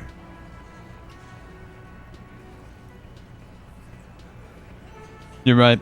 There is no local drug trade, except you. That's a mighty interesting theory. I guess that's what you would need to do, theoretically. A big, strong, state-run monopoly would outcompete the runts on the street. Yeah, man. Theoretically, that's what you would do. To get rid of the gangs, the dealers, even some of the junkies. You would need good, trustworthy people to take their place, of course. Hardy men to run such a monopoly. For the good of the community, of course. Yes, but that just sends everyone else to Jamrock, doesn't it? You've just diverted the flow to Jamrock. You've made it our problem. We haven't done anything. But theoretically, it has to be someone's problem. So it might as well be yours. Titus, I'm amazed.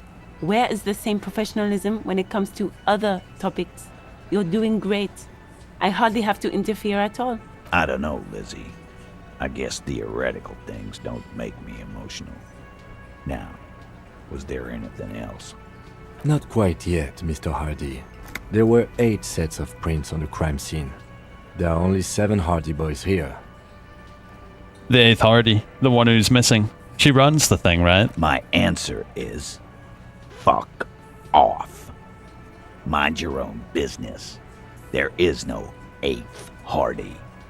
I run this goddamn scene. And here we go.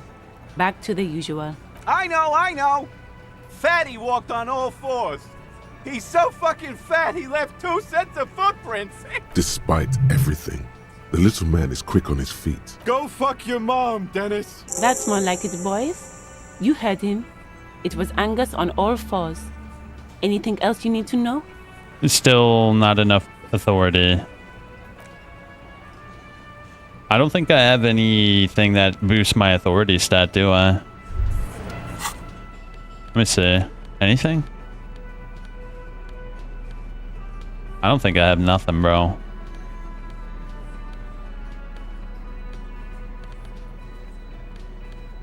Nothing. Yep, nothing. Well, it's fine. Let's go talk to the girl. We're still building the case. We can always build up more. Now, what do I want to build up next, though? Shit. This is tough. What do I want my next big stat to be? Creativity, see the art of the world. Reconstruct crime scenes. Make laws of physics work for the law.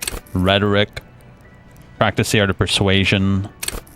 Encyclopedia. Logic. Deduce the world.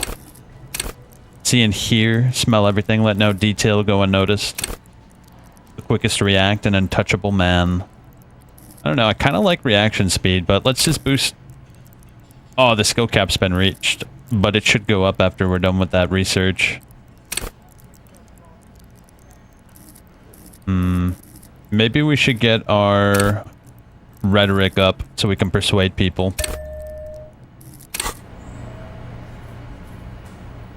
Alright, let's go talk to the girl. We got a lot of pertinent information. We know who the driver is. Maybe she can tell us who the actual driver is.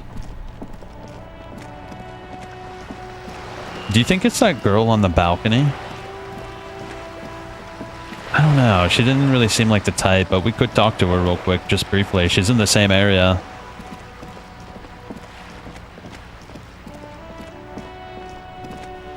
I don't think it's her, but I'll talk to her anyway. Why not? It's like literally right here.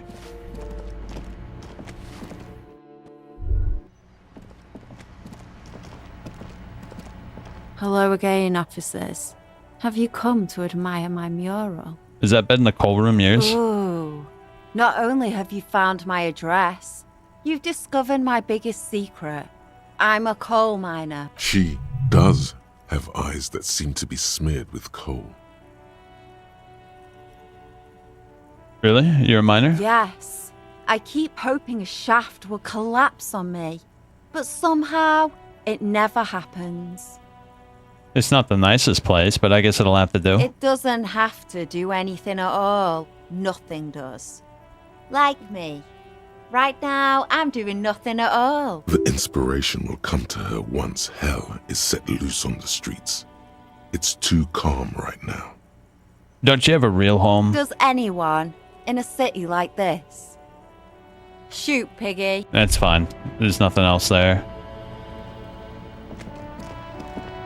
Yeah, let's go talk to the girl. We figured out who the lorry driver is, who's trafficking. We can get a lot of information out from her, I imagine.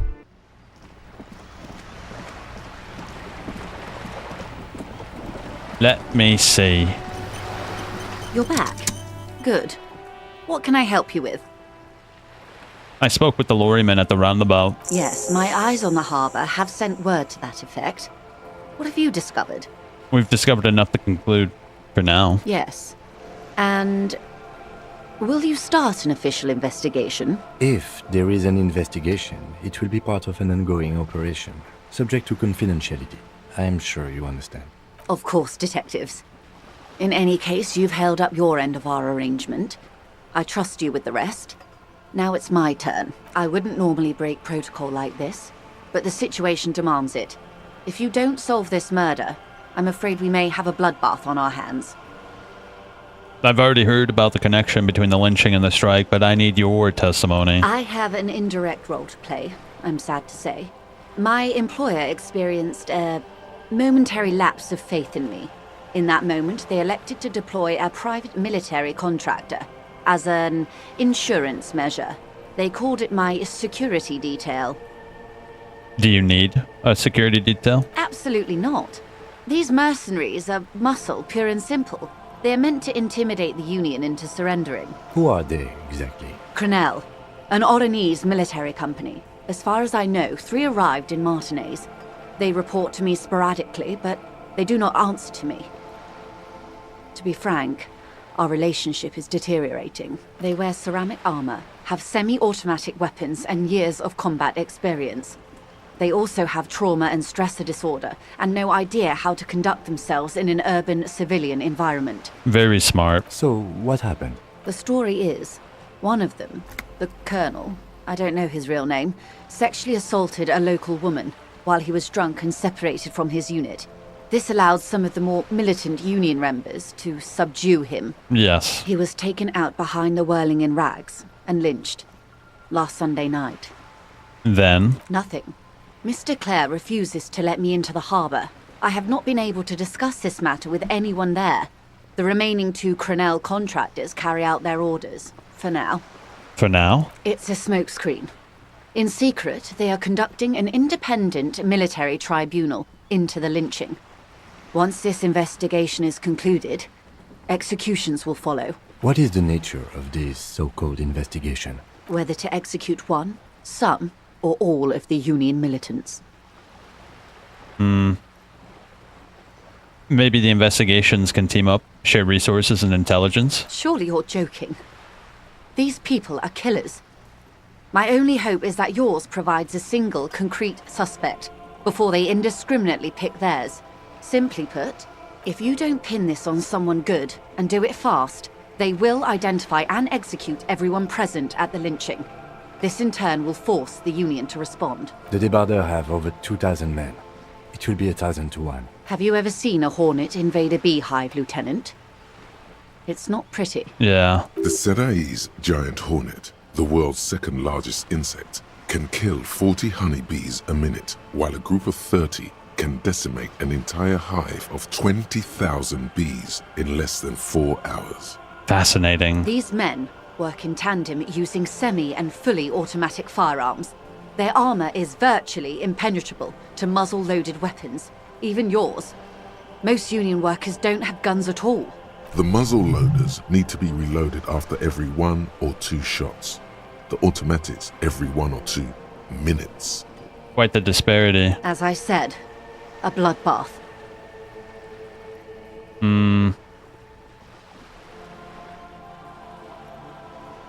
Isn't this a pretty bleak scenario? Many bleak scenarios have already come true, Lieutenant W. Frater Dubois. All we can do is keep the rest from going the same way. One single concrete suspect delivered into civil court, and I may be able to defuse this situation.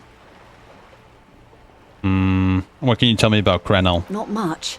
Their public resume is relatively good, as far as private military contractors go. I believe they were once called Downwell. They boast a long list of clients: Saint-Baptiste, Welchman Lorenz, Eintracht. A warning sign, however. The operations concerned all take place in third or fourth world countries.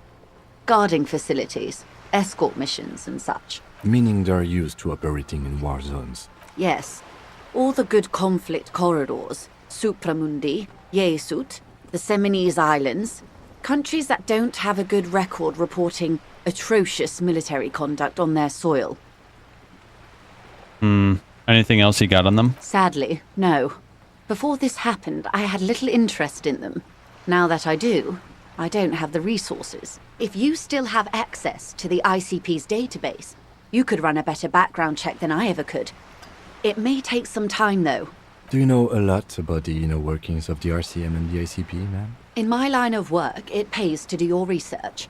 I was prepared to deal with the RCM. I did not think I would be dealing with a group like Crenel. Could you contact the company? Tell them to call it off? I have. And they will. However, these orders take time to reach what is basically a rogue unit out in the field here. Until they do, it's all on us. She's being truthful. She is pressing them as hard as she can. You said the deceased assaulted a woman? Or he didn't. This is information passed on to me from some teenagers loitering around the canal.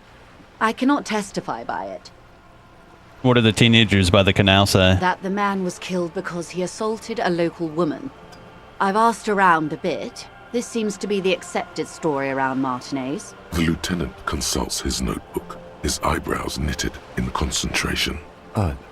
We haven't heard any reports about an assault in connection with the lynching. Where did it take place?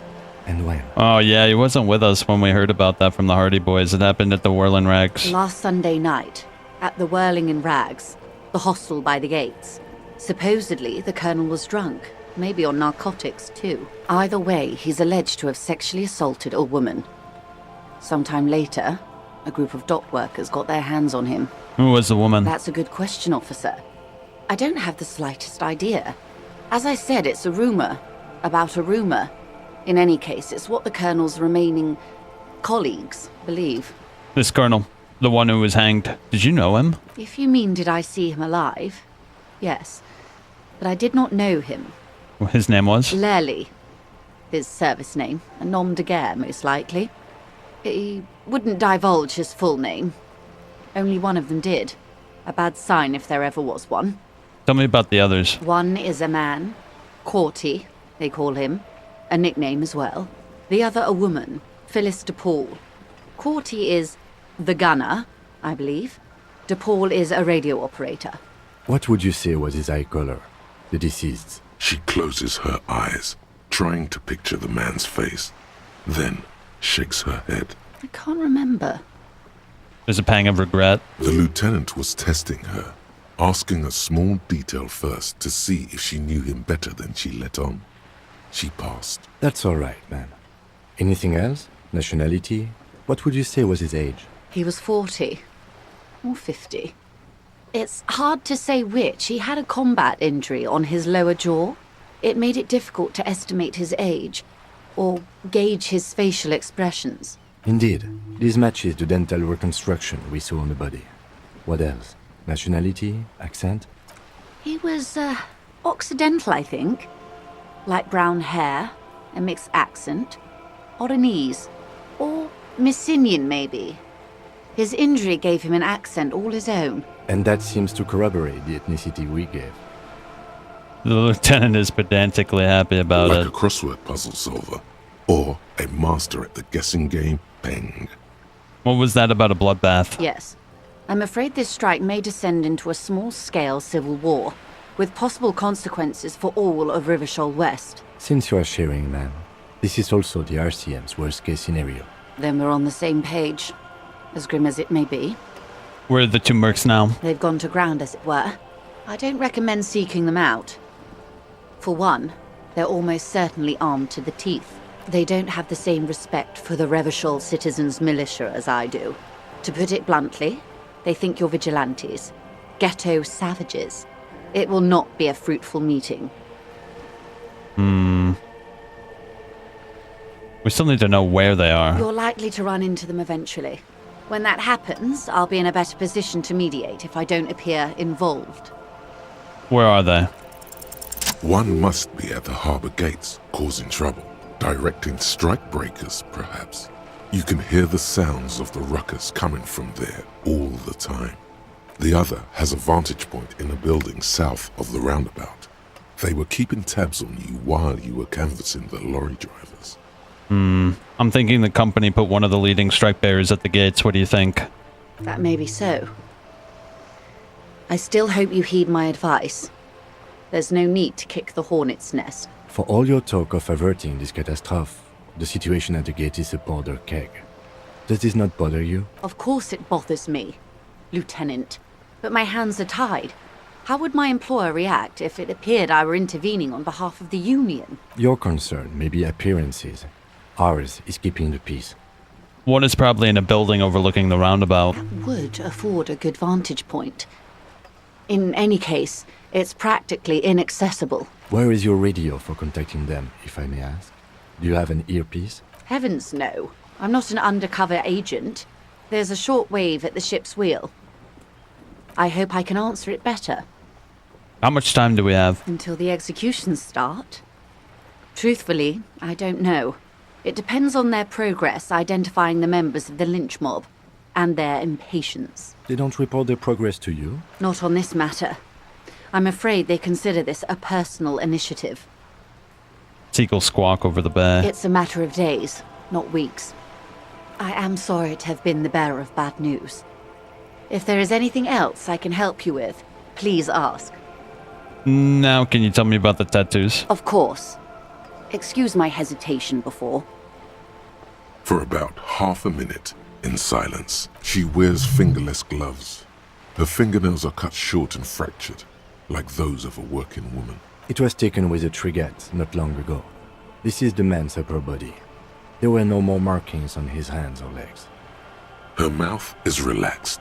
The accordion lines near her mouth vanish. The pearls of her eyes move slowly on the photo's surface. What do you think? Sorry. I was trying to see if I can read the web of interdependencies between these points. The stars. I can't. But that's how you read this story. The points themselves don't have letters, numbers, anything. Their size, location on the body, and distance from each other tells you what they represent. Like blooms in a pattern? Close. Port cities. This is an Oranese map of the waterways, a sailor's tattoo worn by wayfarers of the Dolorian century, over 300 years ago. The sailors would mark their bodies to map their travels. What is the use of this map? The sailor's soul would use it to fly back home if they should die abroad. This is a sort of contraption to be reeled back in by. The silver cord, they would call it. What travels did the dead man make? Quite a few. Vredefort, the Oranese capital, traditionally stands on the right shoulder. He started somewhere near here, I think. What next? Then he made his way to the Pretto Grande, through what I think must be the Stutz Canal, an artificial channel through the Occident.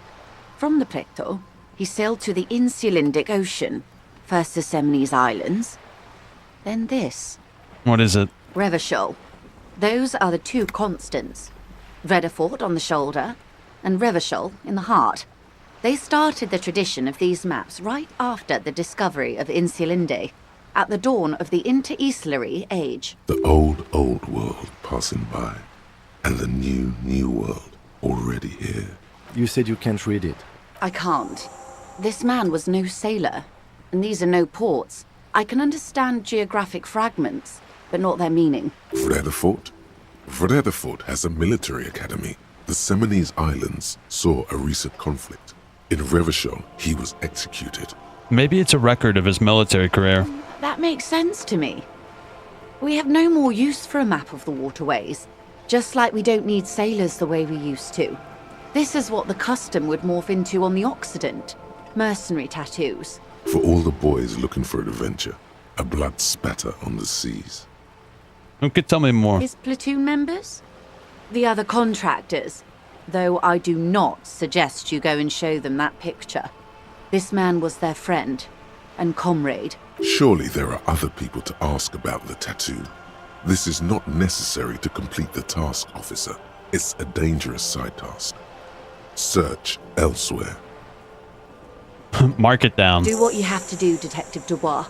I don't think deciphering that tattoo should come before public security. But if you should wade into the mob to find out, I couldn't stop you. We will be careful, ma'am. That's all. Is there anything else I can help you with? I'm just gonna skim through these. There was a touch. The pie and that. The wild son. Why thank. I'm not at liberty. 20 billion. A conglomerate. Yeah, I'm just gonna skim through these. Centuries of care. I just want our character to know these things. We built. All the best before a company getaway. What we. Oh shit. She nodded. Why, yes I am. Of course there are. Yes we are. Technically. Okay. If I haven't. Actually, it's for... Neither is. You need to. Before you do, it will be pertinent to ask. Oh my. Detective. Then what 33A? This. She take. Okay. Of course. Nothing. As they. The thoughts happen. It doesn't. My. Except... Of course. Oh god.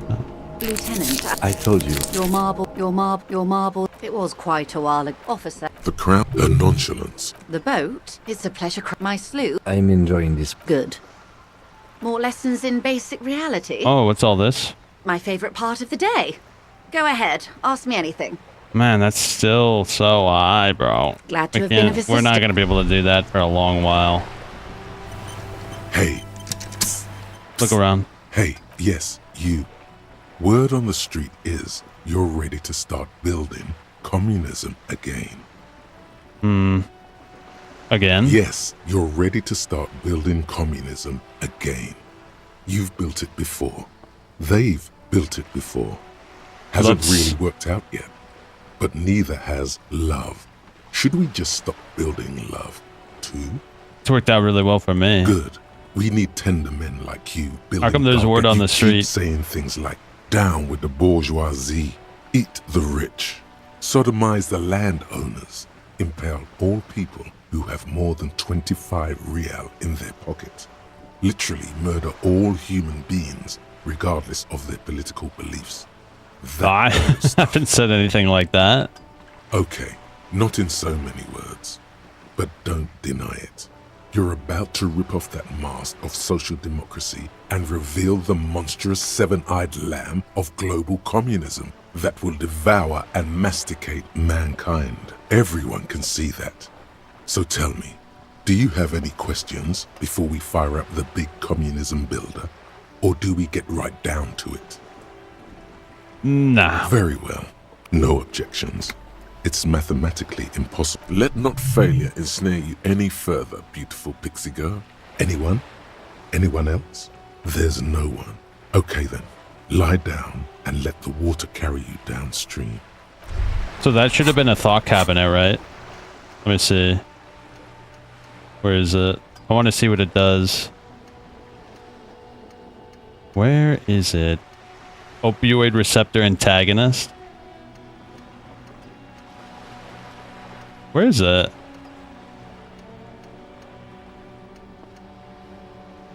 Am I not seeing it? There are a lot here, to be fair. Yeah, I don't see it. Whatever, who cares?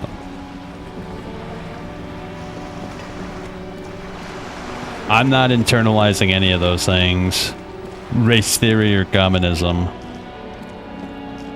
So what's next on our list, bro? Ask the scab leader about the tattoos. Confront the pigs and get your gun back. Someone's been running around with your sidearm pretending to be a police officer. You must meet her near the old fish market at 2200 and get your service weapon back. Just walk past the fishing village until you see the boardwalk. 2200. Alright, let's go over there. I want to get my gun back. If we're going to be seeing mercenaries and shit, we're going to need our gun.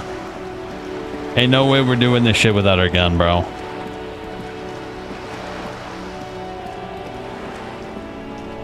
Yep, it's almost time too. And there's a bench over there. Ah, shit. So apparently there's commotion on the bridge over here. I'm gonna try to avoid it for now, though.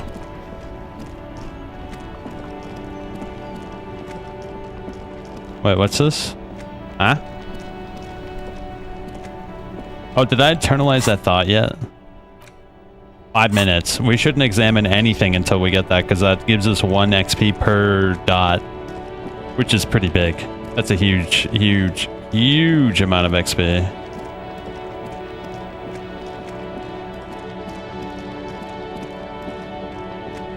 Yeah, there's a bench over there. We can wait until 2200.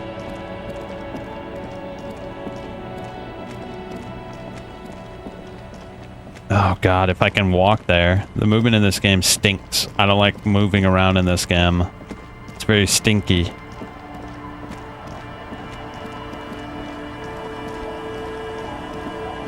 Okay, here's the dock. And there should be a bench right over here. It's the last thing I'll do today. If I can remember where the bench was. I think it was over here, right? Yeah, right here. The warning. You can revisit the bench. Oh, I can't use it right now? Come on, Kim, go away, bro. What are we gonna do for 2 hours? What else do we have? Help the ravers start a nightclub. Look into the spookers in the church. Yeah, we never found that. You met a mysterious smoker. Visit apartment 28 after 21 to see if anybody's home. I guess we could do that. Let me reload my autosave since it was over there. Ah, shit. I thought it was way further back. Whatever. Let's go to that apartment. That should take enough time, right? What a shit show. Yeah, I want my gun back, so we kind of have to push it a little bit with our sleep schedule here. Oh my god, dude. I wish we could run faster, bro. One thing I love about 99% of other CRPGs is there's like a time button and you can make it so you can run faster. It's very, very Kino. This game doesn't have that, though. Very unfortunate. Very sad. Not good. Not very good. It's this way. Wait, can we go from... Ah, shit. We gotta go this way. I actually think we can go another way, but I forget which way it was.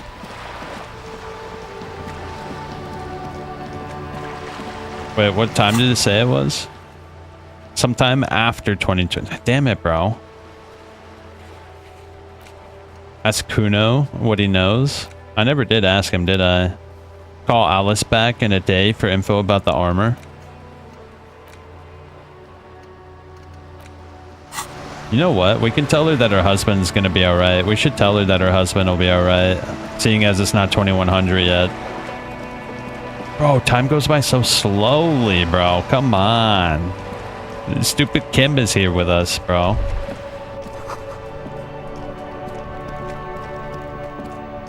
Yeah, let's go tell her that her husband's alright. We can get XP for that.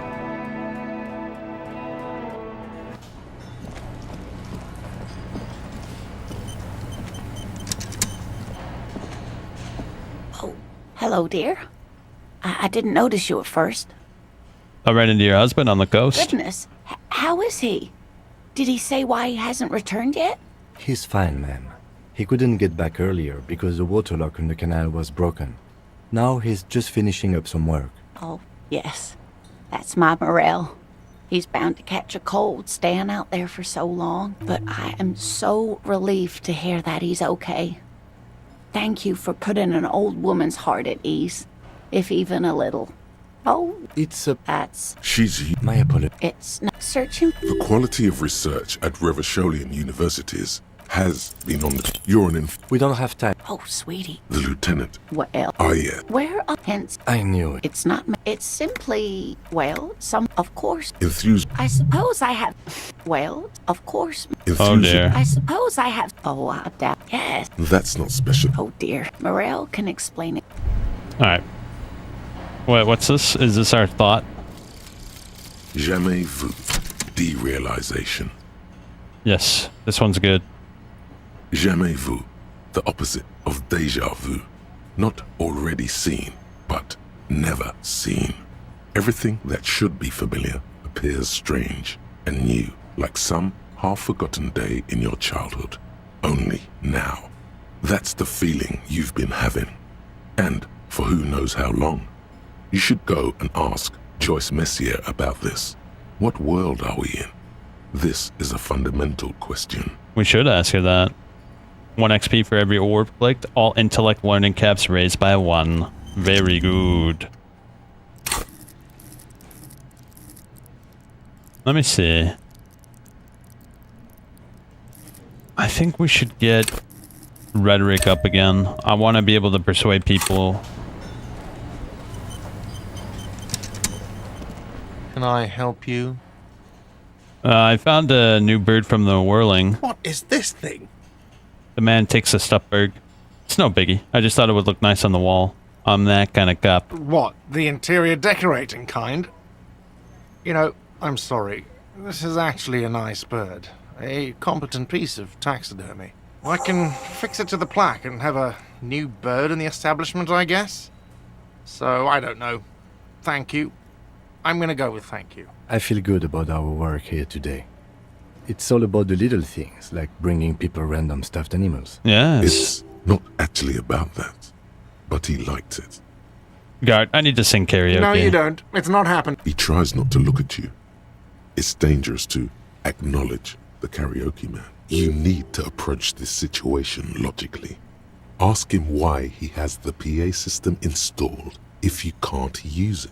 Why do you even have the PA system if no one's going to use it? It's for no one. It's a prop. I'm not letting anyone use it after the great karaoke catastrophe of 44.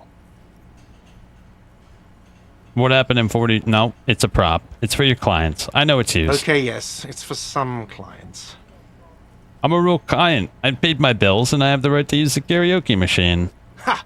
Well, we don't have any tapes. They all got stolen. He's lying. But whatever, you don't really need his lame tracks. It's alright, I have my own song with me. The man in the vest and the violet shirt stares at the tape you've just given him. He begins to frown. Hard. Fine, fine. Climb on that stage and do your thing. Just get out of my hair. I'll plug it in for you. Damn this karaoke machine. I'm having it uninstalled, he mumbles to himself. Alright, let's see what happens. The stage is all set up for your performance. Feels silent. You can hear the pellets creak under your feet. You feel a little dizzy, a little unsteady suddenly. So, are you ready for your thing now? Let me know when I should turn on the karaoke carousel. I'm ready, Gert. Hit play. The air is thick with anticipation. Someone dims the lights as the music starts. Okay, here we go.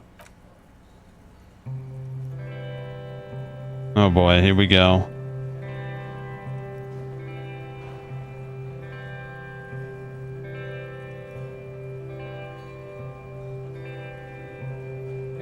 Is this actually going to be good?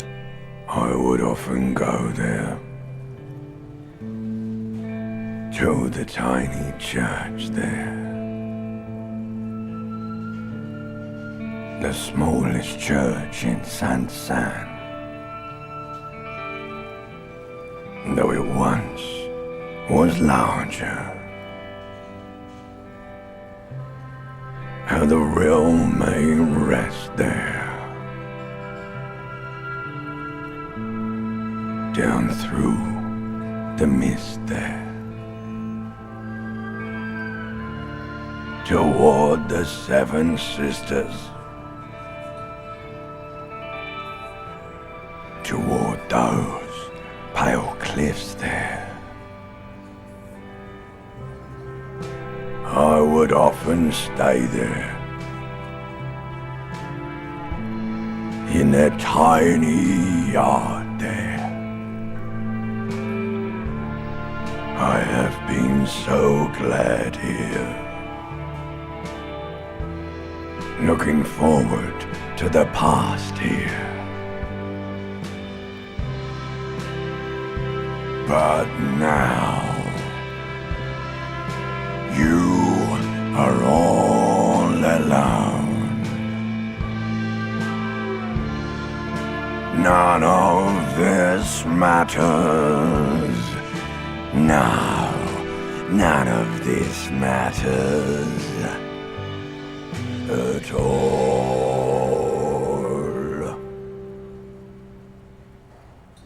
Bro, we were singing with a reptilian brain. Holy shit.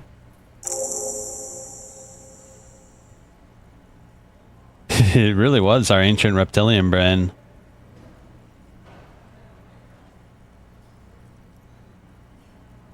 A lazy applause fills the room. You feel your hands shake as awareness of your body returns to you. Thank you, ancient reptilian brain. There is silence now, in the deep, where the voice came from. It has receded, to return only in dreams and nightmares. This guy really carried you.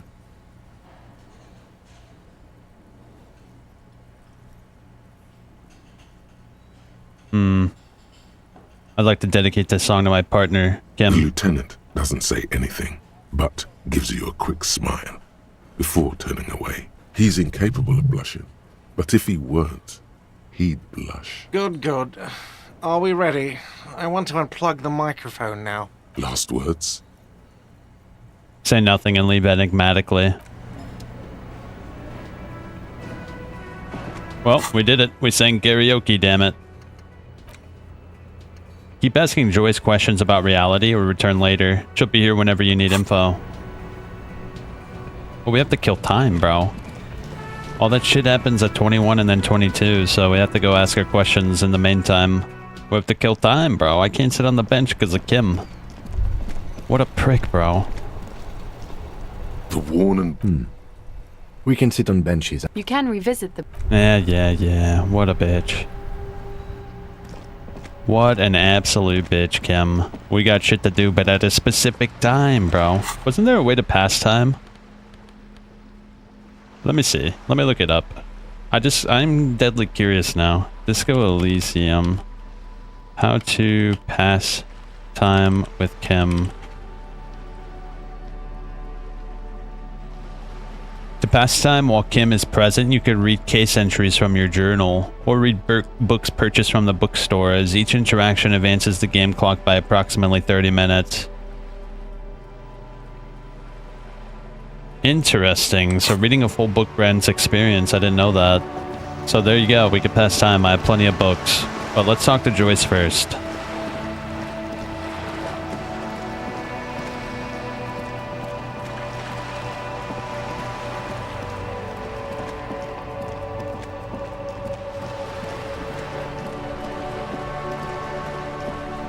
We got a new question to ask her too, by the way, after we internalize that thought. You're back.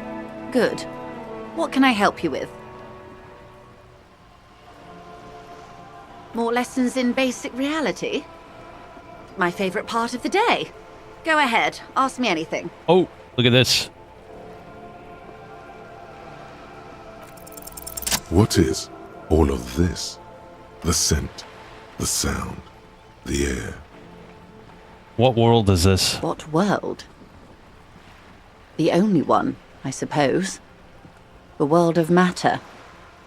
And its pale antipode of bodies of water and forest-covered surfaces, clusters of light where the cities lie. You've seen the montage. We all have.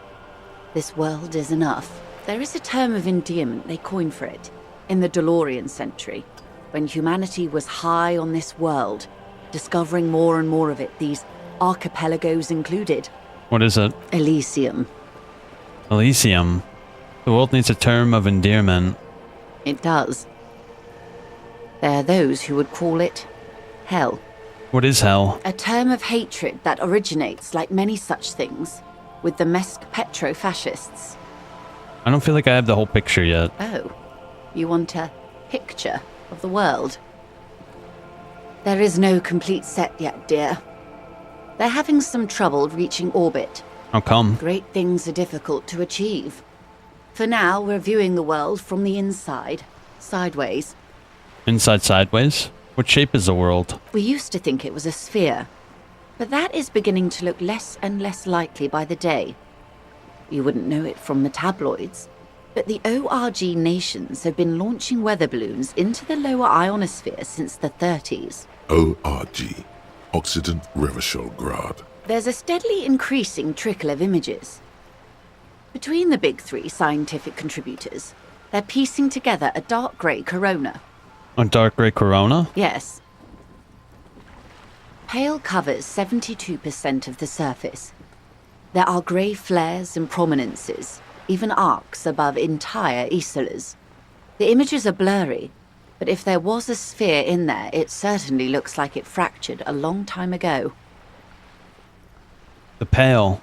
And what do you mean the corona? They say there is a rarefied envelope of matter surrounding the darkened disk of our planet. That is, if we are still living on a planet. Or, to speak more plainly, imagine vast swathes of land disrupted by nothingness. I am sorry, dear. It must sound quite terrifying through the acute encephalopathy. Even scientific positivism isn't entirely convinced about what we're dealing with here. But this is one of the greatest questions of our time. Maybe when they get the complete set together, it will jolt us out of our rut, bring us together, however naive it may sound. And then everything will be okay? I don't know about things of that scale. My expertise lies in nations and trade routes, one or several layers below everything. But yes, we'll be fine. Don't worry. Thanks. You may have misimagined it. I don't have the power to convey to you the effect and geometry of the images that depict our world from below low orbit. It's like the crowning of the world. It's insane. Very disco. You'd love it. If you say it's disco. See? Everyone finds something worth holding on to in this world, however wasted its opportunities. The lieutenant observes you both, silently. He adjusts his glasses. You said pale. What is pale? The pale is not, technically speaking, part of reality. Yes. Also, I think we've had enough excitement for today. We do have a case to attend to. Of course, Lieutenant. Let's try something else. No, I want to know what the pale is. I don't think your colleague would appreciate that. Let's continue with something else, all right? You can ask about anything else in the world. Anything. Talk to Joyce about the pail without Kim. You could sneak back later when the lieutenant is not here, unless you can convince him to step aside. What, he doesn't like this topic? Is what you want to do. But should you? He expressly stated you shouldn't hear about it. What if it renders you... Yes? Volition. Glad to have been of assistance. Is that part of our quest?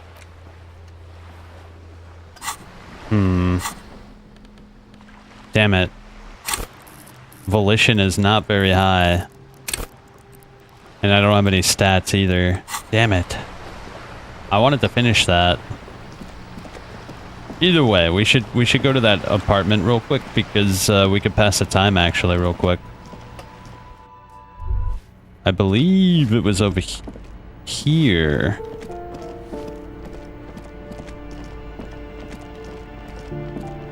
This balcony.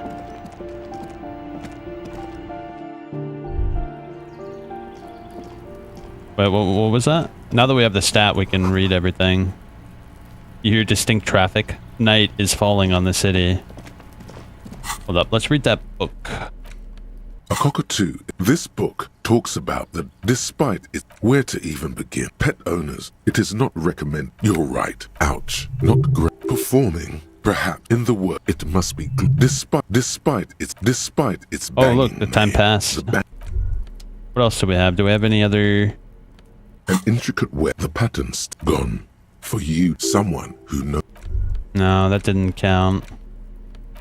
The bullet is safely sealed away in a plastic bag. What do I do with you, Bullet? What? I said, what do I do with you, Bullet? Well, if I was the bullet, which I'm not, I would say, find the weapon that shot me.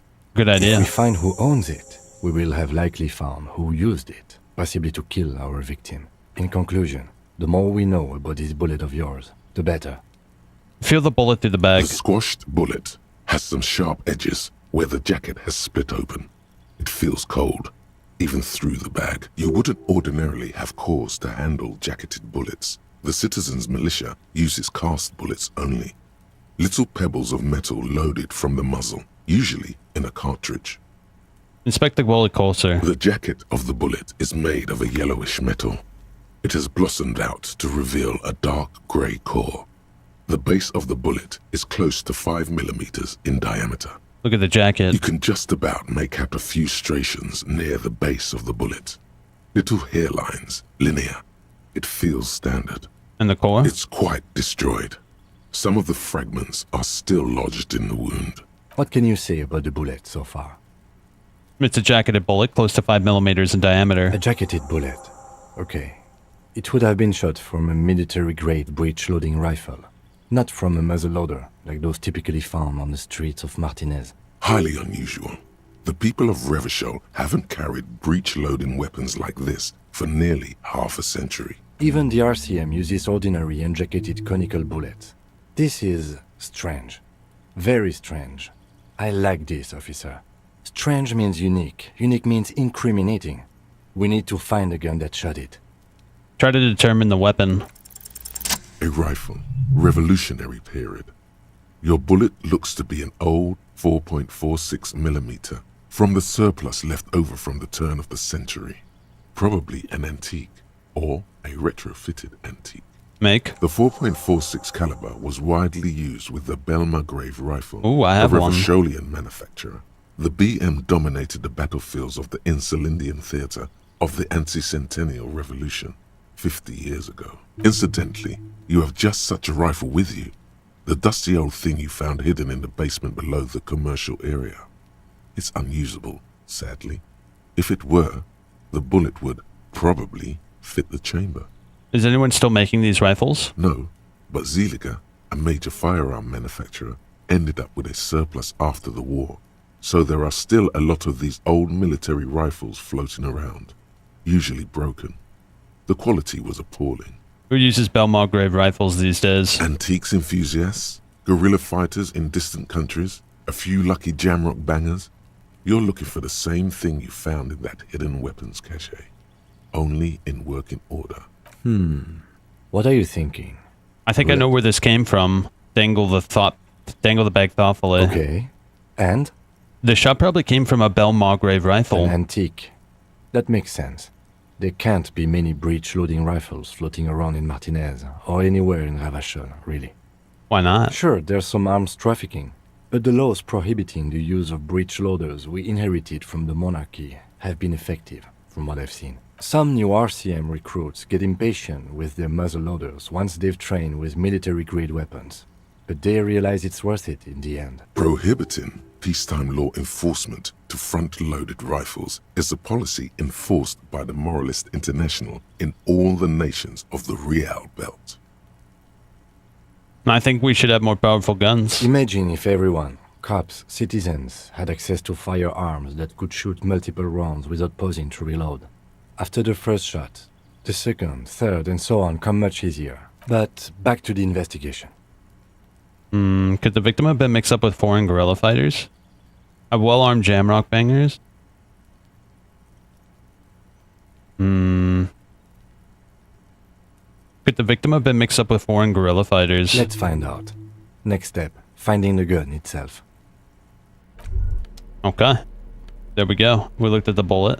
Oh, we should look at our own freaking Police thing. badge on which you see the photo of a man. You. Some seaweed is stuck to the back. I found my At badge. least something good came out of all this.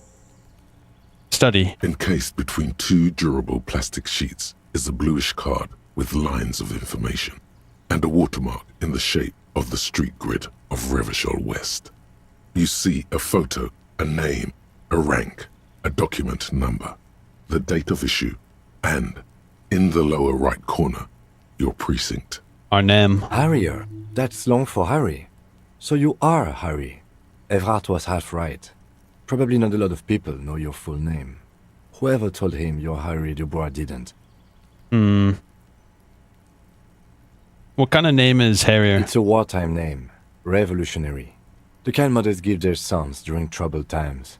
Like Undying or Boxer or Ironhide. A name like armor.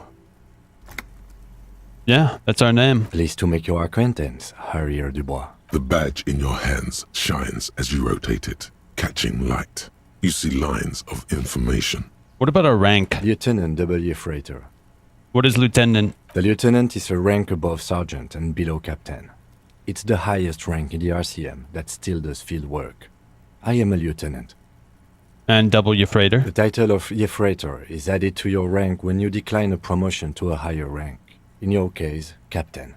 You have declined twice, thus you're W. Freighter. Declined? There are many reasons one would do this.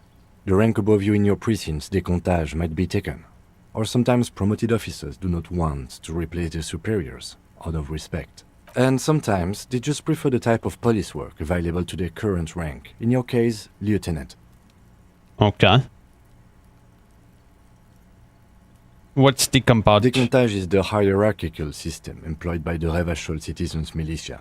It means counting down to twos. The countdown is modeled after the dual leadership system employed by the left during the revolution, which, in turn, was developed by last-century experimental psychologists in the University of Königstein. The lowest rank is junior officer, usually teenagers. Then there are the patrol officers, then sergeants, lieutenants, and then a captain. That's basically it, except for a few kinks. What kinks? Kinks like satellite officers and the additional freighter rank I already explained. So you've been putting up with all my bullshit because I'm your superior? Thanks for explaining all this.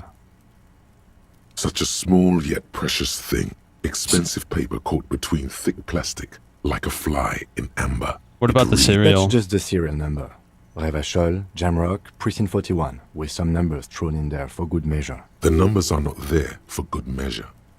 They have an administrative purpose, one that's unfortunately been erased from your memory. Date of issue? 4 months ago. I'm guessing that's when you were promoted to the rank of Lieutenant W. Freighter. A new badge usually comes with a new rank. You seem to have been doing well then. You're pretty sure you weren't doing well, but better? Probably yes. Precinct? Yes, it's the designation of your precinct. 41, like mine says 57. The 57th is mostly industrial harbor, a lot of asphalt. The 41st is... What? It's a tough station to work in. You have all of Jamrock to cover. That district should have 3 precincts, but money is what it is. But then again, it's a legendary district, and a hell of a station too. It must be an honor and a curse to work with people like Price, McCoy, Berdiaeva. Roberts, Feuerbach, Dimitri. Suddenly, names from your decomptage flash in your forebrain. He knew all those people, although they're not from his station. They must be big. The badge in your hand shines as you rotate it. Okay. I do want to check the picture, but I don't want to have a picture. So I'm saving, and if it does give us a picture, I'm getting rid of it. A police badge. The man keeps winking at you with his green-gray eyes. The photo is old, no doubt about that, but the badge is new. You used an old photo for a new badge. How old? 8, maybe 10 years. The guy in the picture is rather good-looking. He's got a nice haircut and is distinctly lacking in massive sideburns. And he's winking. Why? What do you think? His face is already contorted by the expression, although it looks less grotesque on him than it does on you now. It looks like you had quite the charming face way back then. Your hair is brown and slightly curly. Your eyes seem more clear somehow. The lack of alcohol swelling is a bonus, though there's a pinch of that in your cheeks already. The badge in your hand shines We still as you kept our rotate it, portrait. catching light. You see lines. Alright. We have to just read an old book. You hold in the alphabet, every page. Yeah, A, apparently when you H flip through is an for home. old book, Q, that's it. time passes, so we need to do this. See, look, the time has passed. The alphabet, every page. A, H is for Q, that's it. So how does that... There you go. I also... Cool. Time passed. That's excellent. So let me knock on this door now that time has passed.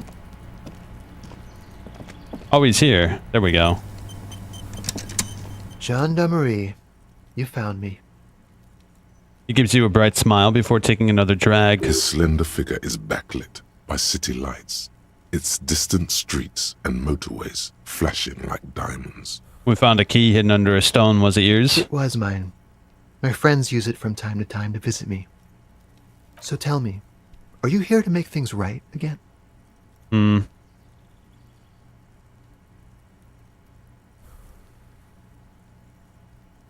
I guess so, yeah, why not?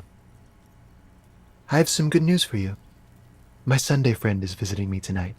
I told him about you and he'd like to say hello. Step in. He's already waiting.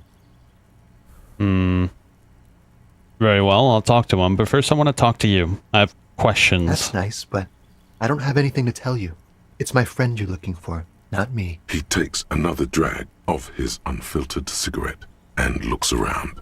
It's getting dark and the neighboring windows have lit up one by one. Downstairs, a cat crosses the yard, disappearing into the bush. Besides, I've got to run. Something tells you you're never going to talk to an individual this cool or mysterious ever again. Run where? To the city. It's a beautiful night. Only if you promise that we'll talk again. It's important. Something flutters in the corner of the lieutenant's mouth as you're saying those words. We'll talk. Just not tonight. Take care, alright? Ooh, 70. Huge. Excellent. That was And well he's worth gone it. again. Looks like it's becoming a theme for him. He's leaving. Why is he always leaving, Who knows, Kim? detective? It's a mystery. There's something different about him. I just can't put my finger on. Different, of course.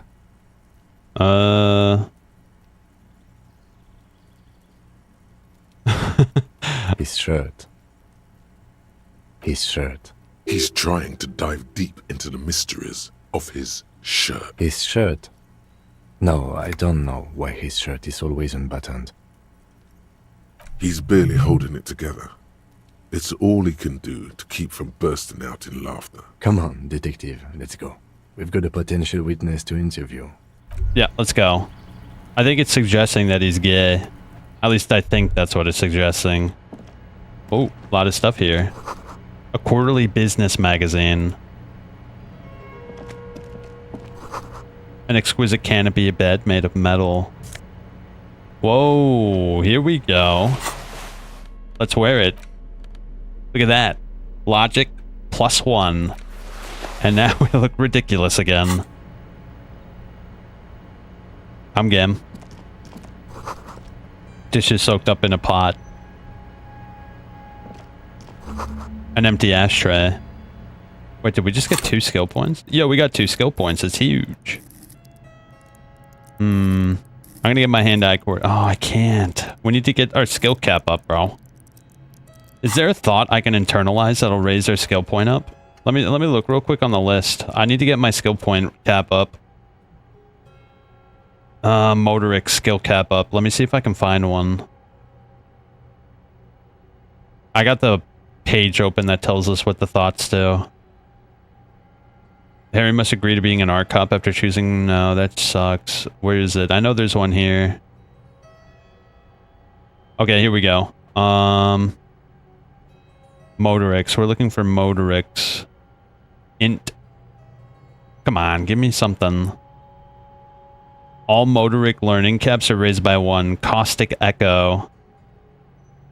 After Harry successfully opens the hidden compartment in the damaged ledger, you must throw the card into the wind. Dang, I missed my chance on that. Yeah, that's called Caustic Echo. No, we can't do that. Is there another one that raises our Motorics up? Ah, shit, I don't know. I don't think there is, bro.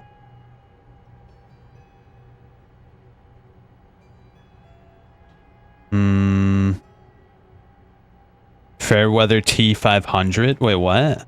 Do I have that? No, I don't have that either. Hold up. Reaction speed. Whoa, all... Oh, no, that's psychic. That sucks. Come on, learning cap for shivers. Bro, there's nothing here. What the shit? Learning cap for logic. Visual calculus and authority. Nothing, bro. This sucks. Learning cap for authority. All learning caps raised to 3. Oh, I think I have that actually. But that doesn't help us in this situation. We need Motorics up, and I don't think there's one here. Shivers. Learning cap for Suave Fair. All physical. No, that sucks.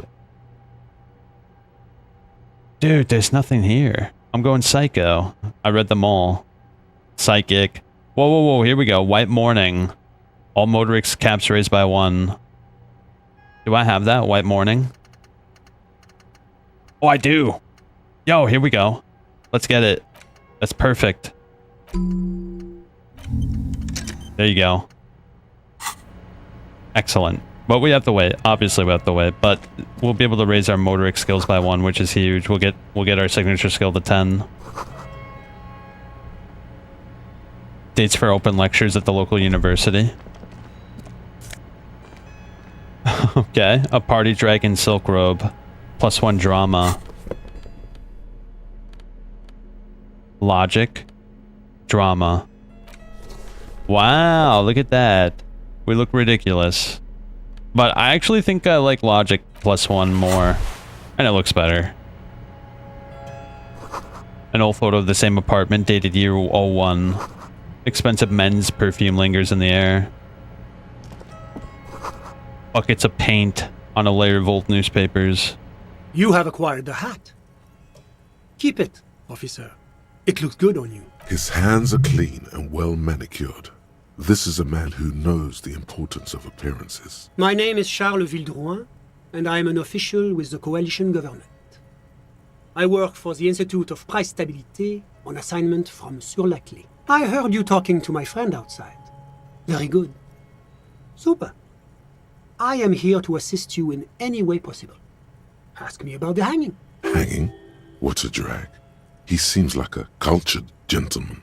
You should ask him about the finer things. No, get down to business. Let me just say it has been an emotional week for me.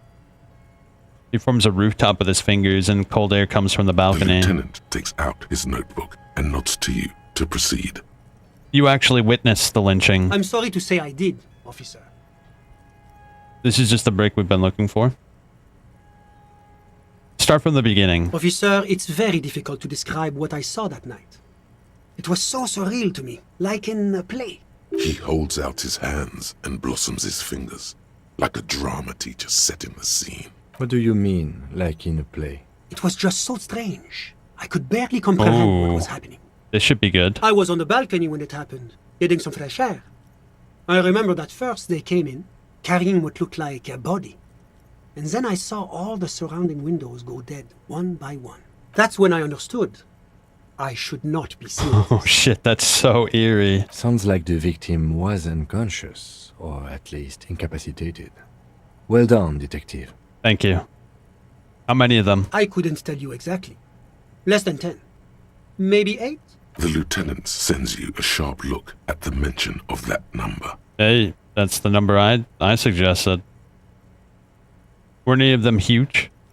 That's a giant you're describing. No, they were all quite human, as far as I could tell. What happened next? I went back inside. Were you able to see anything from inside? Officer, the yard was pitch black.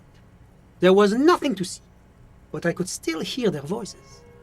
They were threatening to kill that poor man. Were they men, women? All men, I presume. But again, I couldn't see very clearly. But we are fairly certain the lady driver was present. Are you sure at least one of them wasn't a woman? It's possible, officer, but I cannot say with certainty. It was very dark, you must remember. Were they Kochkos? Kips? Those funny squinting men? Those funny...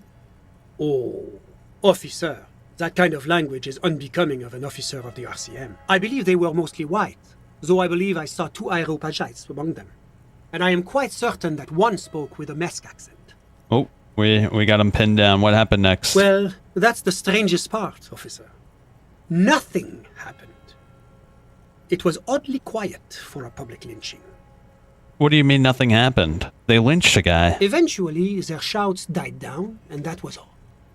There were no gunshots, no celebratory shouts, no anything. You're right. That does seem strange. I'm afraid I don't have anything else to add. About what time was all this happening, approximately? All I can say is that it was late. So let me get this straight. You didn't actually witness the hanging itself, did you? No, I didn't see the corpse until the following day. Those are my questions. Of course. Anything I can do to assist the RCM. What's an official like you doing in Martinez? The coalition is only looking out for the price stability. Inflation is a killer, like a heart disease blocking the normal circulation of the economy. It must be controlled. The economy impacts the entire international community, which is why it requires international oversight.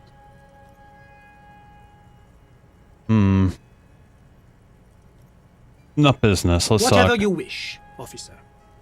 Thanks. I got all I needed. Do you have everything you need from me? I'm afraid we won't have the chance to speak again once you leave. Thanks for the heads up, but we're done. Of course. I'm glad I could help. Yeah, we have a date with a gun theft. We can't waste too much time here. We have to get that gun back. We have to get that gun back. It's not an option.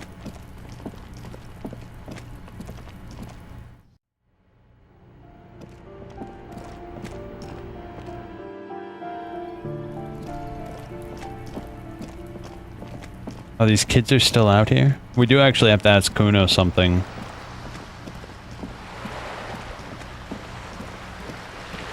We should ask him, actually. It would speed up time by a half hour, which is exactly what we need to do. Let me ask that little brat questions real quick.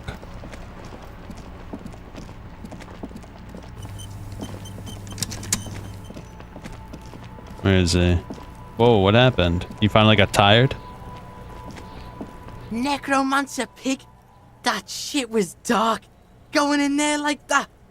Oh, brutal shit. Tell me, Kuno dies. You're gonna pick one out of his brain like that too? Kuno's gonna go out in a hail of bullets. Gonna look like a fucking porcupine. You kids up and play? Right, pig. This is where Kuno plays with his little wooden choo-choo. What do you want with it? You ever climb it? Look at that fucking shit. You're trying to get Kuno killed. So you would say the ladder is unclimbable. Does Kuno know? Kuno's not a fucking acrobat. Kuno knows the ladder is unclimbable. The lieutenant takes a quick note in his notebook. It's a trap, Kuno! Don't Yeah, whatever. Kuno doesn't give a shit. What do you know about the body? Shitload pig. Don't tell the pig shit, Kuno! This is where you quickly ask him questions. Real cop questions. Like a cop. Where's the rest of his armor? Besides just curious, I got that. Kuno doesn't give a shit about the armor. Okay. Shoot that shit to Kuno. You know who he was? Kuno's fuck imp. Kuno uses the fuck imp for target practice. He's trying to hide the fact that he doesn't know. I mean who he was before he died. Kuno knows what you meant. Kuno's not a snitch. That's all. Trying to make Kuno sing into the popo phone. You know how it got up there? Probably climbed. Kuno was busy down the road when that shit went down. So you didn't see it? You heard Kuno. Kuno wasn't even in Martinez. Kuno wasn't in Revachol. Kuno wasn't regional. The city's too large for him to have left. But he wasn't here either. So where was he? Okay, where'd you go then? I don't know. Some fucking Mesk or I don't know. Some other place. Night City. Kuno was in fucking Night City. There is no Night City anywhere. That sounds like the name of a city in some pulp or science there you fiction go. novel. Okay, how about the dead body? Thanks, Kuno. That's one name you can now cross off the list. Have you seen anyone suspicious? Just a couple of pigs sniffing around in the dirt. Yeah, you tell the faggoty, Kuno! Your test. Get lost, Yeah, the kingdom of dunno. Kipt is a pejorative term used to describe people of South Seminese or... Yeah, that's what Kuno said. She couldn't handle the heat. The fuck does this have to do with the Kuno? Yeah, whatever. Kuno doesn't give a shit. You found Kuno's secret door to Kuno, and then what? You fucking there? He's trying to fuck at you again, Kuno! Oh, that? Kuno decapitates pigs. That's just a Kuno demo tape. Cool bigot, I liked it. I got one too, this one. What? What is this shit? Fuck your shit back to... Well played. No one saw that coming. I found a plate covered in powder residue. Know anything about it? That's where Kuno gets his daily hit of electric. Kuno Shazam. Kuno rides the fucking lightning in there, pig. Bet you'd like to ride the lightning too. I've heard Good enough. call, Pigmeister. Don't come and talk to Kuno about his kingdom. The fuck about it? There are contusions all What are you over. talking about? He says you're stupid, Kuno! They want to make you stupid again! I hit words too. Words are fucking shit. Make you stupid. Has Kuno been to some kind of school?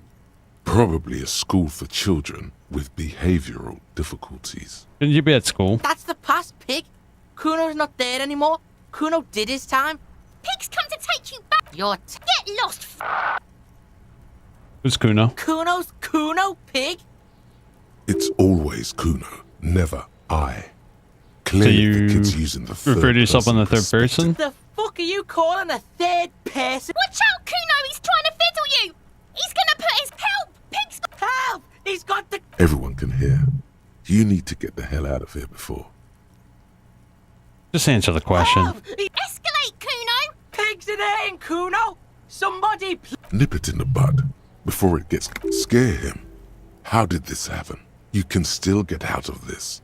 Appeal to his reason. Be logical, kid. I haven't done anything. Fucking logical. Help! The logical pig is fiddling. Look. For emphasis, a ghost is saying this.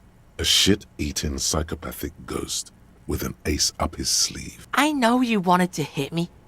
You got that I'm gonna fuck that Kuno up look. The Kuno's dad gets. The murder look. The rage look. Relax. He can't read your mind. He doesn't know you were thinking that. There's a dead body, remember? That's what you were doing here. You're a cop on a case. I want to go back to that thought. Good you said that. Here it is. Here we go. Kuno. Oh no. You pass you around. Kuno turned... No, you're not. We can just leave. Bitch, you're gonna be in this shit with... A peepo is a type of hat, by the way. Nice peepo. You don't talk to me about my fucking peeper! Okay. Kuno is kind to his bitch. Click, click, click, click. Talking to these people is absolutely exhausting. The fuck do you want? It's a vi- You could use some. Okay, Oh, don't teach him, Coon. you're not getting. Fuck you. Good call, Pigmeister. We're done. Hear that? Magnesium.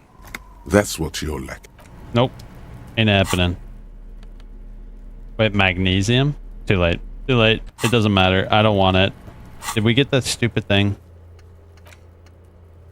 Locate a working firearm that shoots 4.6 and 446. So did we talk to Kuno or whatever? I just want to see if that shit's done.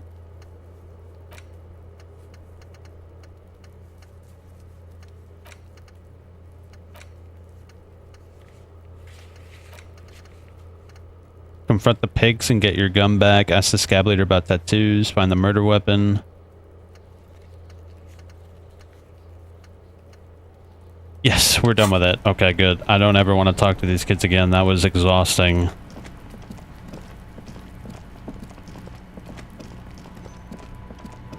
Alright, let's go get our gun, bro. We have to get our gun. I want my gun. Please? Please? Damn, it gets cold at night, huh?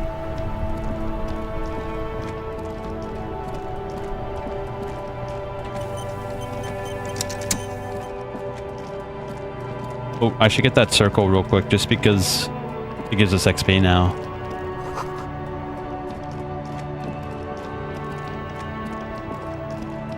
Come on, quickly. I want my gun. I feel so much better with my gun.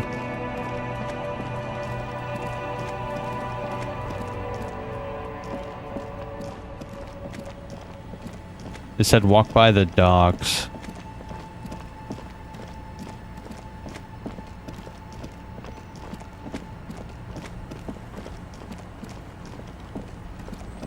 Where is it? Come on. Over here somewhere?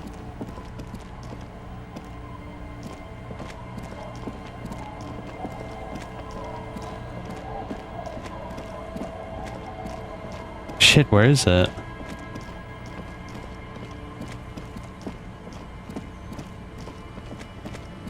Do I have to look this shit up, bro?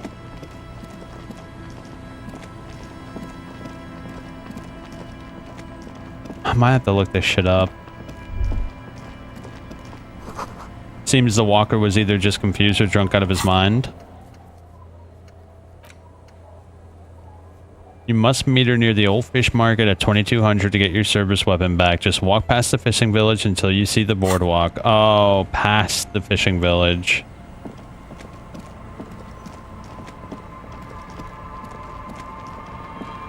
That means we gotta go this way.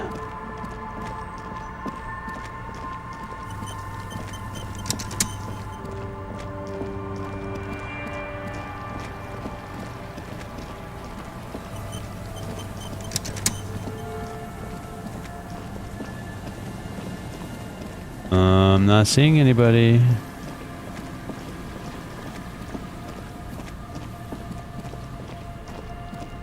If you look something up, I'm never watching it again. Well, get screwed over, buddy. I look things up all the time because I don't have patience. I have zero patience for bullshit. Oh, is this The it? remaining windows rattle from a strong gust of wind. They're covered in a thick layer of grime. They must have been like this for 40 years. Try to see inside. Dripping water falls from a high place. All you can see is the shadow of a collapsing staircase. There's rust and corrosion on the bars. They're foaming with it. Can you make out And what's a small inside? layer of No. I won't even try. You know, I had a partner once. They called him Eyes, because he had to show me things. It's that bad. Can you still shoot though? Well enough, actually. It's odd how that works. I'm no sharpshooter, but I pass my shooting courses 7 out of 10. His hands lead the way when it comes to that. And his shoulders. It's reflex. Unsubbing, buddy. Oh my gosh, bro. I thought we were friends.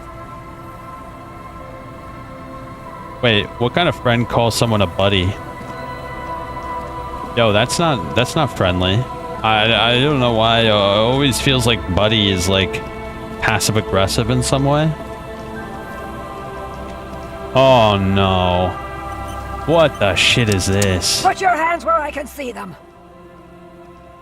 The aging woman under a mountain of police paraphernalia mumbles to herself and then notices and reaches for the megaphone. Show me your hands. This is the pigs. Show me your hands.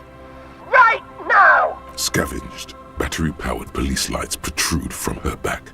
The flickering light show reveals a gun in her shaking hand. Her hand is trembling from some sort of neurodegenerative disease. Madame, please drop the firearm immediately.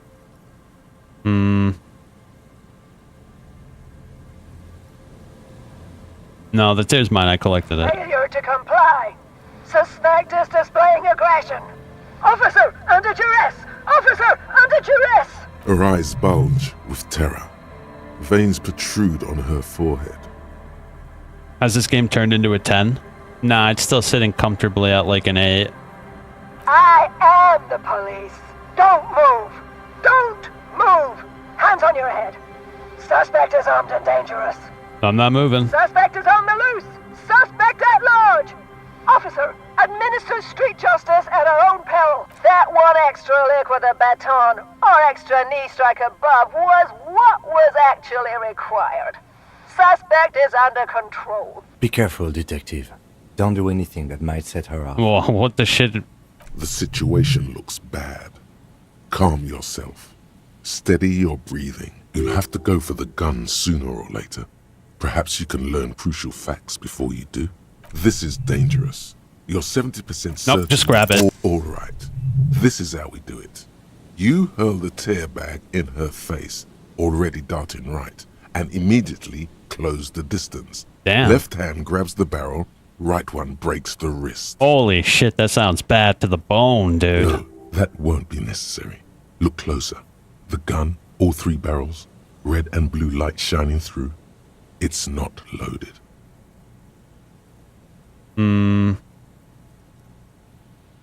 Whisper to Kim. There's no bullets in that gun. Huh? My God, I think you're right. Go ahead. Wait, no. The weapon you're holding's mine, and I know it has no bullets. What? The woman looks to the weapon in disbelief, and her eyes suddenly reddish with tears. She looks straight down to the barrel and squeezes the trigger. This isn't police issue. Police weapons have bullets. This isn't real. What is this? Police gun always have bullets. What is this? Why did you sell me this? Grab the gun, right now. This might be your only chance. Pick it up. No one ever cares anymore. Why would they treat me like this? This limbed and headed machine of pain and undignified suffering is grinding to a halt. Tired of walking the desert, it doesn't want to feel or think anymore. Poor woman. We need to figure out what to do with her now. Nobody's ever around. Nobody ever comes to visit. Should we just arrest her? I don't think there's any need for that. In her current state, and without the gun, she isn't really a threat to anyone. We could let Titus know. This is a perfect problem for the local peacekeepers to handle. They might even know her family. I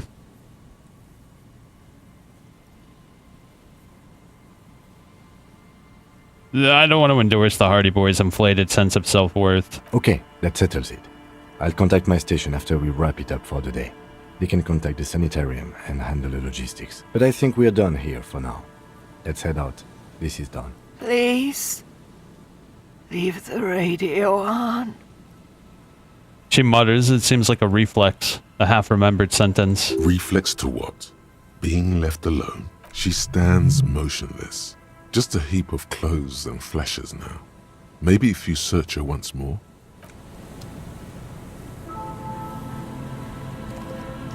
The woman stands slumped. She looks catatonic under her mountain of RCM paraphernalia. Is one of those things a police cap? Pick up the RCM cap. She doesn't even flinch as you reach out and disentangle the familiar-looking lieutenant's cap from her mountain of RCM paraphernalia. Oh, is that yours? Think so. The lieutenant nods. Leave her be. So we got our cap. It gives us authority. That's actually kind of good. We might be able to use that to our advantage. Equip this when times are most dire. Okay, we finally have our gun. We are now a complete person. After, what, like 10 hours, we finally got our gun. Finally, we got our badge. We got our gun. We're half normal, literally. Like, I'm literally a normal-ass cop. Regular law official. We've pieced together our life. Our character is actually kind of normal. We haven't done any drugs. We've pretty much single-handedly pieced together Harry as a human being, and a normal one at that. I feel kind of content. I feel like I can end the game right here and be happy with the outcome.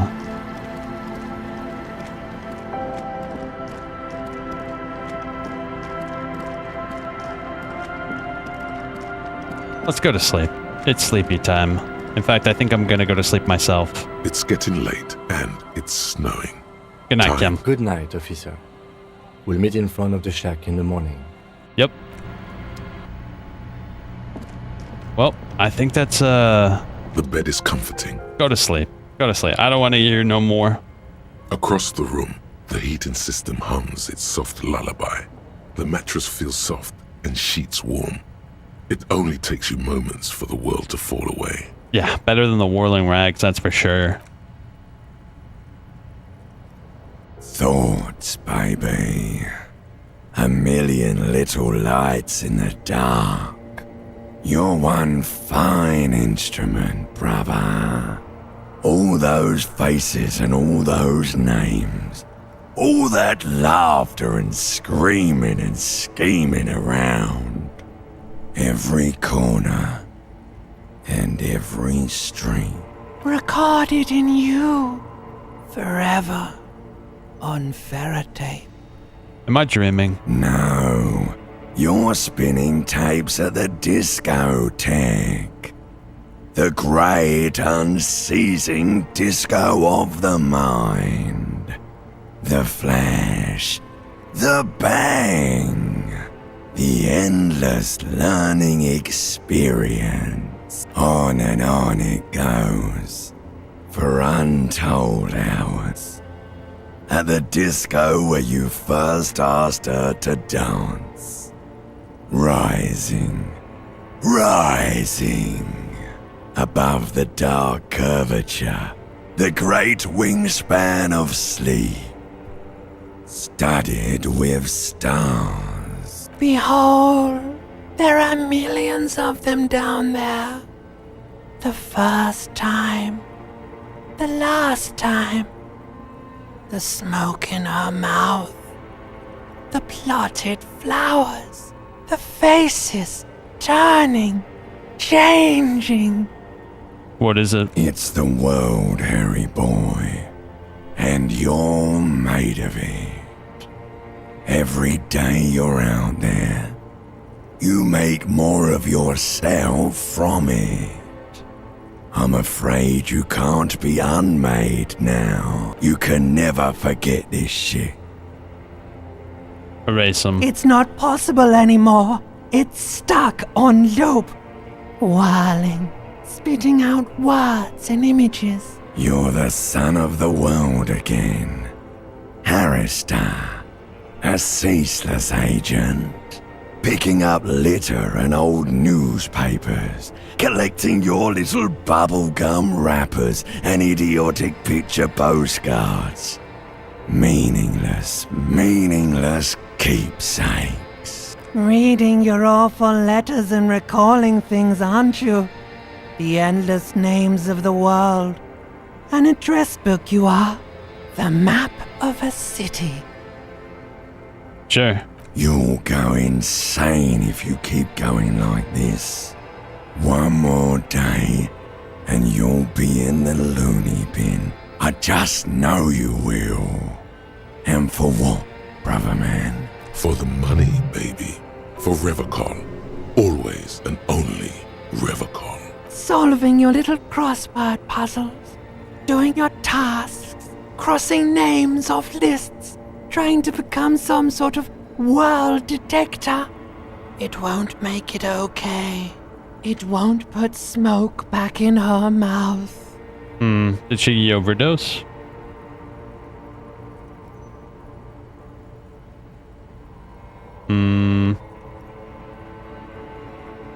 For Revocol, why There not? he goes again. He's a real political animal, our Harry. He still doesn't see that it's the world changing around him. He's got no idea what he's in for. Feel the pillow. Beep, beep, beep. The alarm is ringing, Harry. The disco circus goes on and on. You barely slept 3 hours last night. Do it for the picture puzzle. Put it all together. Solve the world. One conversation at a time. There you go. Logic is correct.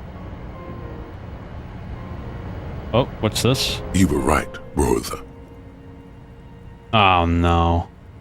What's going on? Back there, in your sleep, all the weak-willed delinquents, dilly-dalliers, foreign moneylenders, insane anarchists, and yes, the women. They've run this place to ruin. Those sons of bitches. The game was rigged from before you even knew how the pieces move, soldier. What's going on with my gut? Did I not eat enough? No, brother. Forget about your gut. We've got much more pressing matters to focus on. It's time to turn back time. I will send you back to the time when the sun had not yet vanished, when it was still setting into the sea. The time of the suzerain, the time when love was still possible. Sure, think of the possibilities. To go back with the knowledge and the experience you now have, and to do it all over. Do it richtig this time. Protect the suzerainty, clean up the city, revive disco music, and get her back. You could save Revachon. You could be the man, brother. How do we do this? There must be others like you. Men who long for the days when words like loyalty and love meant something. People whose yearning for the past is so great they barely live in the present. Those are the men you need to find. Those are the guys who know. How do I find these men? Think.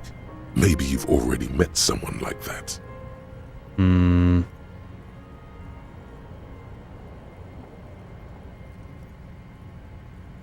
The gray-haired lorry driver might know something. No, not her. She's a woman. Anyone else?